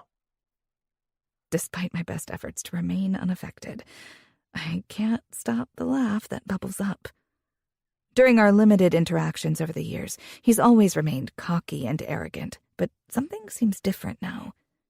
He's still those things, of course, and he's still clearly aware of the effect he has on women. But aside from all his flirtatious charm, he doesn't seem to take himself too seriously. And though I hate to admit it, that quality is disarming. My laugh dies quickly when he splays his big hand over my lower back and guides me toward the car. The unexpected contact has a silent breath shuddering out of me.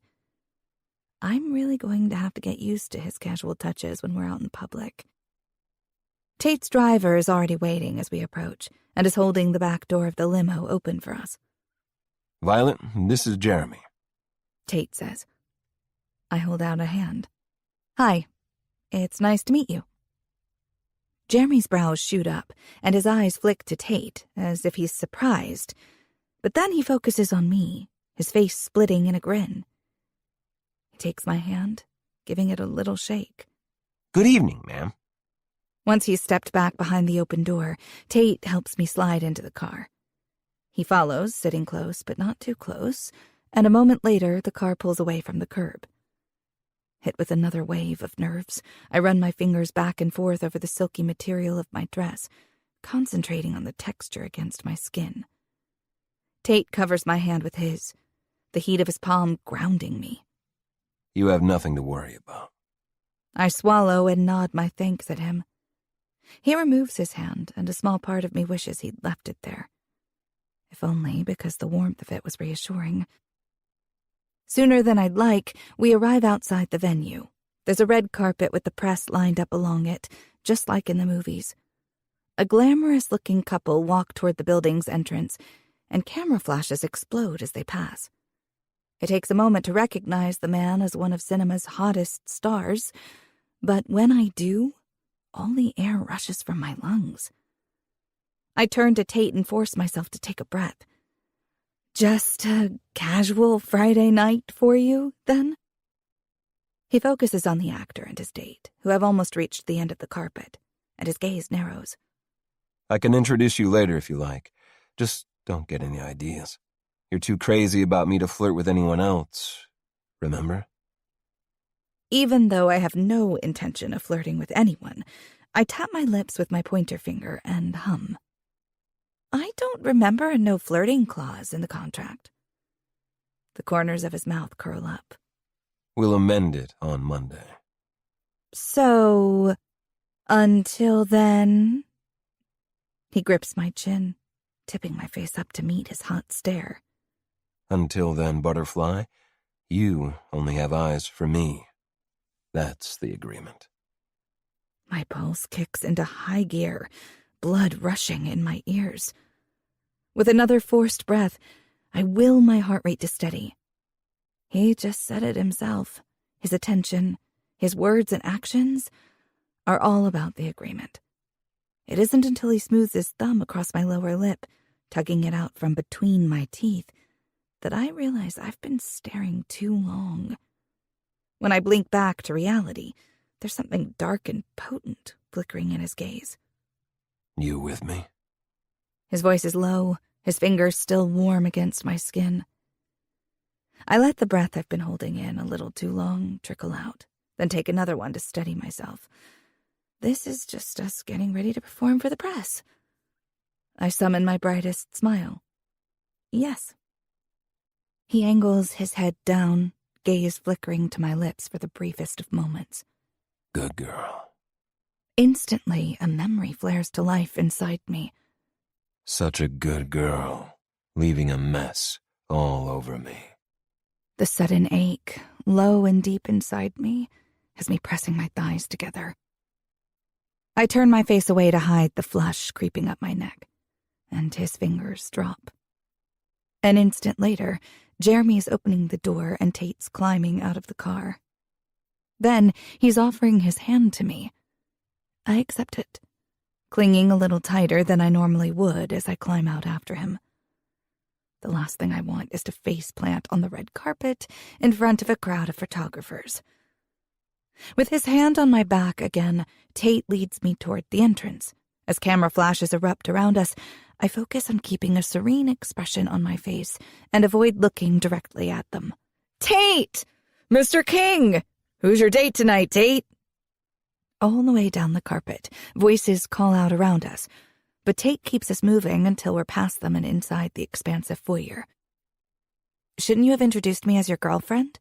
I ask. He looks down at me with that devilish grin of his. Gotta keep some mystery going to pique their interest. Plus, if we shove it in their faces right off the bat, they're bound to be suspicious. I'd rather not make it obvious that this is a PR stunt. Makes sense. I refuse to acknowledge the burn in my chest at his words. We make our way through the throng of beautifully dressed people. The atmosphere reeks of money and power. It's so potent, the air is thick with it. Crystal chandeliers drip from the ceiling the way diamonds drip from the necks and ears of most of the women here. Finally, we approach what is obviously our table. I recognize Cole and Roman and smile at them as they both push back their chairs and stand. Tate. Cole nods at his brother, then turns his attention to me. Violet, it's nice to see you again. You too, I say. Roman runs his gaze over me, his attention appearing to linger on where Tate's hand is resting on my waist. It's hard to know what the eldest King brother is thinking. His aloof expression and cool eyes give nothing away.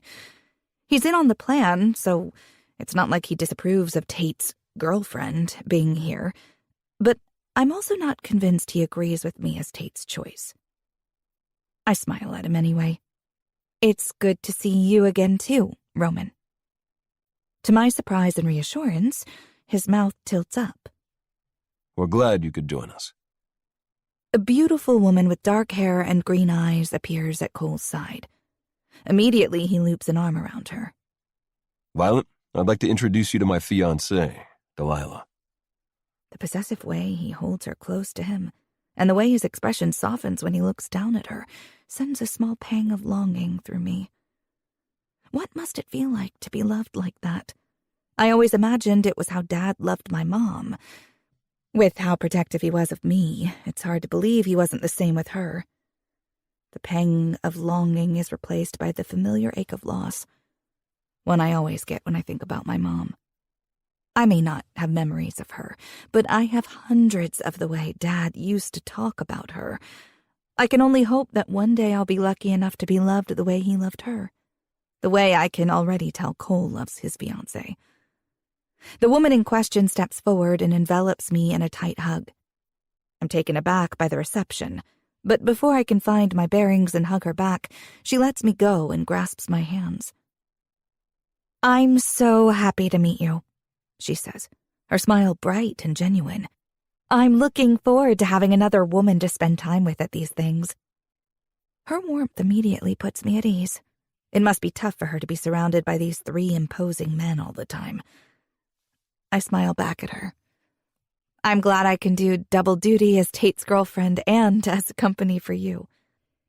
She keeps my hand in hers and tugs, signaling for me to sit in the chair beside hers. Tate pulls out the chair next to mine and unbuttons his jacket with one hand before settling into it. Where's Mom?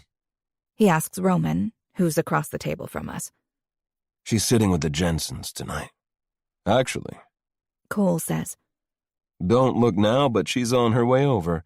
She must have spotted you coming in. Nerves dance in my stomach at the thought of meeting Tate's mom, and I force myself not to swivel in my seat to watch her approach. A tall, striking blonde woman glides up to the table, her gaze sweeping over everyone before landing on me. Her eyes are cool, assessing. "Mom, this is Violet." Tate says. "Violet, my mother, Beverly King." She offers me a nod, her expression unchanging. I guess now I know where Roman gets it from. I smile brightly and clasp my suddenly sweaty hands in my lap. "It's a pleasure to meet you, Mrs. King."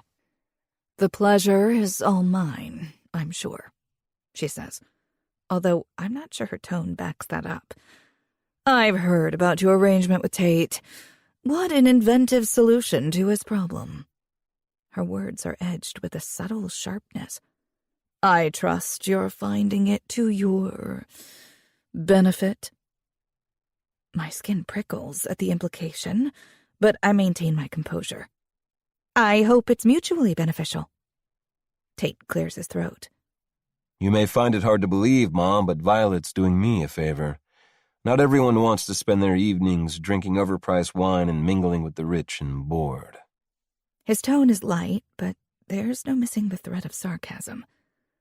Mrs. King's gaze flicks toward her youngest son, an unreadable expression crossing her face. "As long as you both get what you need from this partnership.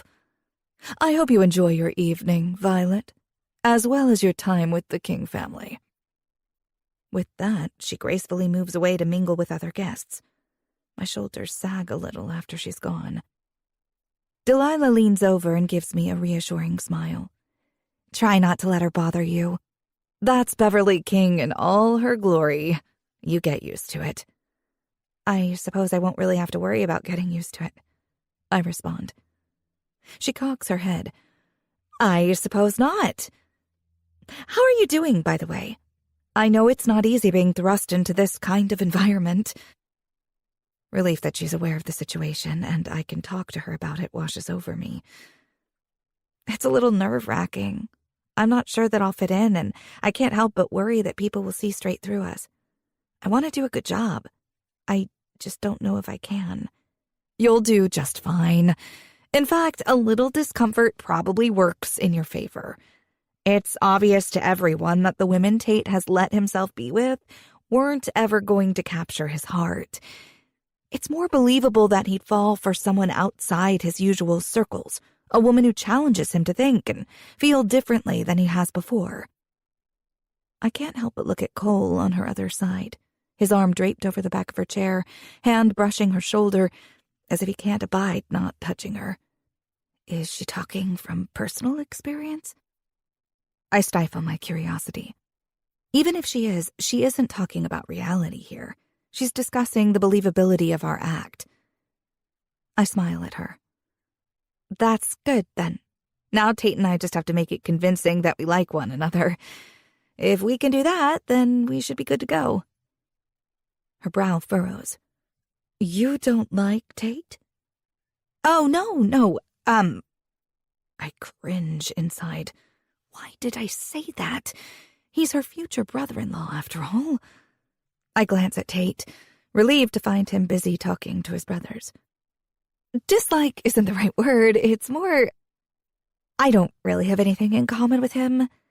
And I guess he didn't make the greatest first impression. That's all. I almost stumble over my words in my hurry to reassure her, just in case she thinks I'm not taking this seriously. It doesn't mean I'm not fully committed to helping him with this situation. She tilts her head, her lovely green eyes assessing. Then she smiles a small, almost knowing smile. Considering it's Tate, I can only imagine what kind of impression he made. She leans forward, lowering her voice. Just don't let a bad first impression color your opinion too much. If you can let go of that, then I think he'll show you the kind of man he really is. Her knowing smile turns a little wicked. Of course, that doesn't mean you shouldn't give him hell if he's being obnoxious. I grin back. I think I can manage that. Delilah turns the conversation to other topics, and after a glass of a deliciously crisp white wine, which Tate pours for me, most of my misgivings have dissipated. This isn't so bad. Delilah is sweet and funny, and the conversation between Cole, Roman, and Tate about their latest venture, Genesis 1, is intriguing. I'm engrossed in the discussion about their marketing strategy and wondering if I can pick up any tips that could be translated to True Brew, when Tate casually leans back in his chair, drapes his arm over the back of mine, and starts playing with a tendril of my hair. Instantly, my breath catches, and I freeze. I should have been expecting it, but it takes me by surprise anyway.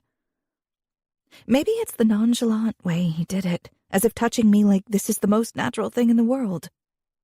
I school my features into something I hope resembles serenity, not wanting to give the game away to observers by looking shocked that my boyfriend is being affectionate. In fact, I go one better and lean farther back so his arm is basically around my shoulders. He turns to me and I give him a smile that says, "See, I can play this just as well as you." His lips quirk up, but without a word to me, he merely joins in with the conversation again. Except a moment later, he cups my neck and traces circles with his thumb on the sensitive skin just below my ear. Oh, God. If I didn't know before now that the spot he's caressing is an erogenous zone, I do now. The slow circles he's drawing have goosebumps erupting over every inch of me, and before I can help myself, I shiver.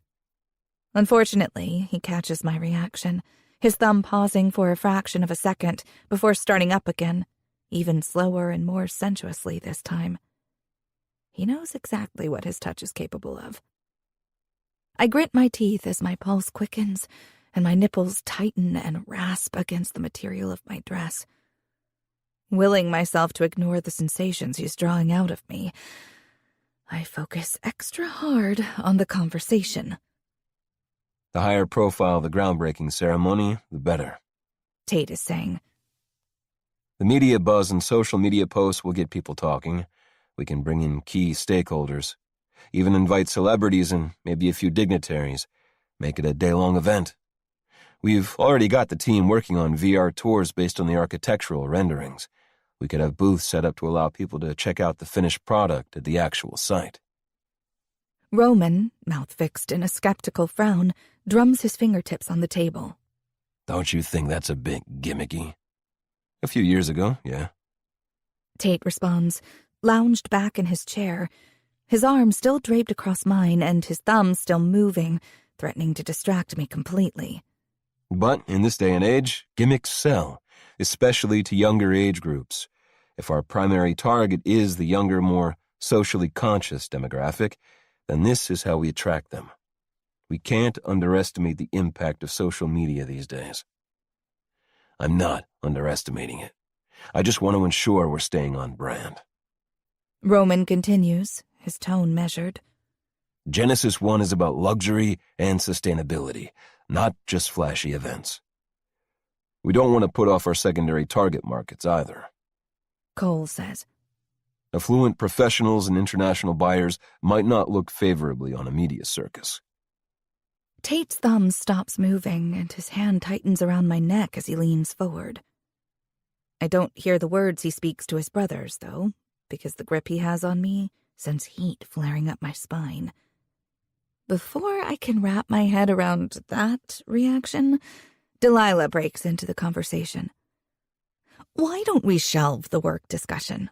she asks, though it's more of a strong suggestion than a question. "You can do that at the office on Monday. There are dozens of people here waiting for a moment to talk to one of you. Plus," she lowers her voice, "I thought the whole idea was for Tate and Violet to be seen together." Roman scrubs his hand over his chin. You're right. I saw Carl Masters when I got here. He's been wanting to discuss increasing his investment in the King Group. I should catch up with him. He and his wife never stay long at these events. He stands and regards Tate and me like he has something to say, but he just nods at us, then walks away. I lean toward Tate. Is he always so intense? That's one way to describe him. Roman is all business all the time, ever since his divorce, more so since becoming CEO. I can't help the small gasp that escapes me. He was married? It's hard to imagine the aloof eldest king brother having a wife. Tate tracks his brothers departing back. When he was younger, it didn't last long. He's not dating anyone now? Lips turned up, he shakes his head. Whining and dining women is pretty low on his list of priorities. I hit him with a faux, innocent smile. Must be a family trait. Eyes glittering, he brushes his thumb against my pulse point and leans in close. I'm sure you'd agree that some of us have developed far more enjoyable skills when it comes to women. His focus drops to my lips.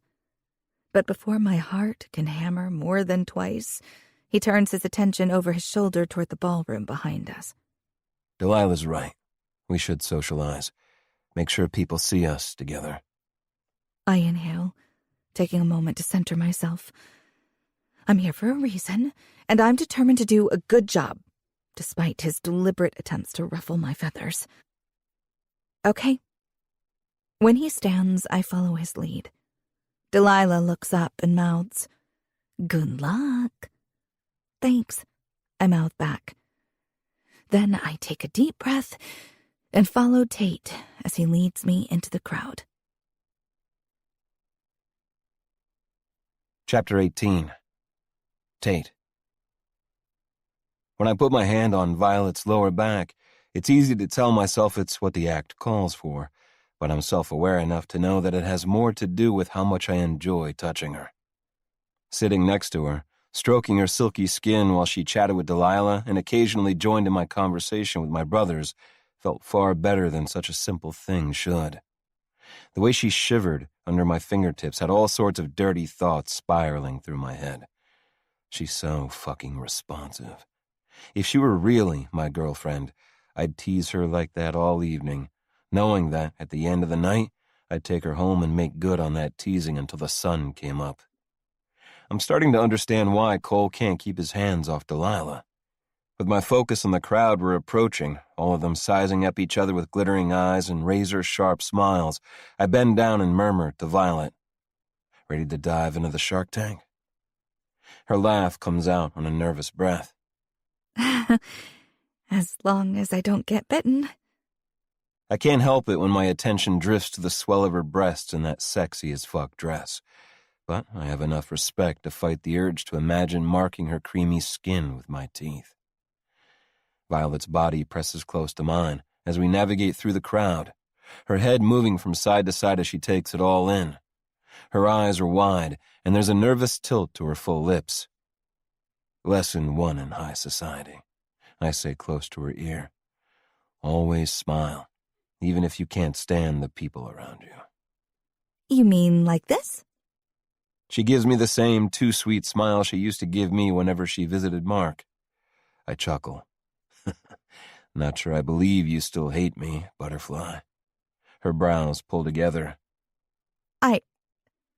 I never hated you. So your nose just wrinkled every time I walked into the room because... Her nose wrinkles again, proving my point. Because you always had some poor, deluded woman trailing after you, desperate for a night in your bed. Don't be so judgmental. Those women knew what they wanted and weren't afraid to ask for it. She rolls her eyes. And you were more than happy to give it to them. With a hum, I take her in from head to toe, much like a recent night at Onyx. She huffs, but her cheeks turn pink. We should have made a stipulation that we aren't allowed to mention that night. I smirk. Too late now. She crosses her arms. Verbal addendum. Damn, I love when she gets fired up like this. Doesn't count unless it's signed. Her lips purse and her eyes narrow. We can add it on Monday. Sure. I'll just email your brother and ask him to add in a line about not mentioning the night I Fine. She shoots me a dirty little scowl, but a heartbeat later, that scowl transforms into a huge, beautiful smile. My breath stalls in my chest. Damn, I don't think Violet has ever smiled at me like that. It's a breathtaking sight. She pats me on the chest. Thanks for the lesson. I think I'm getting the hang of it. Then she turns away. I can't help the low laugh that rumbles out of me. When she looks back over her shoulder, her eyes sparkling and a little smile of satisfaction playing on her lips, it hits me almost like a blow to the gut. I could get used to those smiles, the genuine ones, the ones she gives me when she lets her walls down. Like some kind of lovesick puppy, I follow her to the bar, unwilling to let her get too far away. Not when she looks like that. I don't even have to scan the crowd to know that every man in our proximity is watching her. When I get to where she's waiting for me, I brace my hands on either side of her shoulders. Not too close, not crossing any lines. Although right now I don't just want to cross those lines. I want to erase them completely. But we have a contract, so this will have to do. You should be more careful, Butterfly, I say in a low voice so no one else can hear me. Why? Her pulse is throbbing erratically at the base of her throat. The sight of it triggers a memory, a sensation, the feel of it under my tongue. My dick swells in my pants. If I pressed a few inches closer, she'd feel it.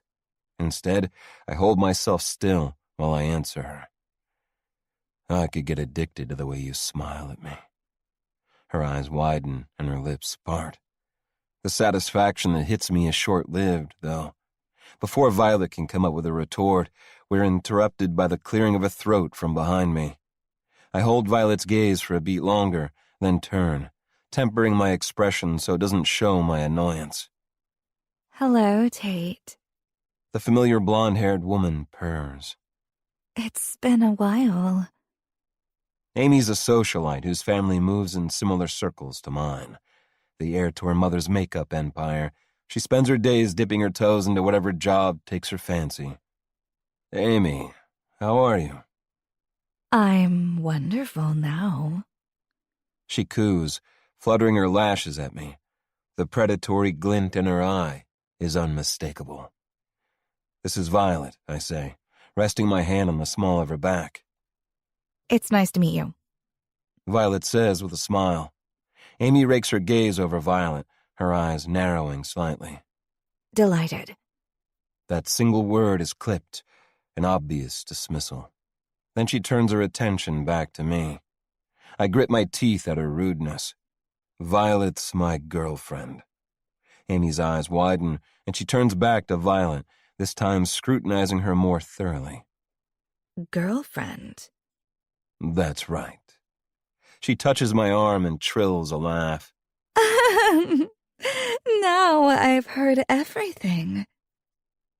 So, what do you do, Amy? Violet asks, far more graciously than Amy deserves, considering how she's acting. I'm tempted to cut this conversation short and take Violet out on the dance floor, but Amy's one of the biggest gossips in this room. If we want news about our relationship to spread, and spread quickly, this is the way to do it. And there's a part of me, one that's growing stronger by the minute, that wants to see how far Violet's willing to go to sell this act. Fake or not, I know what I'd do if a man started flirting while I was standing by her side. There wouldn't be the faintest doubt that Violet was mine. But I signed on the dotted line, agreeing that physical intimacy between the two of us is at Violet's discretion. And fuck if I don't want to know what exactly it will take to get her to kiss me. I'm a fashion designer. Amy says, a hint of smugness in her tone. So that's what she's trying out these days. And you? Violet keeps her chin tipped up. I own a coffee shop. A coffee shop? How cute. I swear I can hear Violet's teeth grind together, but her composure doesn't waver. Violet's shop sells the best coffee I've ever tasted, I say. Violet's surprised gaze meets mine, and I quirk a brow at her. Is that so? Amy asks, giving me an overly enthusiastic smile. Maybe you can take me to try it one day. I'd laugh at the absurdity of her behavior if she wasn't insulting Violet. She's acting as if there's something between us when, in fact, there never has been. I'm pretty sure she slept with my dad, although that's never stopped her from making a play for me or my brothers. I won't look down on someone for having daddy issues, not when I have plenty of my own. But I draw the line at being anything more than civil to a woman who knowingly slept with a married man and now wants to complete the father-son set. As she continues to attempt to flirt with me, Violet's gaze flicks between us. I'm not encouraging Amy, not even a little. The woman is flat out ignoring my blatant disinterest in Violet's presence all on her own. My fake girlfriend has gone quiet beside me, but the waves of irritation radiating from her are palpable. I turn my full attention on her, willing her to read my mind. Because if she doesn't do something soon, I'm going to. Come on, butterfly. I'm yours now. Stake your claim before I break the terms of our agreement on the first fucking night. Chapter 19. Violet. Whoever this Amy is, her attitude is really grating on me. I'm standing here, right next to Tate, yet she's blatantly ignoring my presence. Even after Tate told her I was his girlfriend, she's continued to flirt with him. I move closer to him as irritation rolls through me. In response, he glances down, his eyes glinting with what I assume is amusement at my frustration. I'm tempted to walk off and leave him to it. After all, this whole thing was his idea. What's the point of posing as his girlfriend if women are just going to disregard me anyway? He turns back to the beautiful blonde woman, his arm brushing mine. She's talking about some party she's hoping he'll attend. I don't think I'm included in that invitation. I hope you'll come, she says, squeezing his bicep a little too familiarly. Have they slept together? The question gnaws at me. Not that it matters if they have. For all I know, Tate slept with half the women here. Even so, the thought that he might have had his hands on her pricks at my chest. Violet and I will have to check our schedule, Tate says. Amy's gaze darts to me, then back to him quickly, her smile faltering for an instant. Well, you don't both need to be there. Tate doesn't physically react, but the air around us grows thick with tension at her words. Why would I want to go to a party without my girlfriend? Now, Amy's eyes are ping-ponging between us. Her hand flutters to her chest. You're actually serious? You're dating? Her tone is heavy with disbelief. Tate fixes his eyes on me. I'd be stupid not to lock her down when I had the chance, wouldn't I? It took me a while to convince her, and she had very stringent terms and conditions when it came to agreeing to be with me. But I finally wore her down. Oh, God. It hits me then. That stupid clause in the contract. Physical intimacy is at my discretion. I need to initiate it. He lifts one brow as if he knows I've finally caught on, and he's daring me the way he did in the conference room when we signed the contract. Yes, I put the clause in there, but can I follow through with it? I glance again at Amy, who still has a hand splayed across her chest, as if shocked or possibly horrified at the thought that Tate might actually be dating me. That's all it takes for me to make up my mind. I'm still deciding if I was crazy to say yes, but so far, the benefits haven't been too unpleasant. Without overthinking the move, I rest my hand on his hard chest, go up on my toes, and press my lips to his cheek. At least, that's my intention.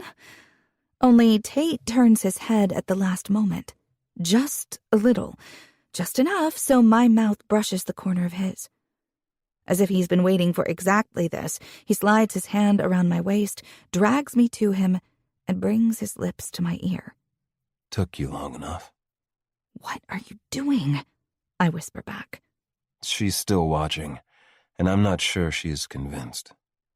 His eyes flick between mine, then zero in on my mouth. A wicked grin tilts his lips. Yes or no, butterfly? My heart hammers against my ribcage. I can do this. I can kiss Tate for show and not feel anything. I know he won't. I swallow hard and murmur, yes, doing my best to ignore the way my stomach twists.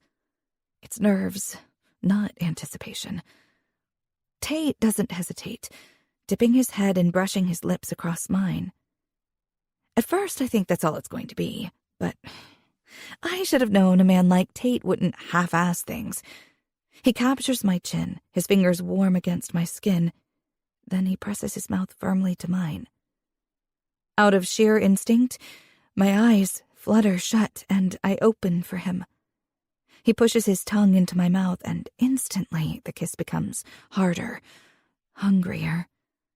Tingles course over my skin, and the noise of the ballroom around us fades as without thinking I kiss him back. My pulse races, and I can barely restrain myself from moaning when his teeth tug on my lower lip and his tongue strokes deeper. With one hand keeping me close, he slides the other down to collar my throat, and I press my thighs together as my core clenches in response. That involuntary reaction snaps me out of the haze I've drifted into. I've completely lost track of where I am and what I'm supposed to be doing. I pull back, trying not to let my embarrassment show. Because, once again, I let myself get swept up in the pretense. But when I try to step away, Tate tightens his hold on me. He looks back at Amy, who, for reasons unknown, is still standing there. As you can see, I find it hard to keep my hands off my girlfriend. Tate says. Yes, well, how nice. Her lips are pursed and she's obviously uncomfortable. After a half-hearted comment about hoping to see us both soon, she rushes away. She is quickly replaced by another person, though, so I don't have time to think about the kiss and how it affected me. Or maybe I don't want to think too hard about it.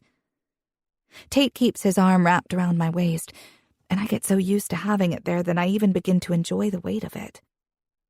After a delicious dinner, where I chat with Delilah and have a surprisingly enjoyable conversation with Tate and his brothers, we spend more time mingling.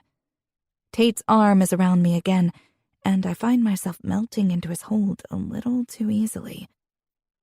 Finally, the night is over. We say goodnight to Tate's brothers and Delilah, but he doesn't bother to seek his mom out before we leave. It's only when we're safely ensconced in his limo, away from the music and the wine and the people, that I can no longer distract myself from thinking about his lips on mine. For some reason, I was expecting this role to consist mostly of Tate pointing at me and telling people I'm his girlfriend, with the occasional chaste hug or peck on the cheek to be convincing. I wasn't expecting him to put so much effort into making our relationship appear real. And I definitely wasn't expecting to find it so overwhelming being the focus of his attention that way. Now, as we sit in the back of the car, I have to fight the worry creeping in. This play-acting Tate's girlfriend was supposed to be easy. The opinion of him I established years ago should have ensured there was no possibility of developing real feelings. But in the short time we've spent together, that opinion is already changing. He might be a playboy, but apparently even I'm not immune to his charm when he lays it all on me. Our ride home is silent. He's as lost in his thoughts as I am in mine. I don't mind the quiet. I've been indulging in small talk most of the night, so it's a welcome reprieve. I do wonder what's filling Tate's thoughts, though. I could ask him, but I'm not sure I want to know. Maybe I wasn't as good at playing the part of his girlfriend as he hoped. Maybe he's wishing he'd chosen someone else. Or maybe he's not thinking about me at all. His mind could very easily be fixed on his work after how often it was brought up tonight. Jeremy pulls up outside my building, and a moment later he opens the car door for me. As I step out onto the sidewalk, I turn back to Tate to say goodbye, only to find him already climbing out behind me. "You don't have to get out," I say. What sort of boyfriend would I be if I kicked you out on the side of the road? A laugh escapes me. A fake one? He steps closer, his big form crowding me, forcing me to look up at him. I don't care if this is fake or not. You signed up to be my girlfriend, so I'll treat you exactly the way I would if you were actually mine. I swallow past my dry throat. That's not the first time he's used the word mine. I should hate it far more than I do. With a shake of my head, I make one last effort to resist. "You don't need to..." He tucks a loose strand of hair behind my ear, stopping me mid-sentence, and cups the back of my head. Don't argue with me, Butterfly. It's going to happen one way or the other. Either we walk together like a civilized couple, or I'll sling you over my shoulder and carry you up there. He pulls back, that devilish look dancing in his eyes. To be honest, I'm not sure which option I'd prefer. I'd laugh it off if I didn't think Tate would do exactly what he'd described without a second thought. Deciding to save my energy for another battle I'm sure to have to wage against him, I step back and fish my keys out of my purse. "Come on then, Prince Charming. See me safely home." Silently, we take the stairs up to the 3rd floor. I unlock my door and step inside, then turn to face him. When I do, my pulse immediately races. God, he's gorgeous. He undid his bow tie in the car, and the way it hangs loose around his neck is so undeniably sexy, as if he's in the middle of stripping his clothes off, as if his next move will be to take me to bed and ravish me. A man like Tate probably wouldn't even make it to the bedroom. The thought has desire snaking its way through my veins. I can only hope he can't see the direction my mind has gone. I hope you're not expecting your fake boyfriend benefits to extend to me inviting you in for a drink. He props his shoulder against the doorframe, a smirk pulling at the corners of his lips. If I was going to push for the full boyfriend experience, it wouldn't be a drink I was coming in for. A slow wave of heat rolls through my body, leaving my skin flushed in its wake. Well, since the full boyfriend experience isn't on the table, I guess this is where we say goodnight. He straightens, unruffled. I guess so. He steps forward, focused a little too intently on my face. Thank you for tonight, Violet. His voice drops low. You were very convincing. The way he's looking at me feels too real. It's been a long time since a man's attention has caused my skin to tingle and butterflies to take flight in my stomach. It's all wrong for this situation. You'll call me when you need me? The breathiness of my voice makes my words sound far too suggestive. Instead of teasing me about it, his gaze flickers to my lips. Of its own volition, my tongue darts out and wets them. His eyes darken to a molten bronze. Does he want to kiss me again? Do I want him to? Maybe it's all the wine I've had tonight, but the line between what's real and what's fake is rapidly blurring in my head, and I can't risk that. This thing we're doing is supposed to be safe for the very reason that I'd never mistake it for real. So, I inhale shakily and step back, breaking the tension that flares between us. Tate scrubs his hand over his mouth, then drops it and smiles. I'll definitely let you know when I need you, and when I do, I have no doubt you'll come. My jaw drops at his obvious insinuation. Before I can think of a retort, he takes a step back of his own. After all, that's the deal, right? You come when I need you. To play my girlfriend, that is. I shake my head and bite back a smile of my own. I'm reading too much into Tate's behavior. He's just being his typical flirtatious self. I'm not sure if I'm relieved or disappointed that he's just messing around, but I know which one of those I should be. I take a hold of the door handle. Good night, Tate. With a dip of his head, he regards me from beneath his lashes. Good night, Violet. Almost reluctantly, I swing the door shut between us, then drop my forehead against the smooth wood. I've got a horrible feeling that keeping this professional might be more difficult than I thought. Chapter 20. Violet. Now, ladies, transition into downward dog. With a huff, I force my body to surrender to the instructor's command. Why did I let Anna talk me into an early morning yoga session? It's been so long since I've had the time or motivation to exercise, and my body is rebelling. All I can do is hope I'll appreciate it after the torture is over. You kissed him? Anna whispers to me from where she's effortlessly folded in half. A bead of sweat trickles down my temple. I had to make it believable. And it had nothing to do with this Amy woman making a move on your man.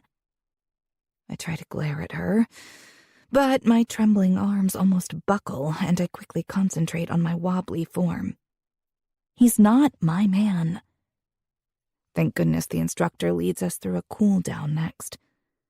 As we finish, and I'm sprawled on my mat on my back in Savasana pose, Anna whispers, "You know that, and he knows that, but she didn't know that," which meant she was being completely disrespectful. I sigh. She was. The instructor shushes us, and we quickly close our eyes and relax for the next few minutes. But if I thought the conversation was over, I was wrong. "So when are you seeing him again?" Anna asks as soon as the instructor releases us with a parting namaste. Wiping the sweat from my forehead with my towel, I heave myself to my feet. "I'm not sure. He said he'll let me know." Anna casts me a look. "You almost sound disappointed." "What? No. I just wish there was more of a schedule, you know? So I'm not waiting around for a phone call and putting my social life on hold." "Vi, I love you, but your social life sucks. I can't imagine you'll have to worry about canceling any big plans when he calls." She's right. And the smug look she's giving me says she knows it. Okay. I might as well admit it. She'll drag it out of me eventually anyway. Maybe I'm a tiny bit disappointed. I enjoyed last night more than I expected. Anna's smile is a little too big, and I know what that means. Don't get excited. It's still just business. Why can't it be business with benefits? If I was lucky enough to be fake dating a hot-as-hell billionaire, I'd be taking advantage of all the perks. I clamp down on the teeny-tiny irrational ball of jealousy that pings around my chest at the thought of Anna in my place. Tate probably would have been better off asking her to enter into this arrangement with him. Not only would she likely be able to pull the role off better than me, but she'd give him a run for his money in the seduction stakes, too. But I don't particularly like imagining his lips on hers the way they were on mine last night, or the perks they might take advantage of. Seduction is basically Tate's middle name, I mutter. It comes as naturally to him as breathing. The last thing I want is to develop any kind of connection with him, just to have him walk away at the end. A crease forms between her brows as she regards me. Maybe he wouldn't walk away. I laugh and shake my head. Tate has spent his adult life walking away from women. I can guarantee this won't be any different. Being anything less than businesslike with him is guaranteed to hurt me in the long run. You might be right. I nod, satisfied that she's seeing my point of view. But that one word brings a frown to my face. I saw the way he was with you at Onyx, both nights. And I don't know, that kind of reaction is the opposite of what I'd expect from a playboy.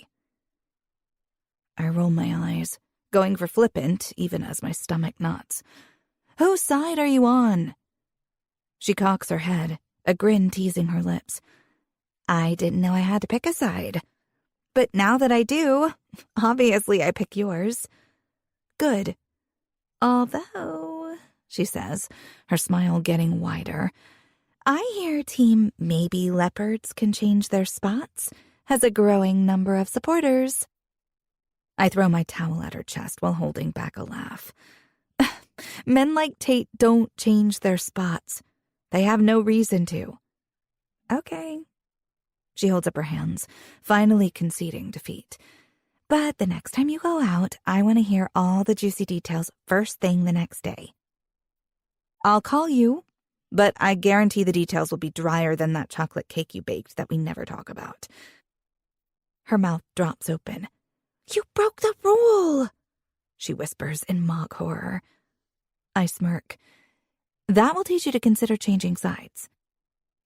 She snickers, but the amusement in her expression fades quickly. Look, babe, I know you're not Tate's biggest fan, but don't let that stop you from enjoying this situation. You're dating a billionaire, a hot billionaire. A hot billionaire who, for the next few months, is going to pretend to be crazy about you. I understand that you don't want to let your feelings get involved, but there's nothing to stop you from having fun with it. I chew on my bottom lip. She's right. I agreed to this arrangement. I might as well relax and enjoy it. Fine. From now on, I'm going to have fun being Tate King's fake girlfriend. I'll enjoy some of the perks. I ignore Anna's disappointed pout. And regardless of how charmingly flirty he is, I won't let it get to me. Anna grins. Exactly. Relax and have fun while Tate King wines and dines you for the next few months. My mind flashes back to last night, when he told me he'd developed far more enjoyable skills than wining and dining women. There's no doubt he is right about that, but I get the gut-sinking feeling that if he puts his mind to it, he might end up being good at all of it. Which means I need to be even more careful not to fall. Chapter 21. Tate. Mr. King? Tate? I look up and find half the meeting room staring at me. Damn it. Apologies, I got distracted. Can you run through that again? I try to concentrate on what Rebecca, my head of marketing, is saying. She's providing an update on the VR tours we're designing around the 3D renderings we've received from the architectural team. We're still working on some of the glitches, but they should be ready for the groundbreaking ceremony. Thanks, Rebecca. Let me know if any other issues crop up. I scan the marketing team assembled around the conference table. If that's all, we'll wrap it up here. Thank you, everyone. There are the usual murmurs and sounds of chairs pushing back, but I stay seated. Usually I'd be the first one out the door, since I'm the kind of guy who likes to keep moving, but today seems to be the exception. I wait for everyone else to leave. Then, with a glance at my watch, I finally rise from my seat and head out. Cole catches up to me as I stride down the hallway. You want to join me for lunch? He asks. Normally I'd say yes. It's been nice getting to know my brother again after years of almost estrangement. But I've got something more important to do today. Rain check? Of course, he says. Or we can grab a drink after work. Sounds good. I'll let you know when I'm done for the day. He nods and peels off to enter his office, while I continue toward the elevator, giving Jeremy a call as I go. Where to, Mr. King? He asks once I'm seated in the back of the town car. I tell him where I want him to take me, and he nods. Once we're headed toward True Brew, I settle back against the leather. I hadn't planned to visit Violet at work, but since she did such a good job at the gala on Saturday, I've decided to see if I can give her some marketing advice for her coffee shop. Although, maybe that's just the excuse I'm giving myself to see her again. I had more fun on Saturday night than I've ever had at an event like that. It was so enjoyable, in fact, that I didn't want it to end. After that kiss, the one that had me wishing we were somewhere else, somewhere without witnesses, I was hard-pressed to think about anything but doing it again. For the rest of the night, I kept her close to me, conscious of the avaricious eyes wandering over her. Considering our relationship isn't real, it shouldn't have bothered me that she was attracting so much attention. In fact, I should have been happy. After all, the whole point of what we're doing is to draw attention to my newfound commitment. What better way than to have a beautiful woman on my arm? But instead, I spent the whole night wishing I could keep her to myself. The urge to take her somewhere private and taste her again was difficult to resist. Luckily, I was able to. I doubt that's a boundary she wants to cross. It's one I shouldn't want to cross either. 20 minutes later, Jeremy pulls over just down the street from the coffee shop. I don't get out right away, giving myself a minute to take in the shop front. What I see makes me smile. Since the last time I visited, Violet has made some changes. There's a chalkboard sign out front that's been decorated with a drawing of a steaming cup of coffee and a couple of pastries. The weekly specials are listed on it, and down at the bottom, there's a social media handle for the shop. I make a mental note to follow the account. In addition, she scraped off the old-fashioned painted shop name and replaced it with a bright, cursive decal that fits her personality far more than the old one. "You want a coffee?" I asked Jeremy. He grins at me over his shoulder. "I wouldn't say no to one." As we approach the shop, I peer through the windows. Even with the changes Violet has made, the place is still mostly empty. Violet and Jared are standing close together in front of the ancient espresso machine. A stab of irritation hits me in the chest when he puts his hand on her back, rubbing it as if he's reassuring her. Has she told him that she has a boyfriend? The bell jangles as I push the door open. Violet looks over her shoulder, surprise flashing across her face when she sees me. It's soon replaced by a smile, but I'm too far away to tell whether it reaches her eyes. "Grab a seat," I tell Jeremy, though I don't look away from Violet. She turns back to Jared, and he looks over at me too, his brows arching. I give him a steely smile, and by the way he drops his hand from where it was still resting on her back, he got the message I was sending with that expression loud and clear. Violet squeezes his arm, then heads toward me. Her honey-brown hair is pulled back in a ponytail, her black tank top stretches over the swell of her full breasts, and her tan legs look insanely long underneath her denim cutoffs and apron. She looks fresh-faced and gorgeous, and I don't take my eyes off her, even as I sense Jared's scrutiny. The question of whether he knows about us beats too urgently through my veins. What is she going to do when she gets to me?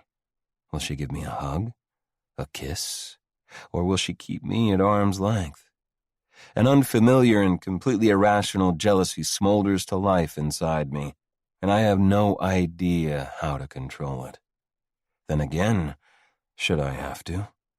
To everyone in this room, she's my girlfriend. Why wouldn't I want them to know she's mine? As always, once I make a decision, I don't second-guess myself. The moment she reaches me, and before she has a chance to speak, I curl my fingers around the back of her neck. "Yes or no?" I ask quietly enough that only she can hear. Her brows draw together, but her confusion is quickly replaced by a flare of understanding. Her throat bobs in a swallow. Yes, but... It's all I need to hear before my mouth is hard against hers. Her lips part on a gasp, and I take the opportunity to slide my tongue inside. She tastes sweet, as if she's been sampling the pastries on display, except she's tasted just as delicious each time I've kissed her. It's all her, and fuck if it isn't addictive. If she isn't addictive. She's hesitant at first, but then she turns pliant, her tongue meeting mine. I know what I asked of her, what I'm doing to her, is inappropriate at her place of work. And maybe if there were more customers in the shop, I wouldn't have done it. Or maybe that's a lie, and I wouldn't have cared who was here to witness me kiss her. I pull back before I'm ready, leaving her breathless in front of me, her already plump lips swollen from the pressure of mine. In a daze, she brushes her fingertips over the evidence of how I've claimed her. It isn't until a couple of young women sitting at a small table at the back give us a round of applause that she startles and her eyes refocus. As if suddenly remembering where we are, her gaze darts around the shop. When she makes it to the women, one of them lets out a whoop and shouts, "Go, girl!" I don't bother looking back over at Jared. If he didn't know we were together before, he does now. Like a magnet, my hand finds the small of Violet's back as I walk her toward the counter. Jeremy and I felt like a coffee and thought we'd drop in. I remember what she was doing when we came through the door. Is the machine working? She sighs. It's on its last legs. Thankfully, Jared's incredible at keeping it going. That'll be my first purchase when...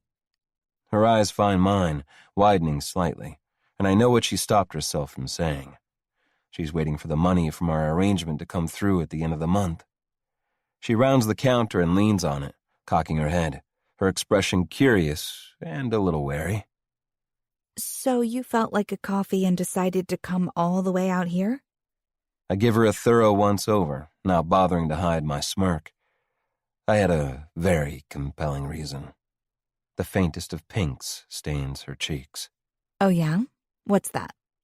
Someone told me this place serves the best coffee in New York. The way her shoulders sag a little sends a surge of satisfaction through me. It means she isn't completely immune to me, regardless of how adamantly she'd argue that fact if I called her on it. And that I wouldn't be able to keep my eyes off the woman serving it. That brings a subtle curve to her lips. Did that person tell you that the woman serving it is taken? I frown at her, feigning disappointment. That's too bad. I was hoping to ask her out on a date. Good thing I told you then.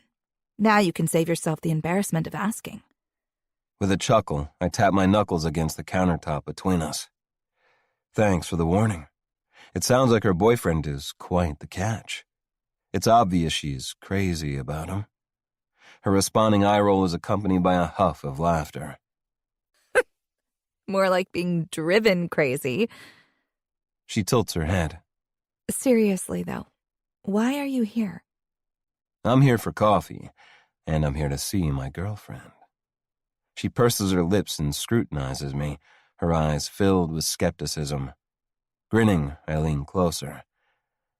And I thought we could work through some marketing ideas. Maybe I can offer some insights. Her expression brightens. I've been thinking of some already. Your conversation with your brothers on Saturday night inspired me. Oh yeah? Do you have time to go through some of them now? Absolutely. She turns to Jared. Could you make 3 cups of the new blend, please? When she addresses me again, her eyes are lit with excitement. I'll grab my notebook and be right over. I pull out my black Amex, and when she shakes her head, I put it down on the counter and slide it across to her. I'm paying. She puts her finger on it and pushes it back, focus fixed firmly on my face. No, you're not. Do you really think it's good business sense to refuse a customer's payment? I shouldn't provoke her, but I can't help it. I enjoy the thrill of it too much to stop. She leans forward, bracing her hands on the countertop and narrowing her eyes. Do you really think it's a good idea to cross your girlfriend and insult her in her place of business? Fuck. My dick instantly stands at attention. I don't know whether it's the fire blazing in her eyes or hearing her call herself my girlfriend with that heat in her tone. Either way, I'm rewarding her for it. I snag my credit card from the counter. You're right. This is your business, and if my girlfriend wants to treat me, who am I to argue? She presses her lips together to hide a smile, but the dimple in her cheek gives her away. That's right. Don't you forget it. She disappears through the door that leads to the back, and I make my way over to a table near where Jeremy is sitting, though I'm sure to pick one that isn't too close. He raises one dark brow at me, a slow, knowing grin crossing his face. I ignore him. He isn't aware of the contract between Violet and me, so he's probably delighted by the way my supposed girlfriend just bested me. A few minutes later, Violet returns, a notebook clutched in front of her. She settles in opposite me and places it on the table. You probably didn't notice, but I made some changes to the front of the shop. I did notice. It looks great. Much more you. Oh, She looks adorably flustered. thank you. I should have done it before, but it still looked the way I remembered from when Dad was here. She swallows hard, her eyes misting over. I think maybe I've been holding back on making changes because I didn't want to lose that. Without thinking, I cover her hand with mine across the small table. I'm sure your dad would have wanted you to make this place your own. She regards my hand with a little crease between her brows, then glances up at me. That's what I told myself. It's just hard to make changes sometimes. It's hard to erase those fond memories, you know? I casually draw my hand back. I don't know. I have very few fond memories of my childhood. Playing with my brothers when I was younger, maybe, before we all drifted apart, or before the truth of our family drove us apart, anyway. I don't need to go into all of that with Violet, though, so I nod, encouraging her to go on. Anyway, I finally bit the bullet, and it might not look like it right now, She says, surveying the almost empty space. but I've already noticed more new customers. And what other plans are you working on? I like the enthusiasm radiating from her, and even more than that, I like the way we're actually talking to each other normally and not trying to bait one another. As much as I enjoy it when she gets fired up, seeing this side of her, the happy, excited side, warms me in a way I'm not used to. I like that she's opening herself up to me, trusting me with this thing that means so much to her. We're interrupted by Jared, who, after dropping off a coffee for Jeremy, sets 2 steaming cups on our table. Thank you. Violet says, smiling up at him. You're welcome. He returns her smile, shoots me an unreadable look, then leaves. I take a sip of the hot beverage and close my eyes in appreciation. Bad coffee is definitely not one of the issues here. It's rich and vibrant, possibly the most perfect cup I've ever tasted. When I open my eyes, she's watching me with a shy smile that I somehow feel in my gut. Good? Fucking delicious. Who's your supplier? Maybe I can get them to supply the coffee shop in the foyer of King Plaza. Even better, the one we plan to install in Genesis 1. An old friend of my dad's. He and his wife spend their days traveling the world and sourcing incredible coffee. It costs extra, but people used to flock here for our range of single origins and specialty blends. She taps a fingernail on the tabletop. I just need to remind them of why they used to come and get others interested in giving us a go instead of going to the closest chain. She sighs. The cost does eat into the profits. But it's the heart of this place, and I don't want to change that. Okay. I rest a forearm on the table, pushing away thoughts of her supplier. What ideas have you come up with to increase profits? She flips her notebook open. I've updated the shop's social media presence and uploaded pictures of the coffees and baked goods. I'm thinking about recording videos to share as well. Maybe some behind-the-scenes stuff, the art of coffee making, that kind of thing. That's smart. I take another sip of coffee, hit all over again with the bold flavor. Visual content is a great way to engage people. Have you thought about collaborating with local influencers or food bloggers? They could help amplify your reach. That's a good idea, too. She catches her lower lip between her teeth as she makes a note. I focus on my coffee once more to keep myself from getting distracted by her mouth, the one I've just tasted, the one I'm already thinking about tasting again. What we're talking about is important to her, so I need to focus. I worked out a loyalty program, too, with tiered rewards to encourage people to give us a chance. She continues. Once they've discovered how good our coffee is, that will be an incentive to return, even if we're a little out of their way. What incentives are you talking about? A free coffee for every 10 bought is pretty standard. She nods. It is, but I want to do something different. I've done some market research. She gives me a little smirk. Focusing on what our returning customers have in common.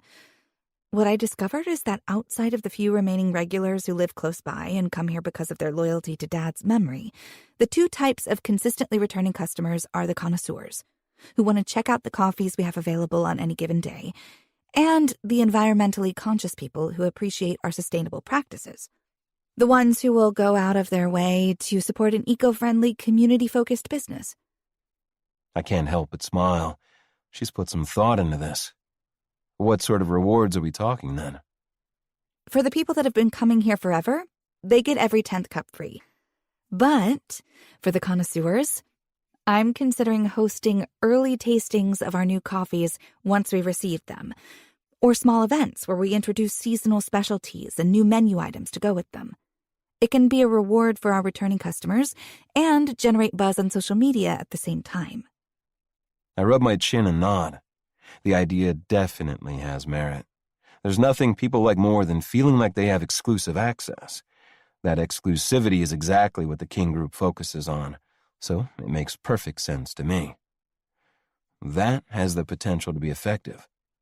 What about the third group you identified? The ones interested in your eco-friendly status? She flips over a page. Each time we introduce a new coffee, we showcase it with a story about the farmers, the land, the harvesting and production processes, the farm it came from, and the efforts that make their farming sustainable.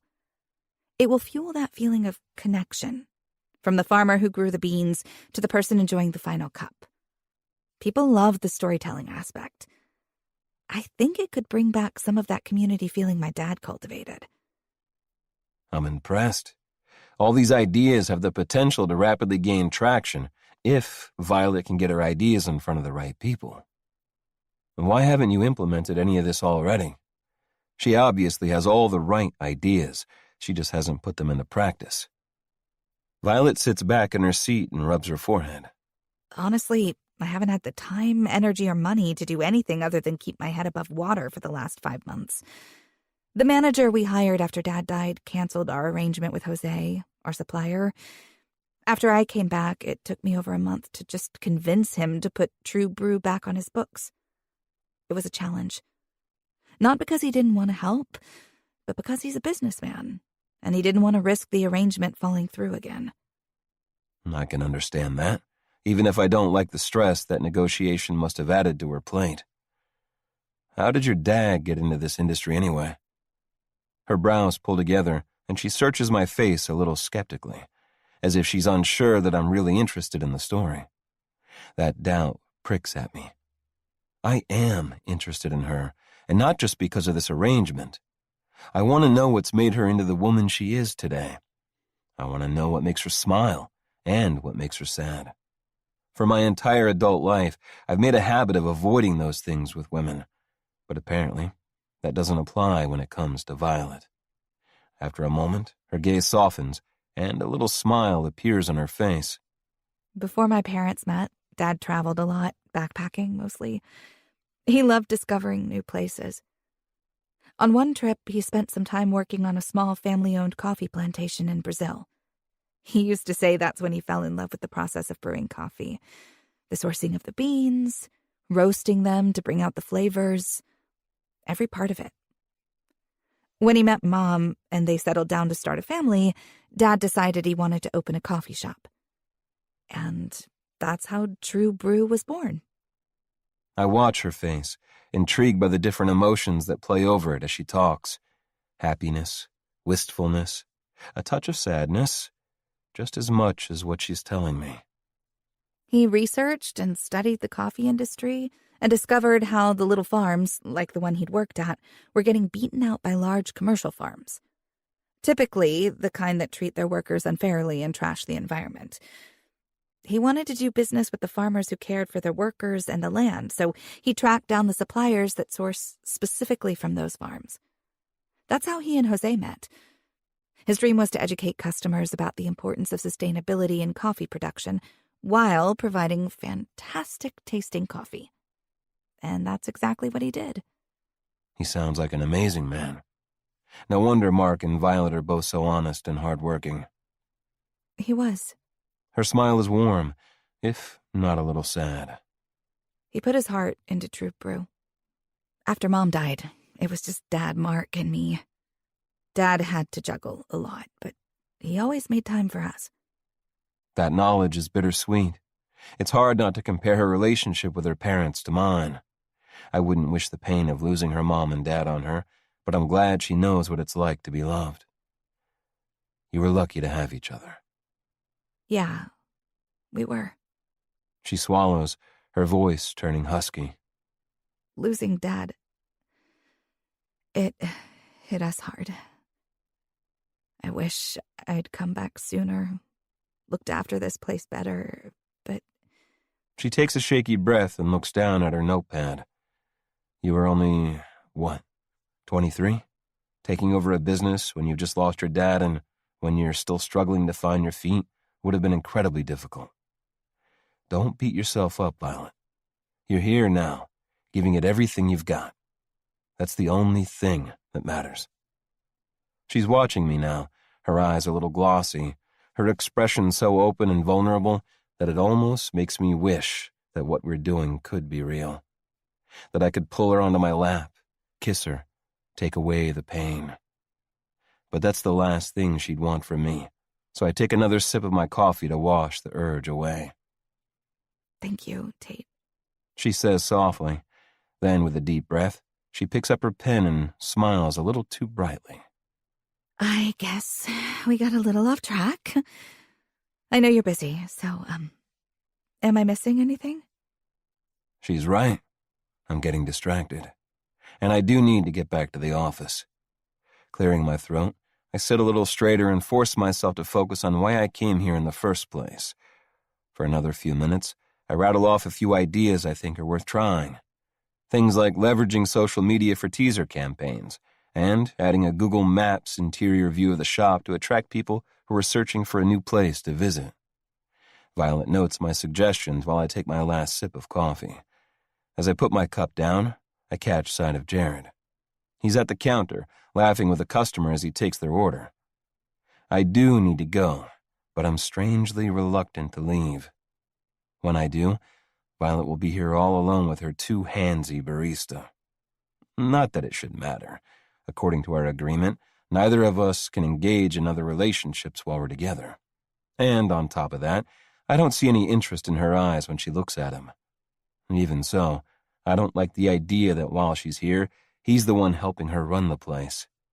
He's her shoulder to lean on.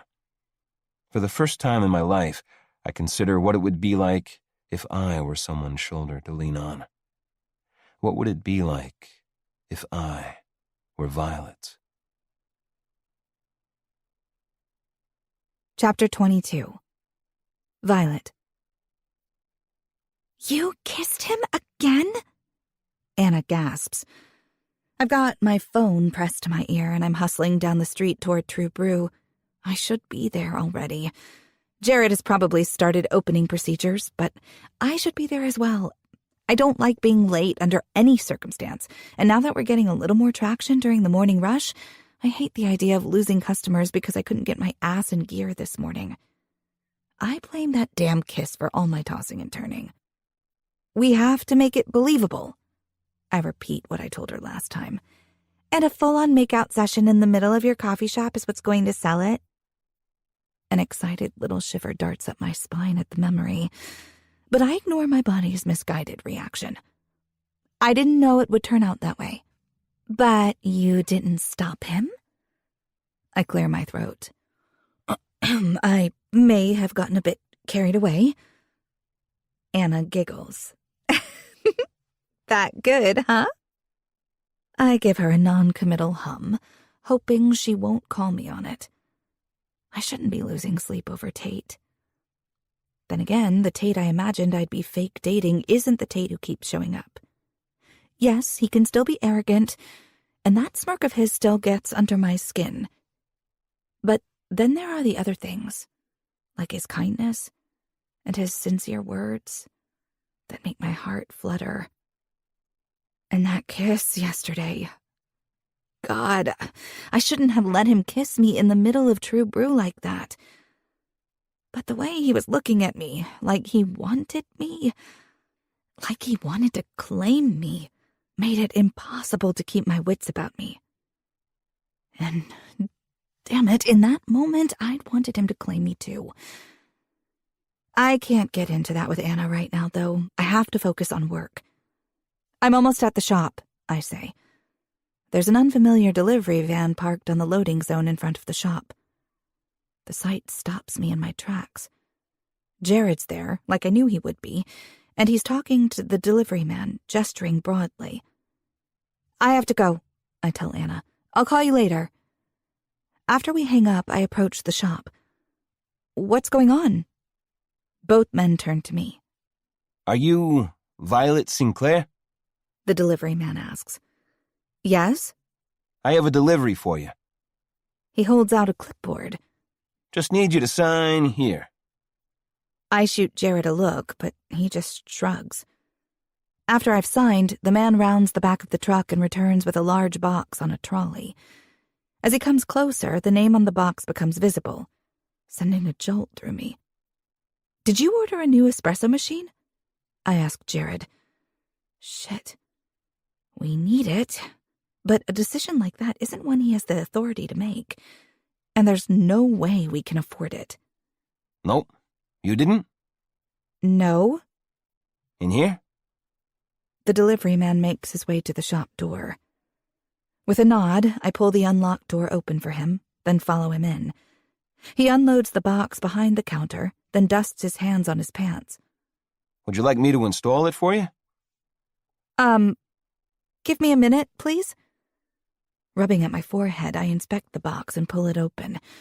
Sure enough, there's a brand new top-of-the-line commercial espresso machine inside. I only know one person who would do something this outrageous. But why? My first payment from him is set to hit at the end of the month, and with it I could have bought this myself. Not this one, of course, because I've priced the machines more than once, and this particular one must have cost at least $15,000. I turn back to the delivery guy. I'm sorry, can you wait just a little longer? When he nods, I take a few steps away and dial Tate's number. He answers on the second ring. What a pleasant surprise. Despite his words, he doesn't sound surprised to hear from me at all. Did you buy a new espresso machine for the shop? I did. I lower my voice and move farther away from Jared and the delivery person. Why? You didn't need to. You're already paying me. You were having problems with your old one, and I didn't want you to have to wait. This way Jared won't have to fix the machine all the time. I frown, surprised he even remembers Jared's name, let alone that he's always fixing it. I appreciate the gesture, Tate, but... It's not a gesture. It's a gift. One I'm giving to my fake girlfriend for being so believable. Consider it a bonus. I'll pay you back when the first installment comes through. You're not paying me back. And I instructed the company to not accept a return, so if you don't want it, then you'll have to find some way of getting rid of it yourself. His tone is pure satisfaction now. I roll my eyes and huff out a breath, though I'm not as annoyed as I should be.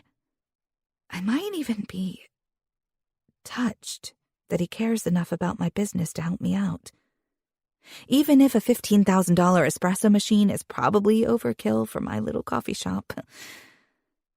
Well, thank you. Jared and I appreciate it.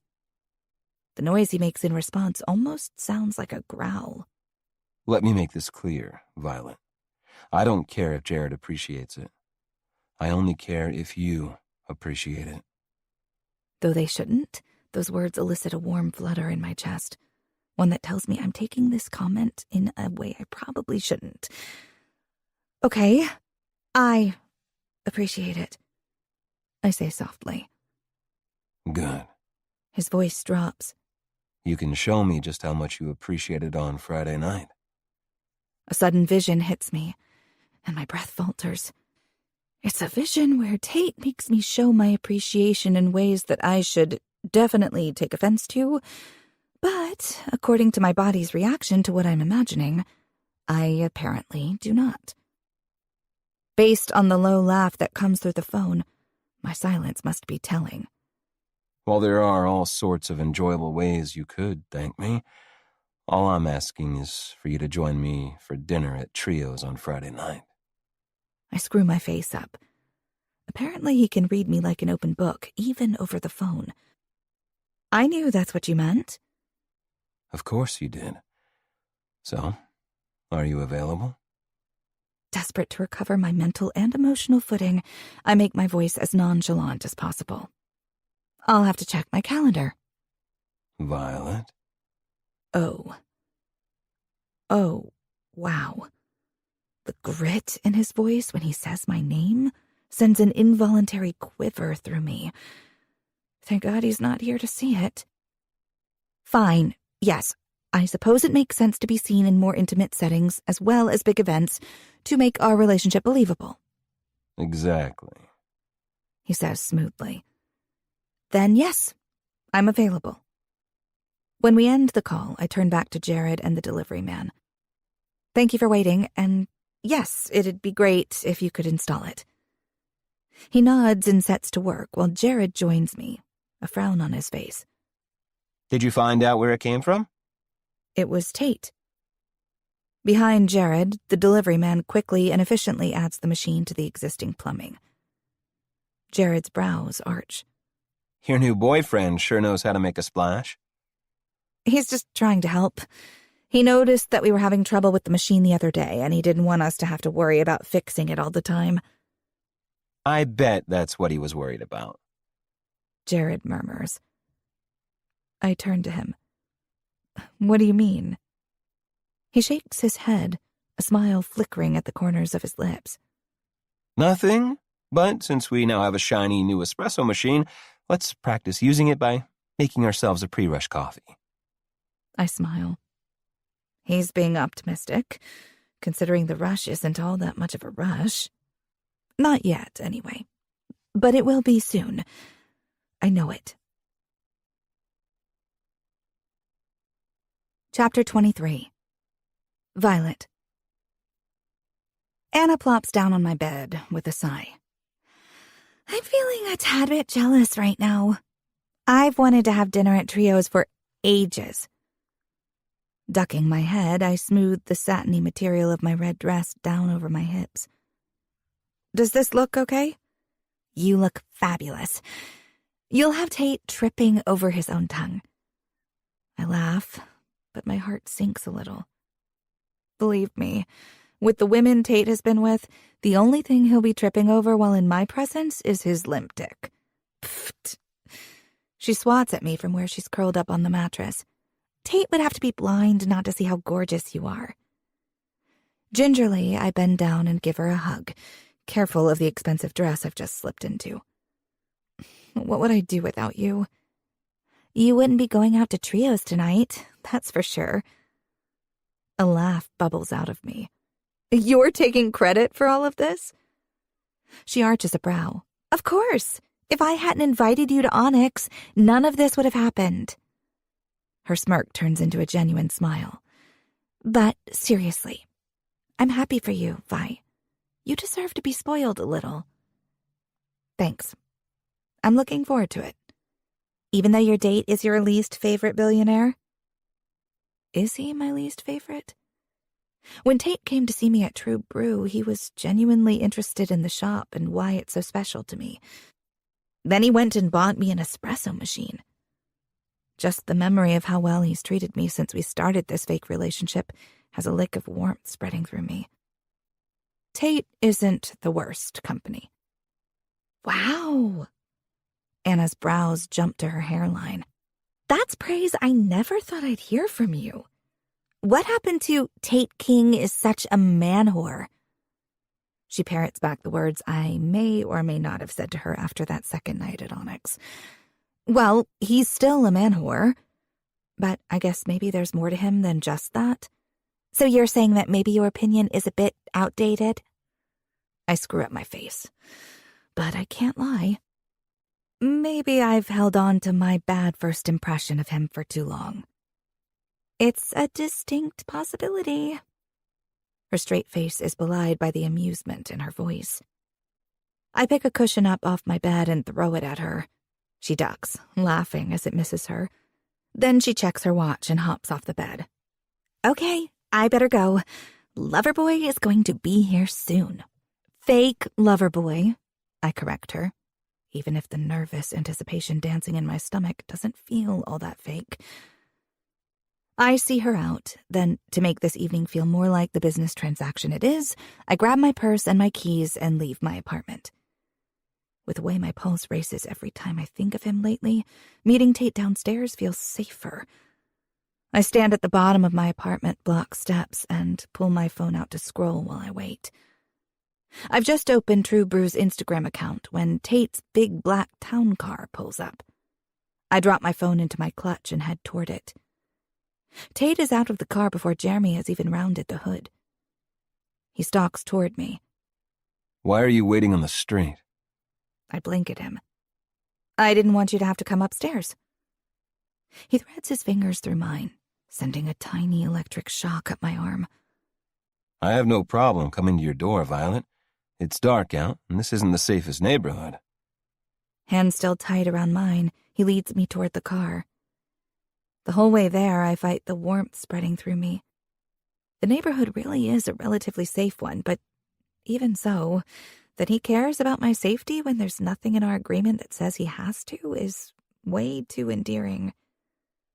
By now, Jeremy is holding the door open for us. Evening, ma'am. Good evening, Jeremy. I barely have a chance to smile at him before Tate bundles me inside. I slide over and he follows me in. As Jeremy pulls the car into traffic, Tate watches me with enigmatic eyes that drop to take me in. A smile curls his lips. You look beautiful. Thank you. Those butterflies are back. I mentally tell them to go away. This is Tate. Being charming comes naturally to him. It doesn't mean anything. Even so, I'm conscious of his proximity the whole ride to the restaurant.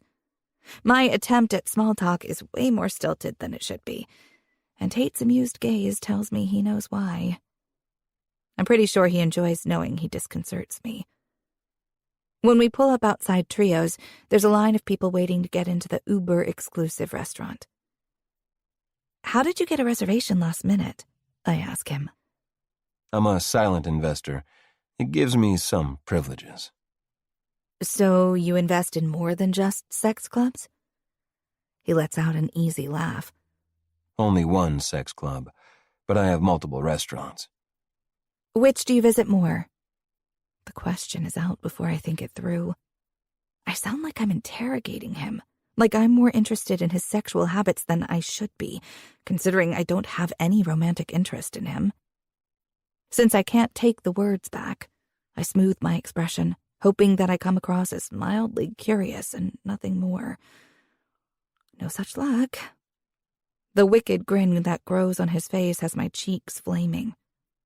Violet, if you want to know how often I experience what you and I did together at the club, you just have to ask. That's not what I... Never. My mouth snaps shut and I tilt my head. You've never been with someone at the club? That doesn't seem likely.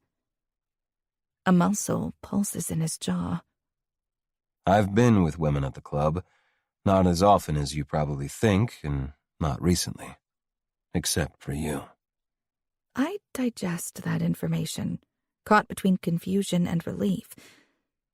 Then what do you mean never? The club has always been an easy way to scratch an itch when I don't want to deal with being recognized. That's not what it was about when I was with you. I had no intention of being with anyone that night. I was there strictly for business, but when I saw you come in, I couldn't resist. His eyes darken, his voice lowering, becoming rougher as he continues. I wanted to know about you, why you were there, how I could help you relax, what I could do to make you mine for the night. That's never happened before. My heart beats wildly. It pounds so hard against my ribs, I'm sure he can hear it. Why do his words affect me so intensely? Part of me wants to write off his confession as a line he'd give to anyone, but I can't. What reason does he have to lie? And if he's lying, then why is he watching me with such an unwavering intensity? Tate's familiar smile, the one I've always considered cocky but am beginning to realize screams of justified self-confidence, is slow and knowing. He sees exactly what he's doing to me. Before I can unscramble my brain and come up with a coherent response, Jeremy opens my door for me. Outside the car, the patrons in line are staring and murmuring, probably wondering if a celebrity will appear. While I wait for Tate to join me, I shuffle my feet and keep my face averted. Somehow this moment is worse than when the photographers were lined up along the red carpet at the gala. As if the scrutiny of my peers is more meaningful than the impartial camera lens. When Tate takes his place by my side, his two perceptive eyes sweep over me, then move to the line of hopefuls waiting to get a seat in the restaurant. He cups my jaw, and his seductive lips curve up. They're staring at you because you look stunning. Hold your head up, butterfly. Show them what you're made of. I lick my lips and nod, suddenly fixated on his proximity rather than the people watching. He brushes a thumb over my bottom lip, following the path my tongue just took. For a moment, I struggled to draw in oxygen, and I'm hit with a new worry. Will I have to kiss him again tonight? The possibility makes my knees wobble. When he clasps my hand, I can't help but examine where we're connected. My hand looks so small wrapped in his, and I like the sensation far too much. I must be starved of affection from a man if such a simple gesture feels this good. Or maybe it's the strange sense of security that winds its way through my chest at his touch. Something I'm beginning to realize I haven't felt in far too long. It was completely missing in my relationship with Eric. Just another warning sign I missed. Side by side, we make our way into the lavish restaurant. The kitchen is open to the dining area, allowing patrons to view chefs skillfully preparing gourmet dishes. A staircase at the far end leads up to the attached bar that has its own street-facing entrance to allow people to enter without passing through the restaurant. A pretty hostess meets us, a big smile on her face. "Mr. King, we're so glad to see you back here again." She leads us to a booth at the back. The table is covered in a white tablecloth, and flickering candles add to the already warm atmosphere. Tate finally lets go of my hand so I can slide in. But instead of settling into the opposite seat, he slides in right beside me. Chapter 24. Tate. Confusion flashes across Violet's face. "What are you doing?" I sit close, draping my arm along the back of the booth so that my sleeve brushes her bare shoulders.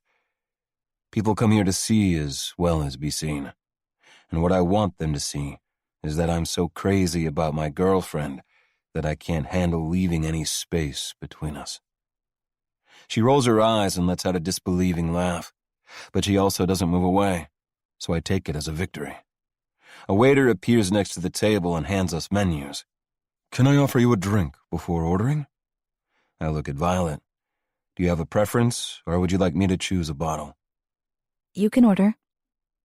"A bottle of Chambertin Grand Cru, please," I say to the waiter. His face lights up. "Very good, sir. I'll be back shortly to take your order." Violet is studying the menu, but since I could list each item on it without looking, I study her instead.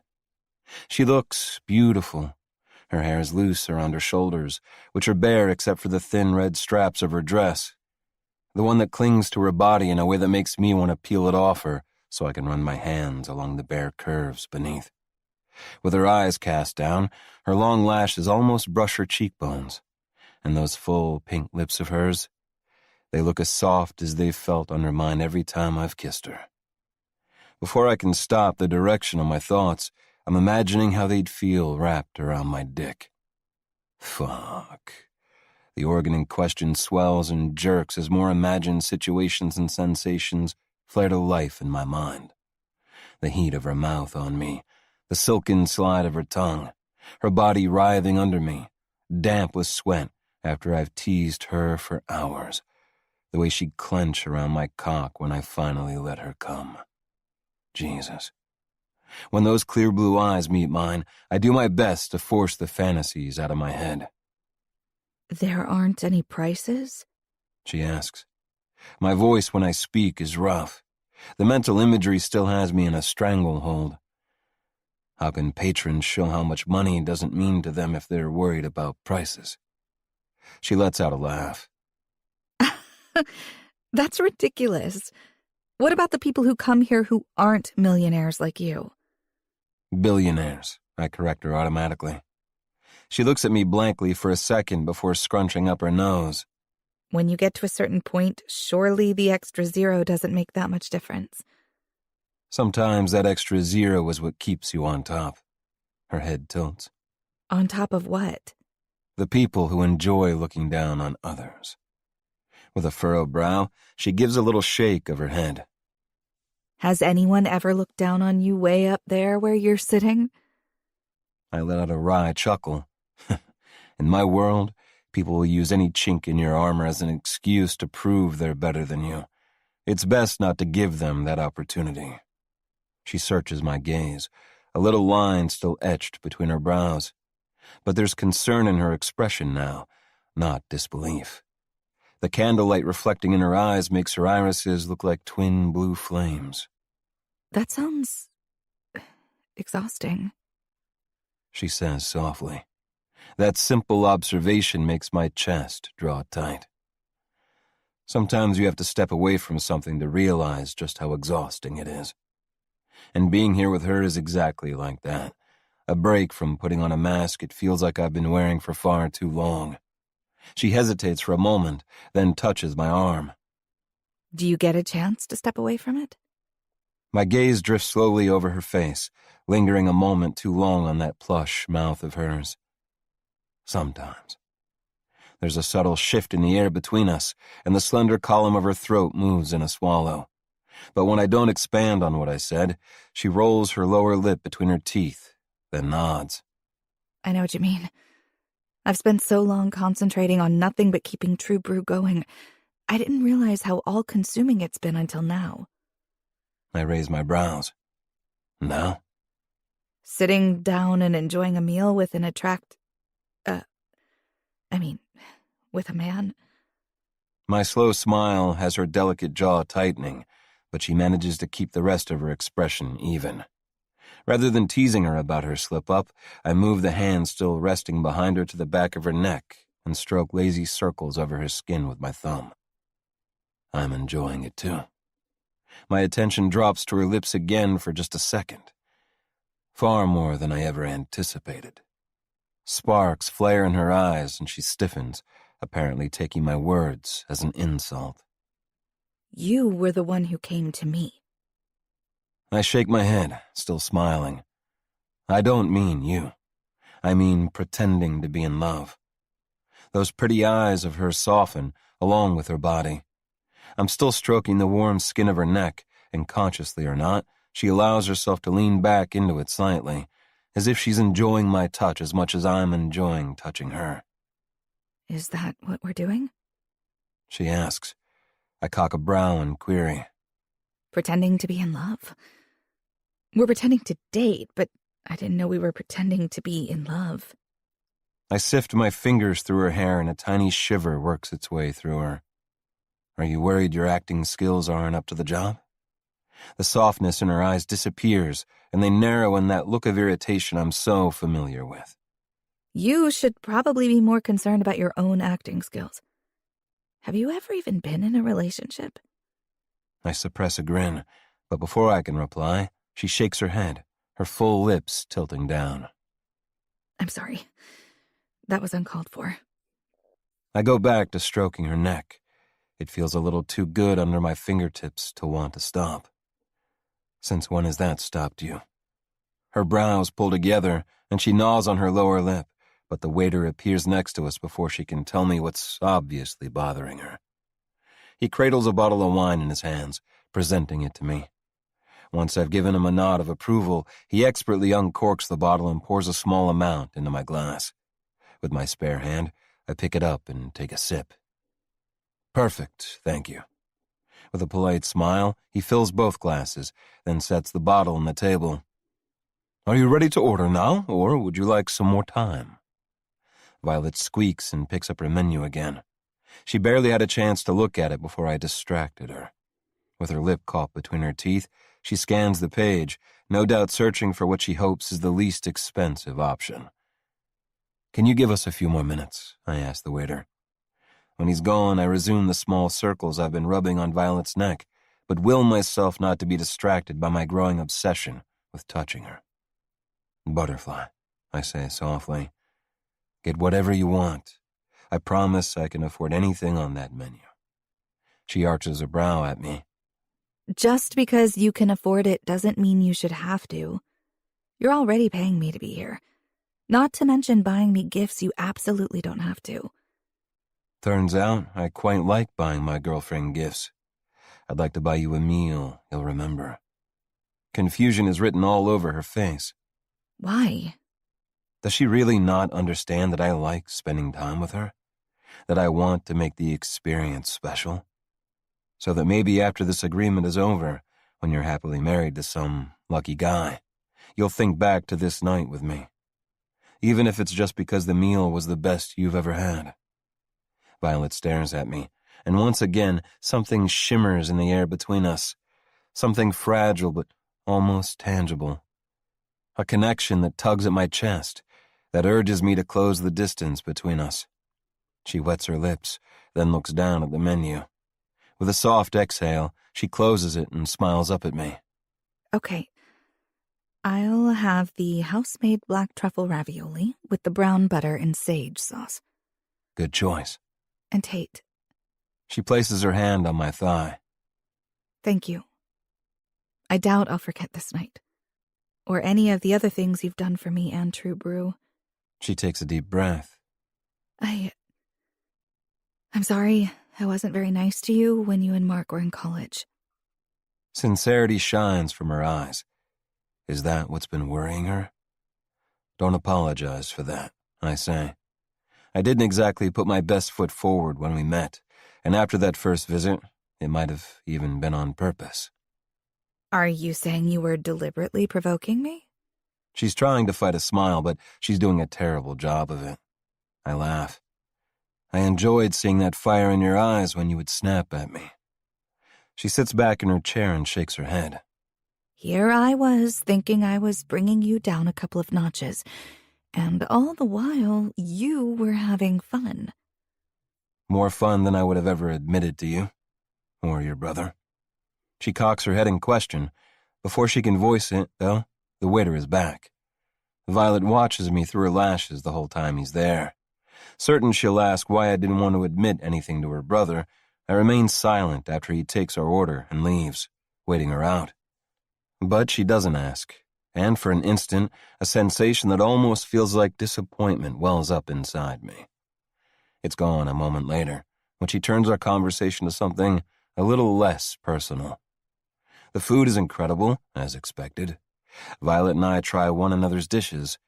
The black truffle ravioli for her, of course, and the Chilean sea bass for me. The act of sharing food is surprisingly intimate. As Violet mentioned at the gala last weekend, I don't exactly make a habit of wining and dining women. This is a different experience for me, but sharing a meal with her, listening to her moan as she enjoys the flavors, then watching a smile light up her face as she answers my questions about her life and True Brew, has me captivated. I'm not sure if she notices the way I steer her away from questions about my family. If she does, she's gracious enough not to let on. We've mostly kept the conversation light, but when she mentions her ex-boyfriend Eric in passing and her shoulders tense, I probe for more information. How long ago did the two of you break up? She hesitates, then lets out a sigh. Just over a year ago. Can I ask what happened? You mentioned at Onyx it was a rough breakup. Her wide eyes shoot up to mine. Is it because I mentioned that night at the club? Or is it because I'm asking about her relationship? You don't have to tell me if you don't want to. She studies me again, her mouth twisting a little. I expect her to brush me off, but Maybe because the wine we're drinking is quite strong, or because she's finally relaxing around me. She doesn't. No, it's okay. She takes a sip from her glass. We met at a community event in Augusta. I was hosting an information booth for the nonprofit I was working for, and Eric was there with his uncle's political campaign. His uncle's in politics? She nods. Yes, Senator Rollins. Eric is his fundraising manager. Or he was when we were dating, anyway. Though he was angling to be the finance manager. I guess he might have worked his way into that position by now. Well, that answers the question about whether they're still in touch. I didn't think so, but now I know. Violet gives her head a little shake, as if she's gotten distracted. Anyway, he was good-looking and charming. And when he came past our information booth and started flirting, I was flattered. So when he asked me out, I said yes. I'm already irritated by this guy. The thought of Violet being so impressed by him that she wanted to date him when she was so reluctant to even give me the time of day has an unfamiliar emotion eating at me. We dated for a couple of months. She continues, her thumb rubbing over the rim of her wine glass as she speaks. But I realized something just didn't feel right. I'd been debating breaking it off. But then... Her voice catches, and she blinks a couple of times. Then Dad died. I brush tendrils of hair away from her face and stroke my thumb over her cheek. You okay, Butterfly? For a heartbeat, her lashes flutter shut, and she leans into my touch. That small act triggers a tightness in my chest. I just miss him. She says. And I hate that I was so far away when he died. I slide my hand under the silky fall of her hair and cup the back of her neck, squeezing lightly until her eyes, glossy with unshed tears, meet mine. I saw you and your dad together when you came to Mark's graduation, and it was obvious how close you were, how much you loved him. That knowledge would have been with him at the end, even if you couldn't be. I hold her gaze until she gives me a nod, then I lean back, waiting for her to continue. When I got back after the funeral, I was a mess. Her laugh doesn't hold much humor. Dad had always been my anchor. Him and Mark. I felt untethered. I should have moved back home to be with Mark, but I struggled with the idea of being here when Dad wasn't. Being back in Maine didn't feel right either. Everything felt wrong, including Eric. I tried to break it off with him, but he refused to accept it. He kept coming around, bringing me gifts, ordering in food on days when I'd barely eaten. On the surface, he became the perfect doting boyfriend. But in hindsight, he was ignoring my wishes and already trying to control me. I fell for the act, though. I ignored that little niggling voice of doubt because it was better than feeling so alone. She inhales shakily. There's a pressure growing behind my ribs as she talks, and I flex my hands to loosen them, only realizing then that they've been clenched. It's not always easy to see past the masks people show us. She smiles, but it doesn't reach her eyes, as if she doesn't quite believe me. Tell me what he did, Violet. It started small. So small I didn't notice. Little criticisms. The shade of lipstick I was wearing was too bright, or my dress didn't fit quite right. All said in a way that made it sound like he was just trying to help me. And I listened. She shakes her head. Every time I did something he didn't like, he'd let me know in subtle ways that I'd let him down. When we went out, he'd get jealous, accuse me of flirting with any single man who spoke to me. And instead of realizing what was going on and leaving him, I just tried harder to appease him. And if I did question his reactions, he'd twist it all around, make me doubt my own mind. She glances at me before quickly looking away. It makes me feel so stupid when I say it out loud. Hey, I turn her chin, so she's forced to meet my gaze. You aren't stupid. You were alone and grieving, and he took advantage of that. He caught you when you were vulnerable and knew exactly what to say to make you believe he was on your side, so you'd trust him. But you figured him out. That's why you're here now, working hard, bringing True Brew back to life. You walked away from him. Her eyes close as she lets out a sigh. Yes, but only after I found him balls deep in one of his interns. The laugh that escapes her is tinged with bitterness. He used to accuse me of flirting with just about every man who looked in my direction, but he was the one screwing around on me. And considering all his interns were young and pretty, I'm sure she wasn't the only one. Anger simmers hot beneath the surface of my skin. I want to track this Eric asshole down and punish him for not treating her the way she deserves to be treated, for making her doubt herself. What did he do when you ended it? I ask. From what she's revealed about him, I can't imagine he let her go easily once he sank his claws into her.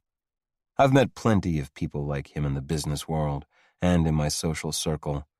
Narcissistic manipulators who don't care about anyone but themselves. He called, but I didn't answer, so he left messages. First, he apologized and asked for another chance. Then he started blaming me, told me it was my fault that he cheated. That's when I blocked. Wait, I growl. He blamed you? Her gaze darts to mine, and she pinches her bottom lip between her teeth. He said he wouldn't have had to turn to someone else if I'd been able to satisfy him. My shoulders tense with the need to take some kind of physical action, to find a way to hurt this guy the way he hurt her. I have to pull in a deep breath to calm myself down. Then I cup her cheek so she can't look away. Tell me you know that isn't true, Violet. Tell me you know he was just trying to cover up his own inadequacies. She stares up at me, eyes shadowed by residual hurt, and lets out a ragged breath. I do. I do know that. I may have let him get in my head for a while, but I got past it. With Anna's help, of course. She gives me a lopsided smile. It's not enough, though. I need to make sure. Just the small taste I got of you at Onyx had me wanting so much more. There's no way being with you wouldn't satisfy any man. Tate, she whispers. I realize my mistake. She doesn't want me talking about that night. She doesn't want to remember what I did to her, regardless of how much she enjoyed it. It makes sense to me now why she was there, what she was looking for, consciously or not. I'm glad I was able to give that to her, even if she wishes it had been someone else. Just that thought alone, of another man being the one to give her what she needed, has my jaw clenching. I force myself to let her go. There's something I know about myself now that I didn't before. I don't like seeing those shadows in Violet's pretty blue eyes. I like when they're flashing fire at me. I like when they're shining with happiness, or when they're hazy with arousal. I don't fucking like when they're filled with pain. I think I would do a lot to make sure I don't see them that way again. Violet's cheeks are flushed, and she takes a gulp of wine. Wow, she says. Sorry, that was probably way more than you wanted to hear. She lets out a little laugh. Probably not what you were planning to talk about when you invited me to dinner. I asked because I wanted to know. I'm just glad you felt like you could tell me. She hesitates and her eyebrows knit together. What? I ask. Other than Anna, you're the only person I've told. I still as I take in what that means. Mark mentioned that Violet withdrew after their dad's death. I'd forgotten his comment about not knowing the reason behind it. Yet she trusted me enough to share something so personal. That knowledge steals the oxygen from my lungs, and I have to siphon in a slow breath to replace it. She gives me a flustered smile, then pushes her plate away. I'm so full, she says, changing the subject. That was delicious, though. Thank you. The waiter returns just then to take our plates and ask if we want dessert. I couldn't. Violet says. But if you want to, please go ahead. I shake my head, but I'm not ready for the night to be over. How about we go upstairs for a drink? She glances over at the stairway to the bar, then back to me. At first, I'm certain she'll shut me down, but instead, she holds my gaze and nods. I'd love to. Chapter 25. Violet. As I wait for Tate to pay for our meal, I mull over my decision to tell him about Eric. What is it about this man that has me dropping my walls so easily? He's so different from what I expected, from what he was like when he was in college. Could I have misjudged him even back then? The memory of that first morning hits me. The first time I ever laid eyes on him, he was sauntering out of his bedroom in just a pair of boxer briefs, with 2 women following him. His hair was tousled from what I could only assume was 2 sets of fingers running through it, and there were literal scratch marks on his chest. His eyes widened when he saw me at the breakfast bar, and then he quickly sent the women packing, despite their obvious desire to stay. I pushed the memory away. What Tate chose to do back then, probably still chooses to do, is up to him.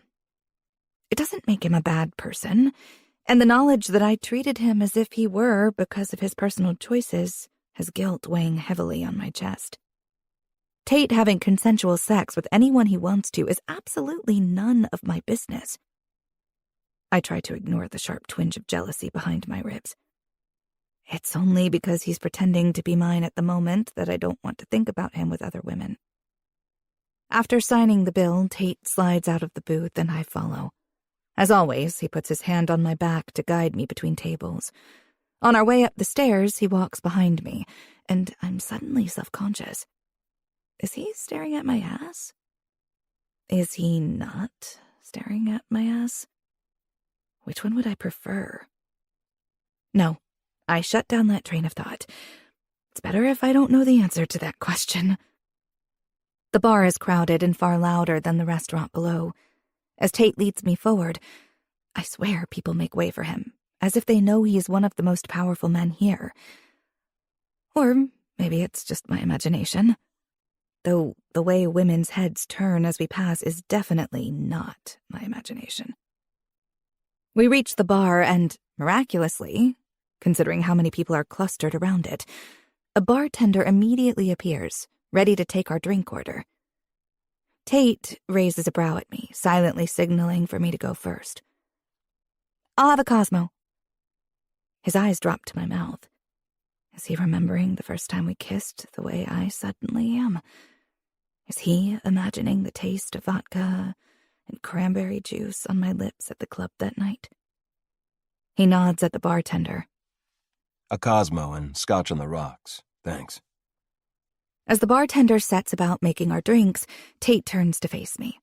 The crowd on either side is pressing close, and when someone jostles me from behind, Tate slides his arm around my waist and tugs me in until I'm pressed against the hard wall of his chest. The sensation has crazy impulses scattering through my head. As fervently as I've willed myself to forget, the feel of him against me and the memory of what he did to me at Onyx has a throb centering low in my abdomen.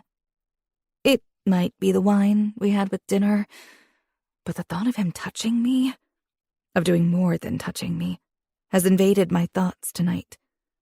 Especially now when he's standing so close, I can smell the fresh masculine scent emanating from him. Maybe my expression gives me away, or the way I keep staring at that little triangle of tanned skin at the base of his throat, where his top button is undone, because he dips his head closer to mine. What's going on in that pretty head of yours? My stomach sinks. There's no way I can admit that after only 2 official dates, I'm edging closer to succumbing to his charm. It's the wine. It has to be. Luckily, the bartender chooses that moment to place our drinks on the bar. Quickly, I pick mine up and take a long sip to avoid the question. When I work up the nerve to peek up at Tate, the familiar amused glint in his eyes makes it clear my actions answered for me. I rack my brain for a safe topic that will douse the heated tension simmering between us. How are sales for Genesis 1 going? The corners of his lips turn up, but he answers. They're going well, past our initial projections, so I'd consider it a success so far. I nod a little too enthusiastically. That's good. Is it because of your marketing? He tilts his head and watches me, his gaze moving lazily over my face. The sustainable features are a big draw. The luxury market in New York is always hungry for innovation. We're interested in whether we can replicate the same interest in other markets. He raises his glass to his lips, his throat working in a way that's far too sexy as he swallows. I must be watching a little too closely because he lets out a low laugh. Are our sales of Genesis 1 really what you're thinking about right now? Or do you have something else on your mind?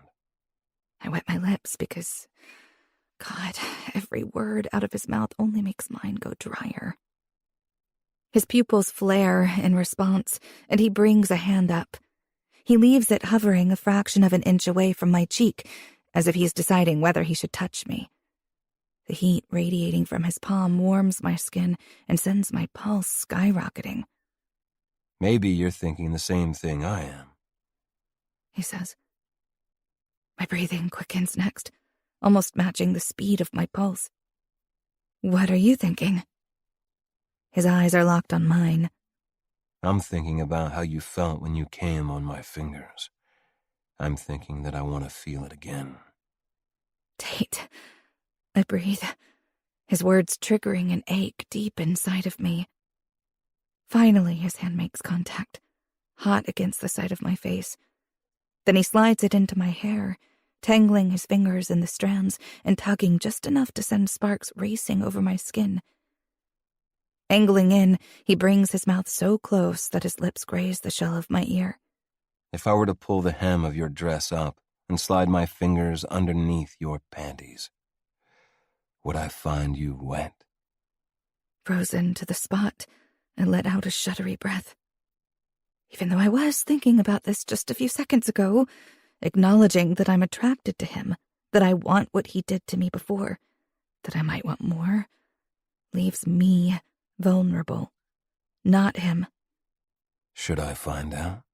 He murmurs. I think I whimper out loud, but it's so noisy in here I'm not sure. But the way his lips curl up at the corners and his eyes darken further tells me I must have. And he obviously heard it. His hand barely skims my hip, touching but not touching. If you'll let me, I could make you feel good again, Butterfly. Tate, my man! A loud voice close by has me almost jumping out of my skin. Fancy seeing you here. When the owner of the voice appears beside us, Tate lowers his hand casually and turns to the intruder, wearing a smile that would have a more observant man backing away in a hurry. Aaron, what a pleasant surprise. His icy tone contradicts the sentiment. The man's beady eyes run over me, snagging on my cleavage, and he licks his lips. Then he turns his attention to Tate. We're here celebrating a win. We took over Paladine Construction today. From the readiness of his cheeks and his overly bright eyes, it's obvious that he's been celebrating a little too enthusiastically. This is the first I've heard of it. Aaron puffs his chest out, looking smug. We wanted to keep it under the radar until it was done. I guess congratulations are in order then. Tate says, looking perfectly composed, even as tension radiates off him. Indeed. Aaron grins. Maybe I can buy you a drink later. Tate's expression is less than inviting. Maybe. When Aaron moves on, Tate leans close to me again, but the heat from a few minutes ago has cooled. I need to make a quick call. Do you want to come with me or stay here? Oh, I'm still disoriented from the moment we shared before Aaron interrupted, so it takes me several seconds to formulate a response. Do you want to leave, or... He ghosts his fingers down my arm, leaving sparks in his wake. I'm not sure I'm done with you yet. My heart accelerates again, pounding out a staccato rhythm against my breastbone. If you're not going to be long, I'll just stay here. He nods and half turns so he can address the bartender. Another Cosmo for the lady, please.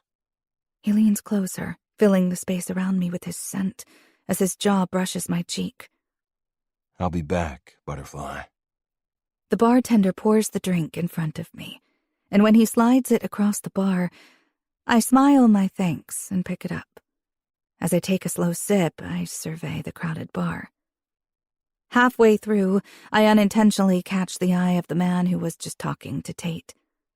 I look away quickly, but a moment later he's back at my side as if taking that second of eye contact as an invitation to chat.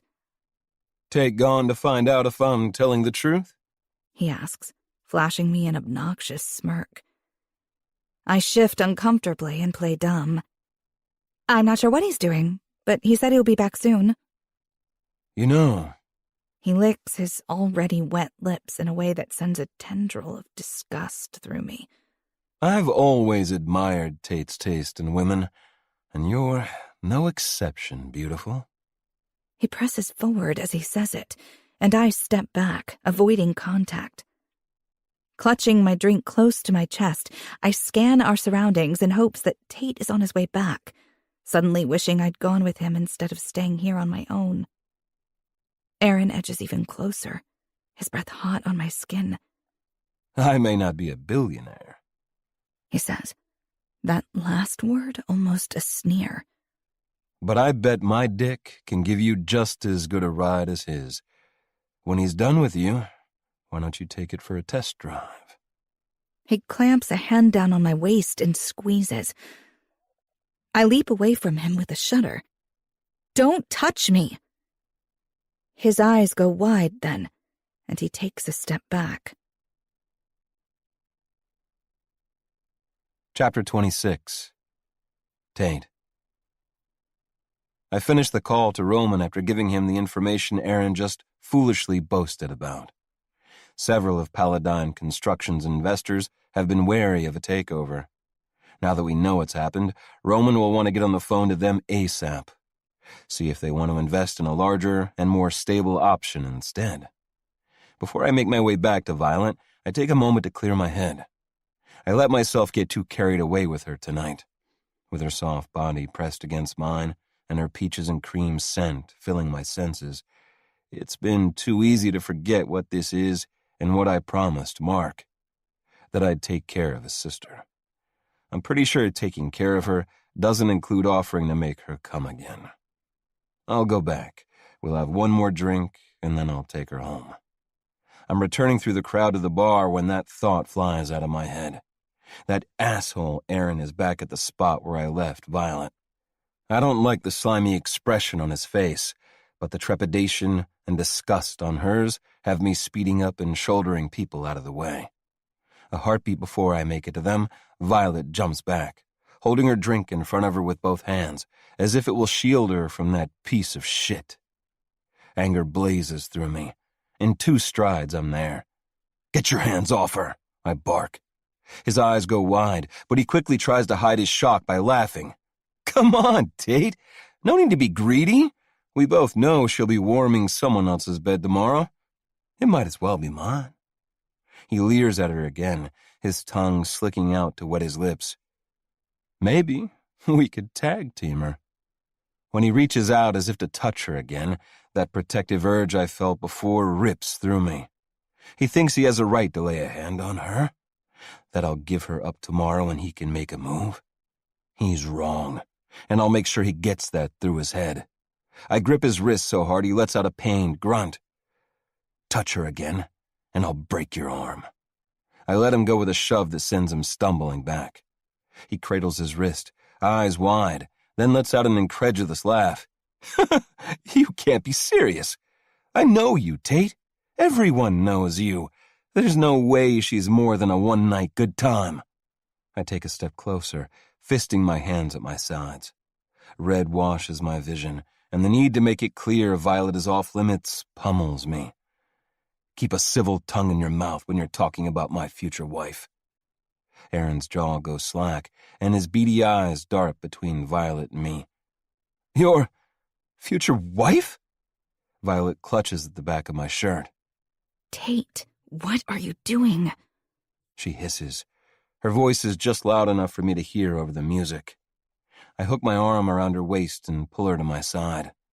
The truth is, I don't know what I'm doing. I'm operating on sheer instinct, and what my instinct is telling me is that I brought Violet into this. Now I need to protect her, and this is the best way. I don't plan to let her go. The words are for Aaron, but I'm looking at Violet. Her lips part, and her eyes go wide. Come on, butterfly. Just go along with it. She blinks and swallows, then turns to Aaron. That's right. Tate asked, and I said yes. She looks back at me, her big blue eyes full of uncertainty. When you know, right? Even though she's saying it for Aaron's benefit alone, warmth blooms in my chest. Yeah, I bet you knew as soon as you saw his bank balance, Aaron sneers. I'm in motion before I realize it, my fist meeting his cheek with a satisfying crack. He reels backward, and there's a shocked scramble of people moving out of the way. They don't have to worry about there being a fight, though. Aaron doesn't have it in him. I stalk forward, grab him by the lapel, and yank him toward me. When I speak, it's loud enough for the people nearby us to hear. Insult my fiancée again. Touch her again, and a punch will be the least of your worries. I let go of him, and he slumps back against the bar. Then I find Violet's hand, slide my fingers through hers, and stalk off, taking her with me. Tate, She whispers. is your hand okay? I barely feel it, adrenaline and something else pumping through my system. What if he files assault charges? She asks. I let out a humorless laugh. He has too much riding on our company. He's not stupid. If he wants to watch me get locked up, he'll see his net value fall dramatically. She falls quiet, then, but squeezes my hand. That simple gesture and what it conveys, that even though my actions just now were incredibly impulsive, she's still with me, are more than I can take. I pull her around a corner, and once I'm sure we're alone, I back her up against the wall, my large body dwarfing hers. She looks up at me, eyes a wide, stormy blue. We shouldn't have said what we did. It's a verbal amendment of the contract, I say. We'll formalize it first thing on Monday. But, Tate... Curving my hand around her slender neck, I use my thumb on the angle of her jaw to tilt her face up to mine. I don't want to talk about the contract right now. I don't want to talk about terms and conditions. For a moment, I want to forget this is an arrangement. I want to believe what she said before. When you know, you know. I slide my hand into her hair and pause there. She knows what I'm going to ask. How can she not, with the way I'm staring at her mouth? Yes. She whispers, though I haven't asked the question. With a groan, I crush my lips to hers. She opens, letting me in, and her taste engulfs me again, pulling another groan from deep within my chest. Her mouth is hot, soft, and so fucking sweet. I cup her jaw, tilting her open even more. The needy sound she makes in response sends a bolt of lust straight to my cock. I nip her bottom lip, then take her mouth again, tasting her over and over, skating my hand over her hip and waist, drifting it over her throat and the swell of her breasts. She shivers, then arches into me. Satisfaction floods my veins. For now, she's my fiancée, mine, and she's responding so perfectly to me, wanting me as much as I want her. Tate... She gasps in between kisses. I can barely hear her over the blood whooshing in my ears. Desire has a stranglehold on me. My fingers rake up her thighs, sliding under her dress, seeking the hot, wet center of her. I stroke my thumb over the satin of her panties. She's damp, the material clinging to her sex. A breath shudders out of her as her hips pulse against my hand. I could get her off right here. It wouldn't take long. I could slide my fingers inside her, and relish the way she clamps down around them, just like she did that night at Onyx. I could prove to her what a liar Eric was when he told her she couldn't satisfy him. I could show her what hearing the shit Aaron said about her did to me. And yet, after one more taste of her mouth, I forced my hand out from under her dress. With my forehead pressed to hers, I smoothed the material down over her thighs. Tate? This time, her tone is tentative. I pull back and survey her. She blinks, her lashes sweeping over the uncertainty in her gaze. I want you, I say.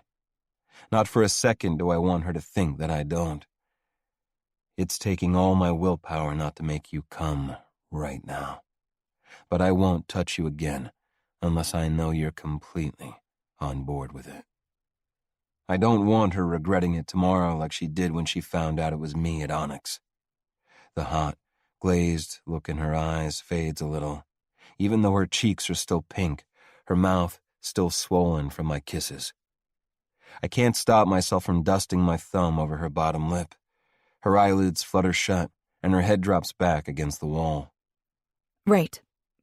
She inhales a shaky breath. Because us being together is an act. I grit my teeth. She's right. It is. So why do the feelings she evokes in me seem so much more real than anything else in my life? She peers up at me from under her lashes. We don't really need to amend the contract, do we?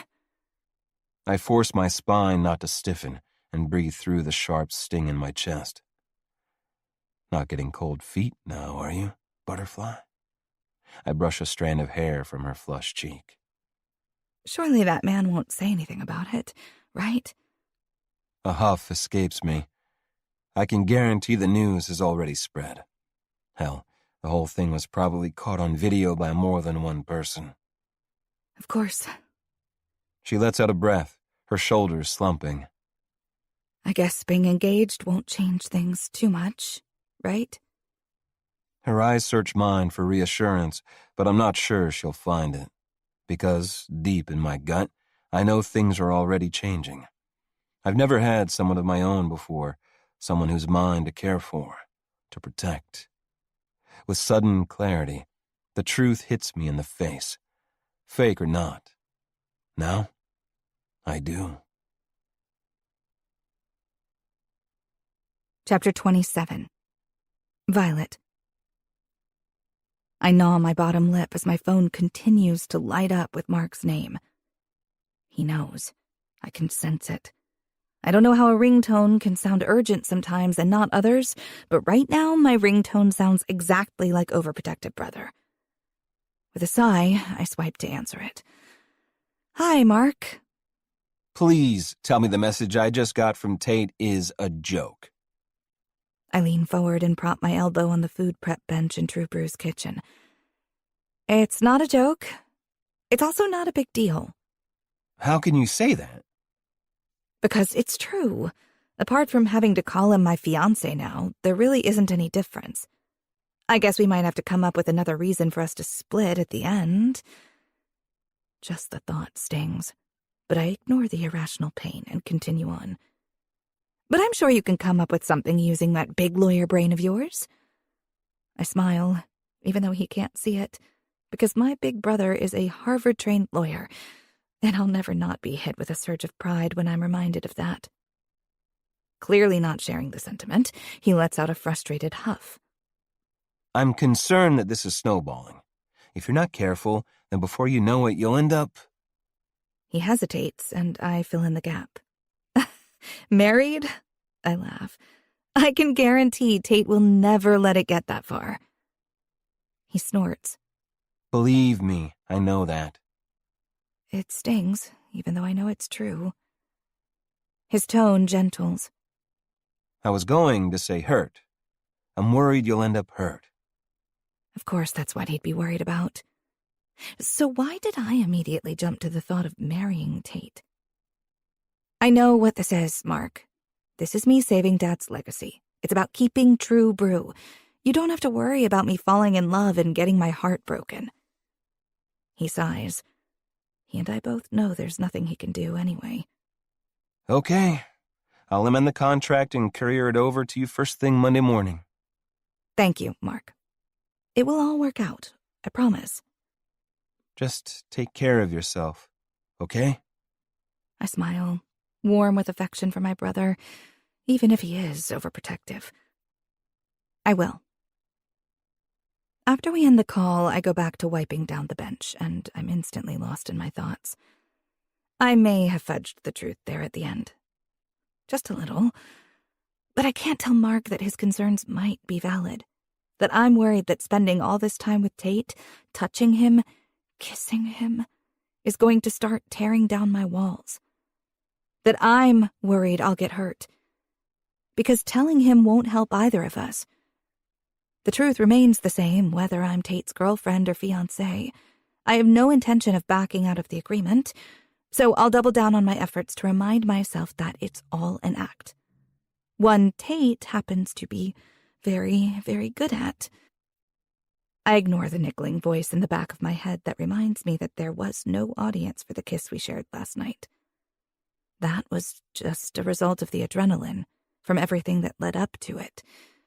That man trying to touch me, Tate's out-of-the-blue announcement that we're engaged, and his protective instincts kicking in.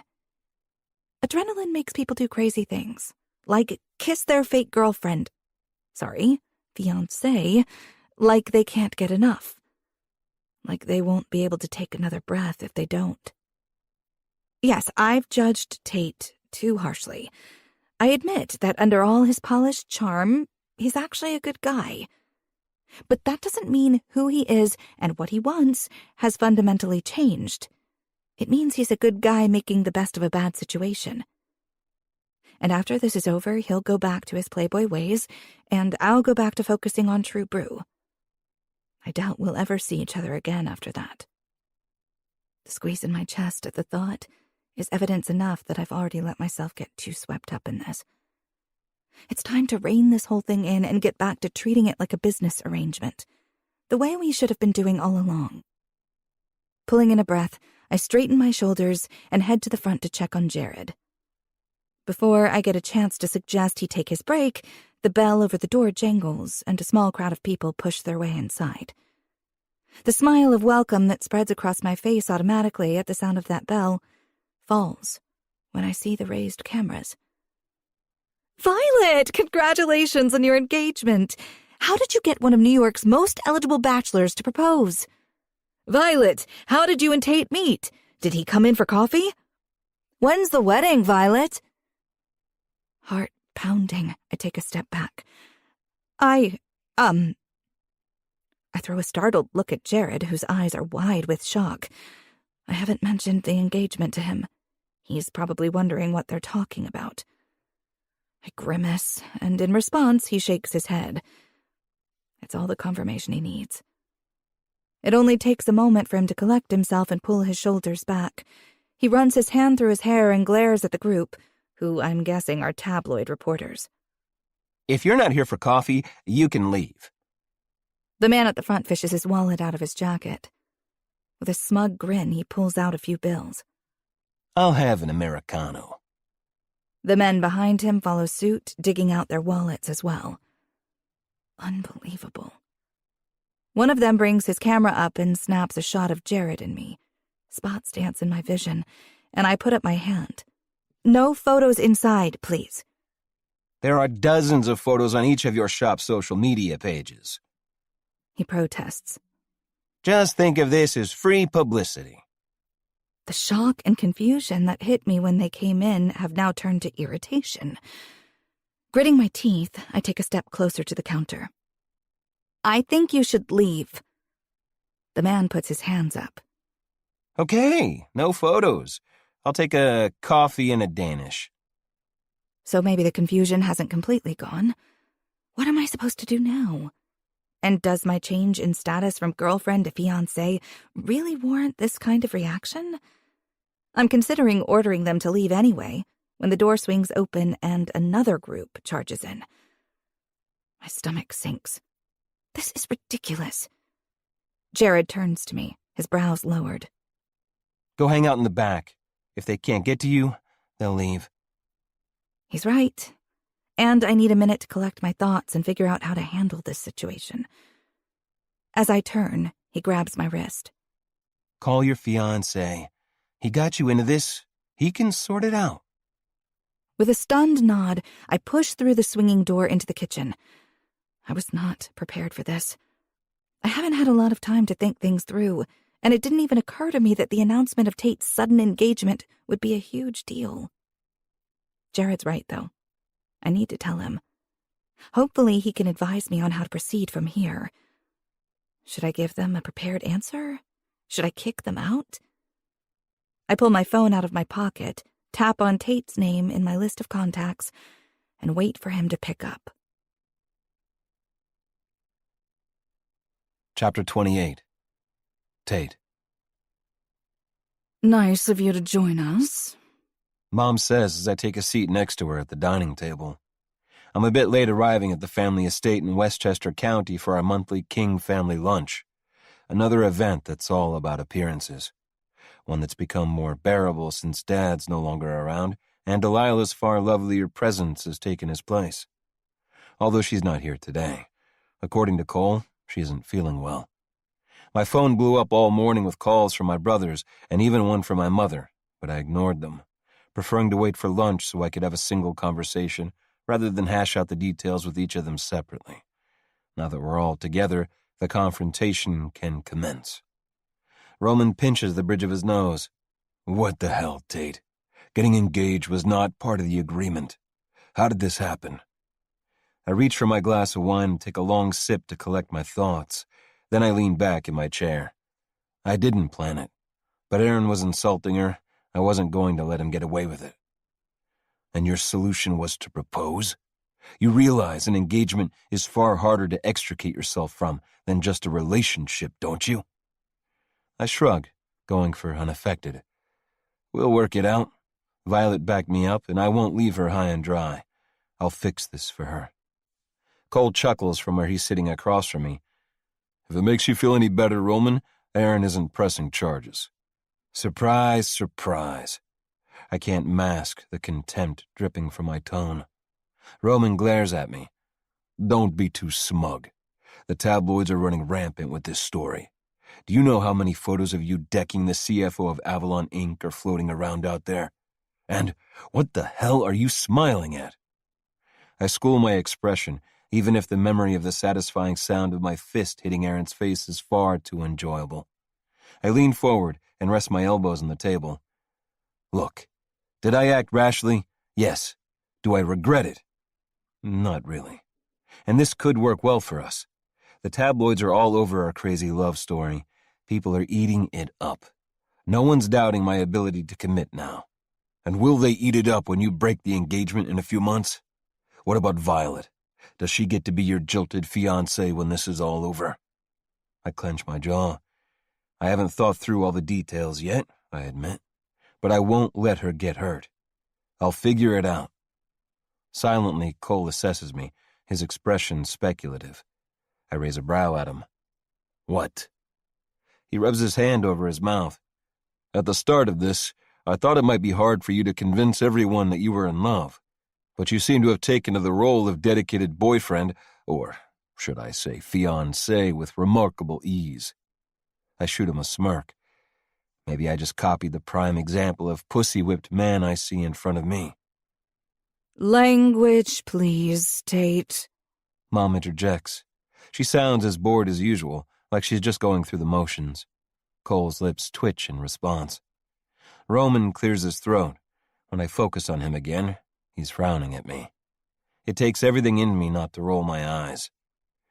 Trust me when I say I can handle this. I'll make sure the King Group is safe from scandal and look after Violet at the same time.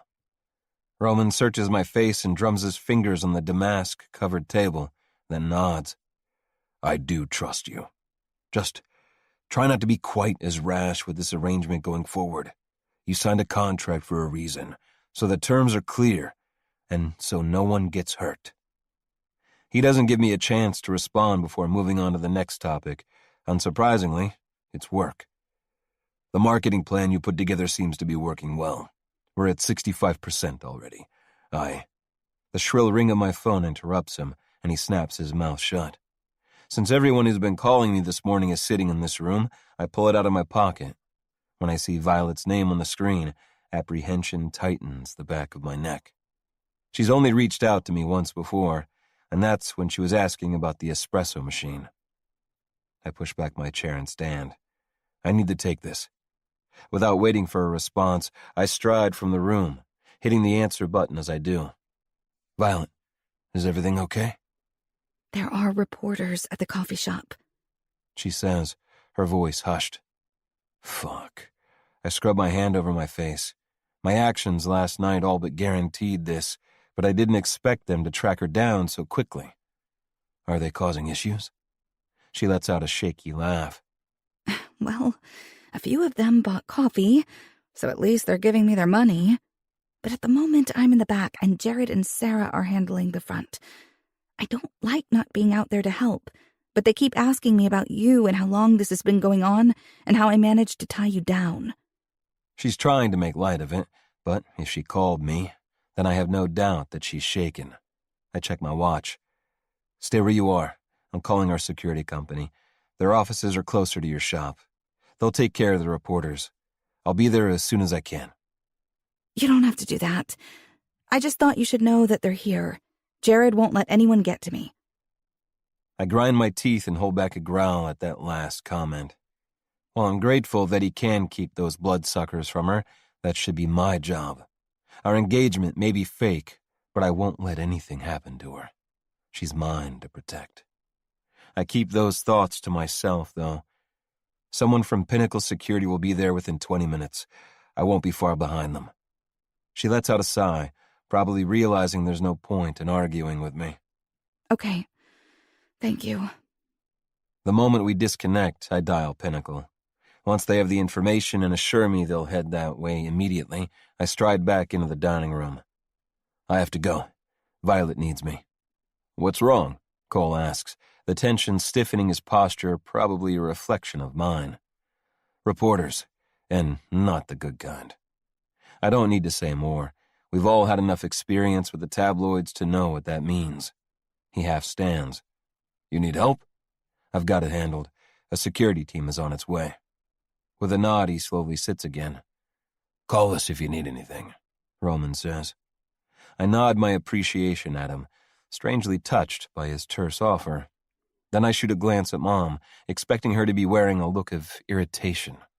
She won't be happy that I'm cutting lunch short. Instead, she's watching me, the tiniest of creases between her Botox-frozen brows. I raise my own at her, waiting for the inevitable comment about my priorities. But she waves her hand in the air. Go. The last thing anyone needs is those leeches lurking around. The surprise that hits me is etched onto my brother's faces as well. I don't have time to unpack her out-of-character response, so with a silent nod, I head out the door, my mind back on Violet. The urgency pumping through my veins right now is mostly unfamiliar, and it's got nothing to do with work or the company, and everything to do with the woman I convinced to participate in this ruse with me. I've gone through life doing my best not to care too deeply about anyone. It's safer that way, but within a few short weeks of meeting Violet again, I find myself caring more than I should. I don't quite know what to make of that knowledge. Maybe it will turn out to be nothing. Maybe it's just a side effect of the parts we're playing, but regardless of the why, the outcome is the same. The urge to protect her, as if she were really mine, is too strong to ignore. And I'll do whatever it takes to ensure she's safe, even if Violet doesn't like what I'm going to propose when I get to her. 20 minutes later, while Jeremy is navigating standard NYC traffic, I get a call from Pinnacle. They're at Violet's shop, and they've evicted all the reporters. Although they're apparently still loitering outside. At least now Violet can come out from the back. It takes another 20 minutes to get there. From down the street, the crowd gathered out front is easy to spot. I shake my head. Fucking vultures. They're welcome to come after me. After all, I've been making news in the tabloids for years, but they can stay the fuck away from Violet. Do you want me to take you around the block, Mr. King? Jeremy asks. No, let me out here. I'll deal with them. As soon as the car has come to a stop at the curb, I swing the door open and step out. I've barely straightened to my full height before the reporters have surrounded me. Mr. King, is it true that you and Violet Sinclair are engaged? Tate, where did you and Miss Sinclair meet? What made you decide to finally put a ring on it? For a long moment, I stand my ground and stare each reporter down. Only when the whole crowd has fallen silent do I speak. I'm only going to say this once. Yes, Violet and I are engaged. Yes, I've known her for a while. This is not out of the blue. The time was just right for both of us. Now, let me make myself very clear. My fiancée is an extremely hard-working small business owner. She doesn't need you descending on her and making her life difficult just because you have an unhealthy fascination with my relationship status. I would appreciate it if you give her the privacy she's entitled to and don't interfere with her business. That's all I have to say on the matter. More questions are thrown at me, but with Jeremy by my side, I make my way through the throng of people and into the shop. With Pinnacle still on the scene, they don't bother trying to follow me inside, though several take photos through the window. Inside, 2 burly bodyguards stand conspicuously next to the counter. I sigh to myself and head for them first, shaking their hands and thanking them for coming on such short notice. Then, because I don't see Violet, I tell Jeremy to wait for me here and make my way around the counter. When I push through the door to the back room, I find Violet at the bench, slicing bread. Jared is standing next to her, his hand on her shoulder, his head lowered close to hers as he talks. She looks up as she registers the sound of the door opening. My shoulders are tense in anticipation of how she'll react to seeing me. She has every right to be angry that I put her in this situation. But instead of irritation or outrage, her eyes fill with relief. She drops her knife on the cutting board, dusts her hands on her apron, and starts toward me. Jared steps back, a stony expression on his face. Yeah, he has a right to be pissed at me. Hell, I'm pissed at myself. I should have had security in place from the moment we started this thing. I give him a nod, acknowledging his help. It's the least I can do. But that concession doesn't mean I'll allow him to take over my role in her life. So I step forward and pull her into my arms, relaxing when hers go around me and she lets me hold her. Are you okay? Did they upset you? She shakes her head. They just asked a lot of questions and took photos of the shop. I asked them to stop, but they just kept asking about you, about us. I wasn't sure how to handle it, so that's why You did exactly the right thing.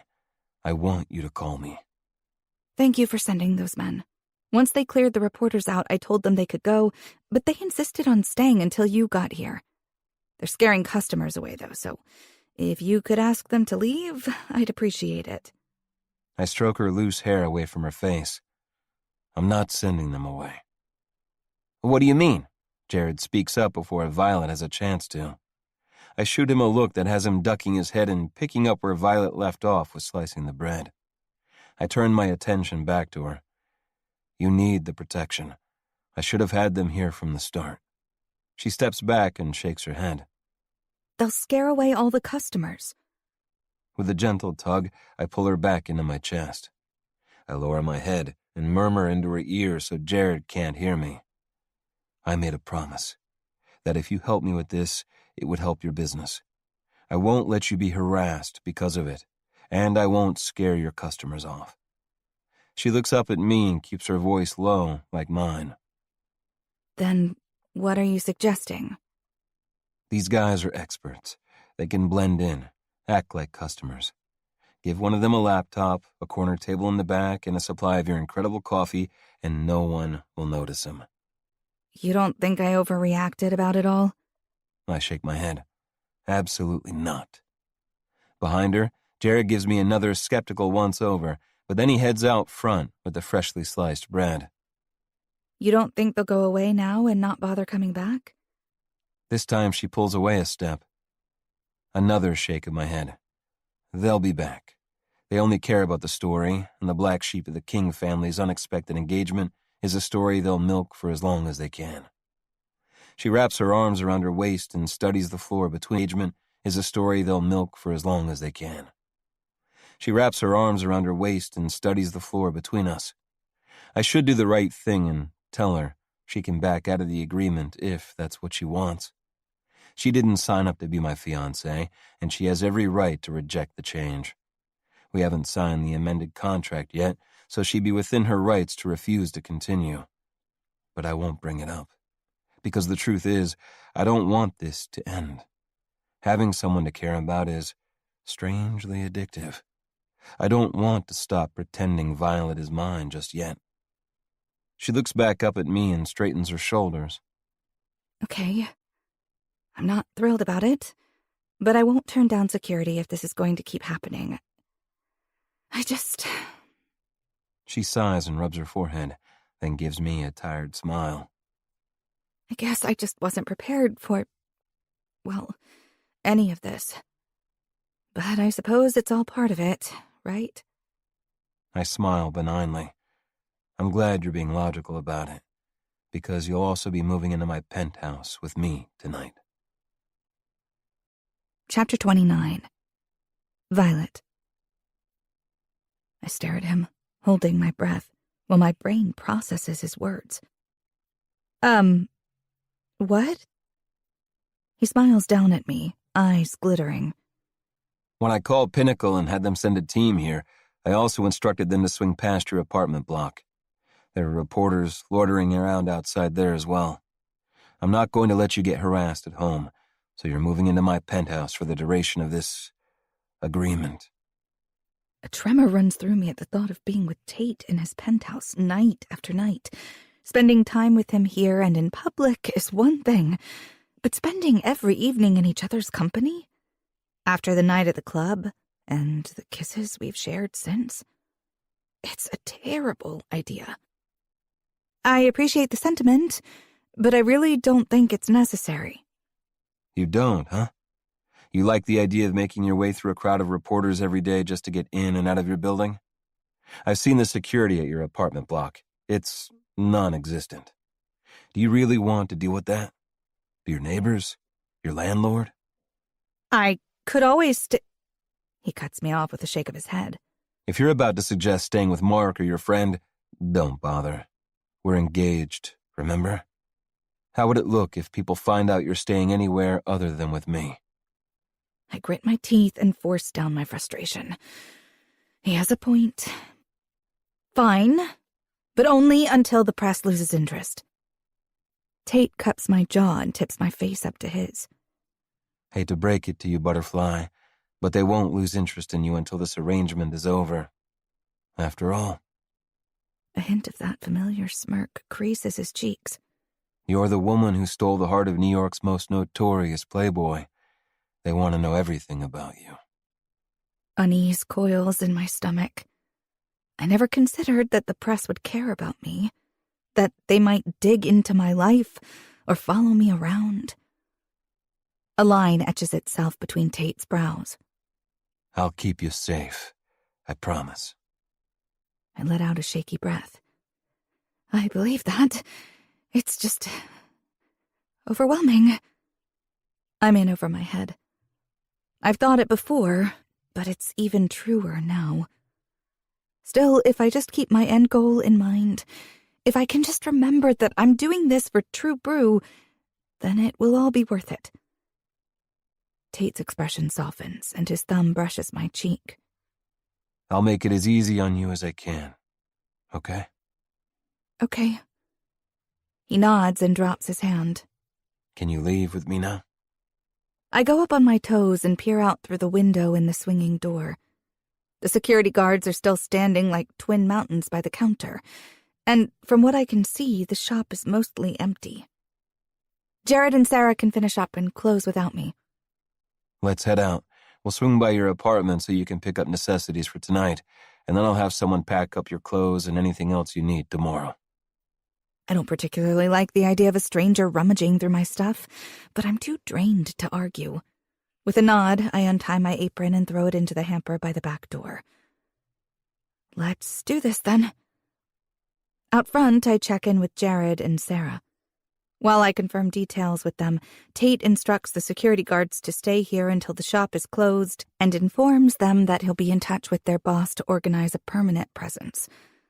Jeremy exits the shop first to help with crowd control, but luckily most of the reporters have departed. When I scan the sidewalk, I relax a little. Maybe Tate's mistaken. Maybe the flurry of activity following our engagement announcement won't last long. Surely the tabloids will find something more entertaining to fixate on soon. I can hang out at Tate's penthouse for a few days and then go back to my apartment. The drive to my place from the shop is quick. When Jeremy pulls up outside my building, the tension that's just begun to ease returns. Because Tate's right. There are half a dozen more reporters camped outside. "Wait here," I tell him as I push the door open. But he gets out right behind me. Nice try. We're still standing beside the car when one of the men shouts Tate's name, and suddenly, every camera is trained on us. Jeremy gets out and hustles around to our side, shielding us with his bulk as well as he can. "This is ridiculous," I mutter.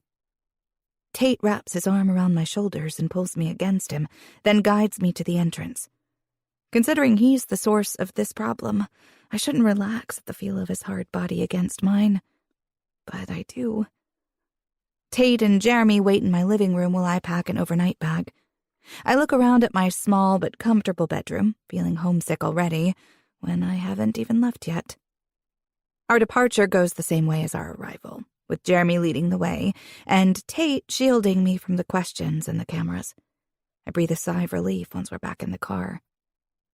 We're quiet on the way to Tate's place. I'm caught up with the whirl of thoughts in my head. It feels like my life is veering out of control, and I don't know how to stop it. Tate seems to respect my mood. I catch his gaze on me several times, but he stays silent.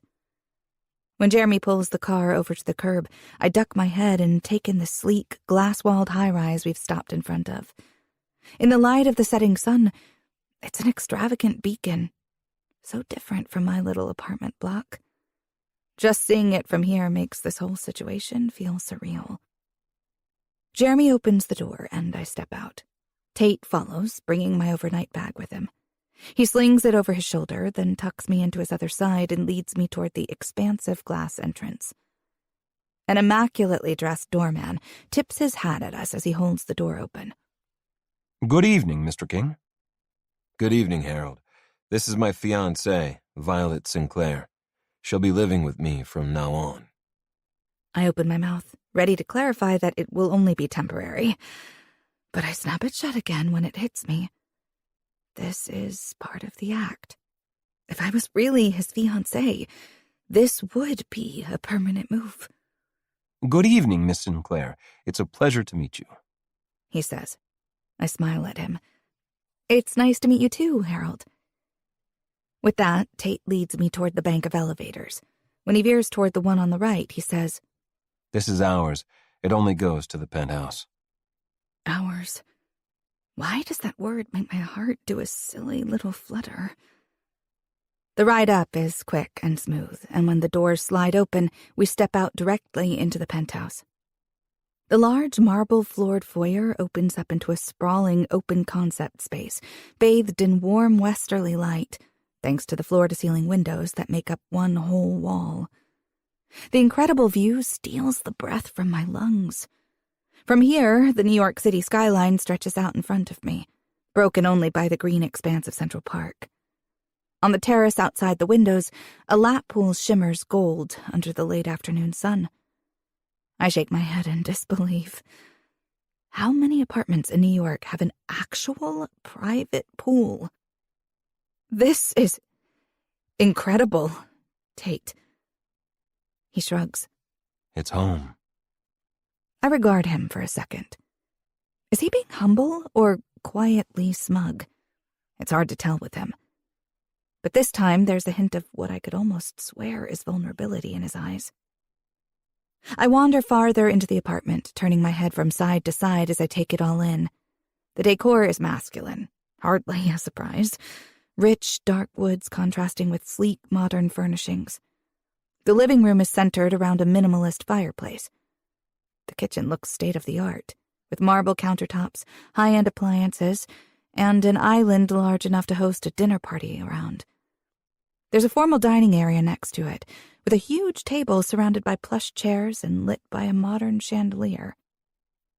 It's not my cozy, comfortable one-bedroom apartment, and it's ridiculously large. Not to mention it must be outrageously expensive. Yet, I like it. It fits Tate. Maybe I don't know him well enough to actually make that assertion, but it's hard to imagine another place that would feel more like him. I'm running my fingers over the huge couch, savoring the buttery softness of the leather, when he clears his throat. Let me show you to your bedroom, He says, his voice a little gruffer than normal. It's probably as weird for him to have me in his home as it is for me to be here. Okay. I follow along as he points out all the different rooms, his office, a home gym, a couple of guest rooms. With each room we pass, I'm more confused. Why doesn't he put me in one of them? It isn't until we're near the end of the hallway that a disturbing thought occurs to me. Surely he doesn't expect me to sleep in his room with him, does he? Finally, Tate stops outside a large set of double doors. and this is my bedroom.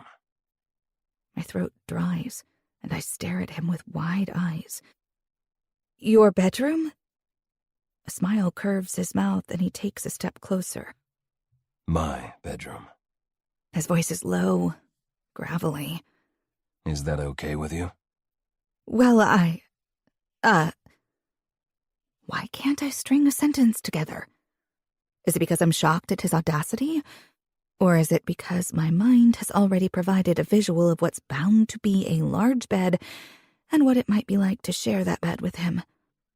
Does he sleep naked? Would he touch me? Do I want him to? And over there, butterfly. He says, using his fingers to turn my head so I'm facing the opposite side of the corridor. Is your bedroom. From the tone of his voice and his devilish grin, he knew exactly what I was thinking, and the bastard leaned into that misunderstanding. The prickle of irritation I used to feel around him, the one that's frustratingly been replaced by butterflies in my stomach, makes a brief return. How nice for me that I get to be so close, I say dryly. He cocks a brow. Just say the word and you can be closer. It takes all my strength to keep from smiling, from showing him just how close I am to letting my walls fall. A woman can only take so much sexy, flirtatious billionaire before she throws all her convictions out the window. He chuckles, as if he knows anyway, but he leaves the teasing there and opens the door for me, revealing a guest room that's more luxurious than any hotel suite I've ever been in. A plush queen-size bed dominates the space, while the floor-to-ceiling windows look out onto the terrace. A cozy seating area in the corner looks perfect for curling up and reading a book. Wow, I breathe, forgetting my nervousness about being so close to Tate's bedroom. This is incredible. My fiancé deserves the best. Of course, the best is my bedroom, so technically this is second best. If it doesn't meet your expectations, let me know, and I can arrange an upgrade. I shake my head, though I can't help but laugh. You can't help yourself, can you? Not when it comes to you, apparently. Heart in my throat. I appraise him. He watches me, too, his expression more serious than I expect, considering he's just been teasing me. I swallow hard and look away from the intensity of his gaze. Tate, unfazed, hands me my bag. While you get settled in, I'll get started on dinner. My eyes shoot back to his. You cook? He shrugs, still completely at ease. On occasion. This seems like an occasion. Can I help? He nods toward the large walk-in closet. Get sorted, and if you're done before dinner is ready, then I'll put you to work. Once he's gone, I close the door, take a deep breath, and survey the huge room again, shaking my head in disbelief. Then I snap myself back into the moment and begin unpacking. My hand shakes slightly as I fold clothes and put them away or hang them in the spacious closet. The significance of what I'm doing, moving in with Tate, is not lost on me. I can't help but worry that this new arrangement will confuse my already dangerously confused emotions even more. Once my things are put away, I head back to the kitchen, grinding to a halt when I round the corner. The air leaves my lungs in a rush. Tate is standing there, partly turned away from me as he chops vegetables, wearing nothing but a pair of gray sweatpants. My heart rate shoots through the roof as I take in the way his smooth golden skin moves over the hard planes and angles of his shoulders and back while he works. Even from this angle, I can make out the cut of muscle at his hip. If he were facing me, I'd no doubt get the full effect of that V, leading my eyes directly down to the waistband of his sweatpants. Heat spreads fast through my veins, and for just a moment, I allow myself to forget what this is between us. I imagine walking up behind him, sliding my arms around his chest and pressing a kiss to his warm skin. Maybe I'd let my hands trail down over his abs until my fingertips skimmed the low waistband, then slid underneath. Would he be commando? Would he be hard and ready for me? I'd grip him, stroke him from root to tip as he groaned my name, and then... Shit. I jolt out of the almost trance I've fallen into, pulse pounding and nerve endings tingling. I can't think these things. I can't succumb. Tate and I are too different. He might be able to indulge in physical relationships and not get attached, but I can't. There's no way I want to risk getting my heart broken by the biggest heartbreaker of all. I take a fortifying breath and then clear my throat, as if I've just walked into the kitchen. I'm done. What can I do to help? He looks at me over his shoulder. Can you finish me off here? What? I stammer. Coming so soon after my illicit fantasy, his words have my mind going right back where it was before. He cocks a brow and takes me in, no doubt noticing my flushed skin. Can you finish this salad while I get the meat going? And what did you think I meant? I shake my head, unsure if I heard what I wanted to hear or if he was messing with me. I wouldn't put it past him, but since I can't be certain, I merely smile sweetly and step up next to him so I can take the knife he offers me. What are you making? He points at 2 pieces of meat resting on a platter. Steak with green peppercorn sauce. Salad. He points at a bowl full of salad leaves and then toward a couple of peeled potatoes. And pommes frites. I arch a brow. French fries? A smile curves his lips. No one in the King family would ever deign to eat French fries. We eat pommes frites. I laugh, the tension I'm still carrying from the incident at the coffee shop and my temporary move dissipating. Maybe this situation won't be as bad as I thought. Maybe it could even be fun. As long as I can get past this annoying attraction to him. Tate might not be real fiancé material, but maybe he could be friend material if I let him. I smile at him. Of course, how silly of me. And I guess tomato ketchup would be too pedestrian. Are you going to serve them with gold-infused tomato puree? Chuckling, he leans against the counter behind him and crosses his arms over his broad chest. It takes all my willpower to keep my eyes from drifting down over all those defined muscles on display. Unfortunately, I'm all out of sparkly puree, so we'll have to settle for plain ketchup. I push my bottom lip out in a mock pout. And here I thought I was going to get the full Tate King experience. His eyes darken, and he steps toward me, until our bodies are only an inch apart. Just give me the word, butterfly, and I'll happily give you the full experience. His gaze drops to my mouth, and it's as if I've been hit with a burst of static electricity. Heat flares over my skin, and my nipples bead beneath my top. How is it possible for things to change so quickly? I only just decided to stop being so defensive around him, and within seconds I can't stop myself from imagining what the full experience would be like. The only way I'm going to survive this new arrangement is to be completely honest. I close my eyes and let out a breath. Then I meet his golden gaze again.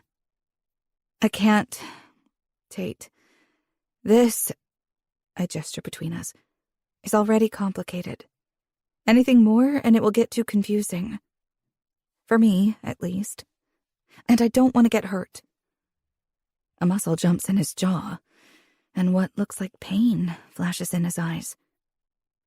I replay my words, realizing the implication, and try again. Taking a small step forward to reassure him, I press my palm to his chest, instantly soaking in his heat. I don't mean you'd deliberately hurt me, but you don't want anything more than the physical, and I'm not sure if I'm capable of separating the two. I swallow, gathering the courage to tell him the truth, hoping it won't come back to bite me. So, as much as I might find the idea enticing, we can't get any more involved than we already are. Realizing I still have my hand on his chest, I let it drop. But I hold his gaze, waiting for him to say something, anything, hoping he won't use my admission against me.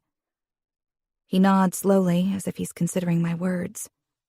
I have no intention of hurting you, Violet. But I'm not going to deny that I want you in my bed. I haven't been able to stop thinking about fucking you since that first night at the club. But you're right. I can promise to give you more pleasure than you know how to handle, but I can't promise more than that. I'd like to touch you. I'd love to make you feel good. I want to be the man who wipes your ex from your thoughts and memories. But I won't lie to you either. His throat moves in a swallow, and he lowers his chin a fraction. So let's agree on this. The terms of the agreement stand. Physical intimacy is at your discretion. If you decide you want me, I'll be here, in any capacity you need. Why does he have to be so damn sexy? With his wide shoulders filling my vision and the way he's staring down into my face with such intensity, all it would take is a single kiss and I'd fold. I'd throw out my misgivings. I'd take what he's offering while we're in this situation and deal with the consequences later. His attention drops to my lips, and for a heartbeat, I think he might do just that. Kiss me. But then he drags his gaze back up again and meets my eye. The ball's in your court, Butterfly. Before I can formulate a response, he steps back and reaches for a potato. As he starts chopping, I exhale shakily and turn back to the salad I'm supposed to be finishing off. If the ball's in my court, then all I have to do is resist the temptation of Tate for the next few weeks, and I'll be home free. I'll have enough money to keep True Brew running. Tate will hopefully no longer be the tabloid's favorite target, and my heart will be whole and safe in my chest. I can do that. I'm sure of it.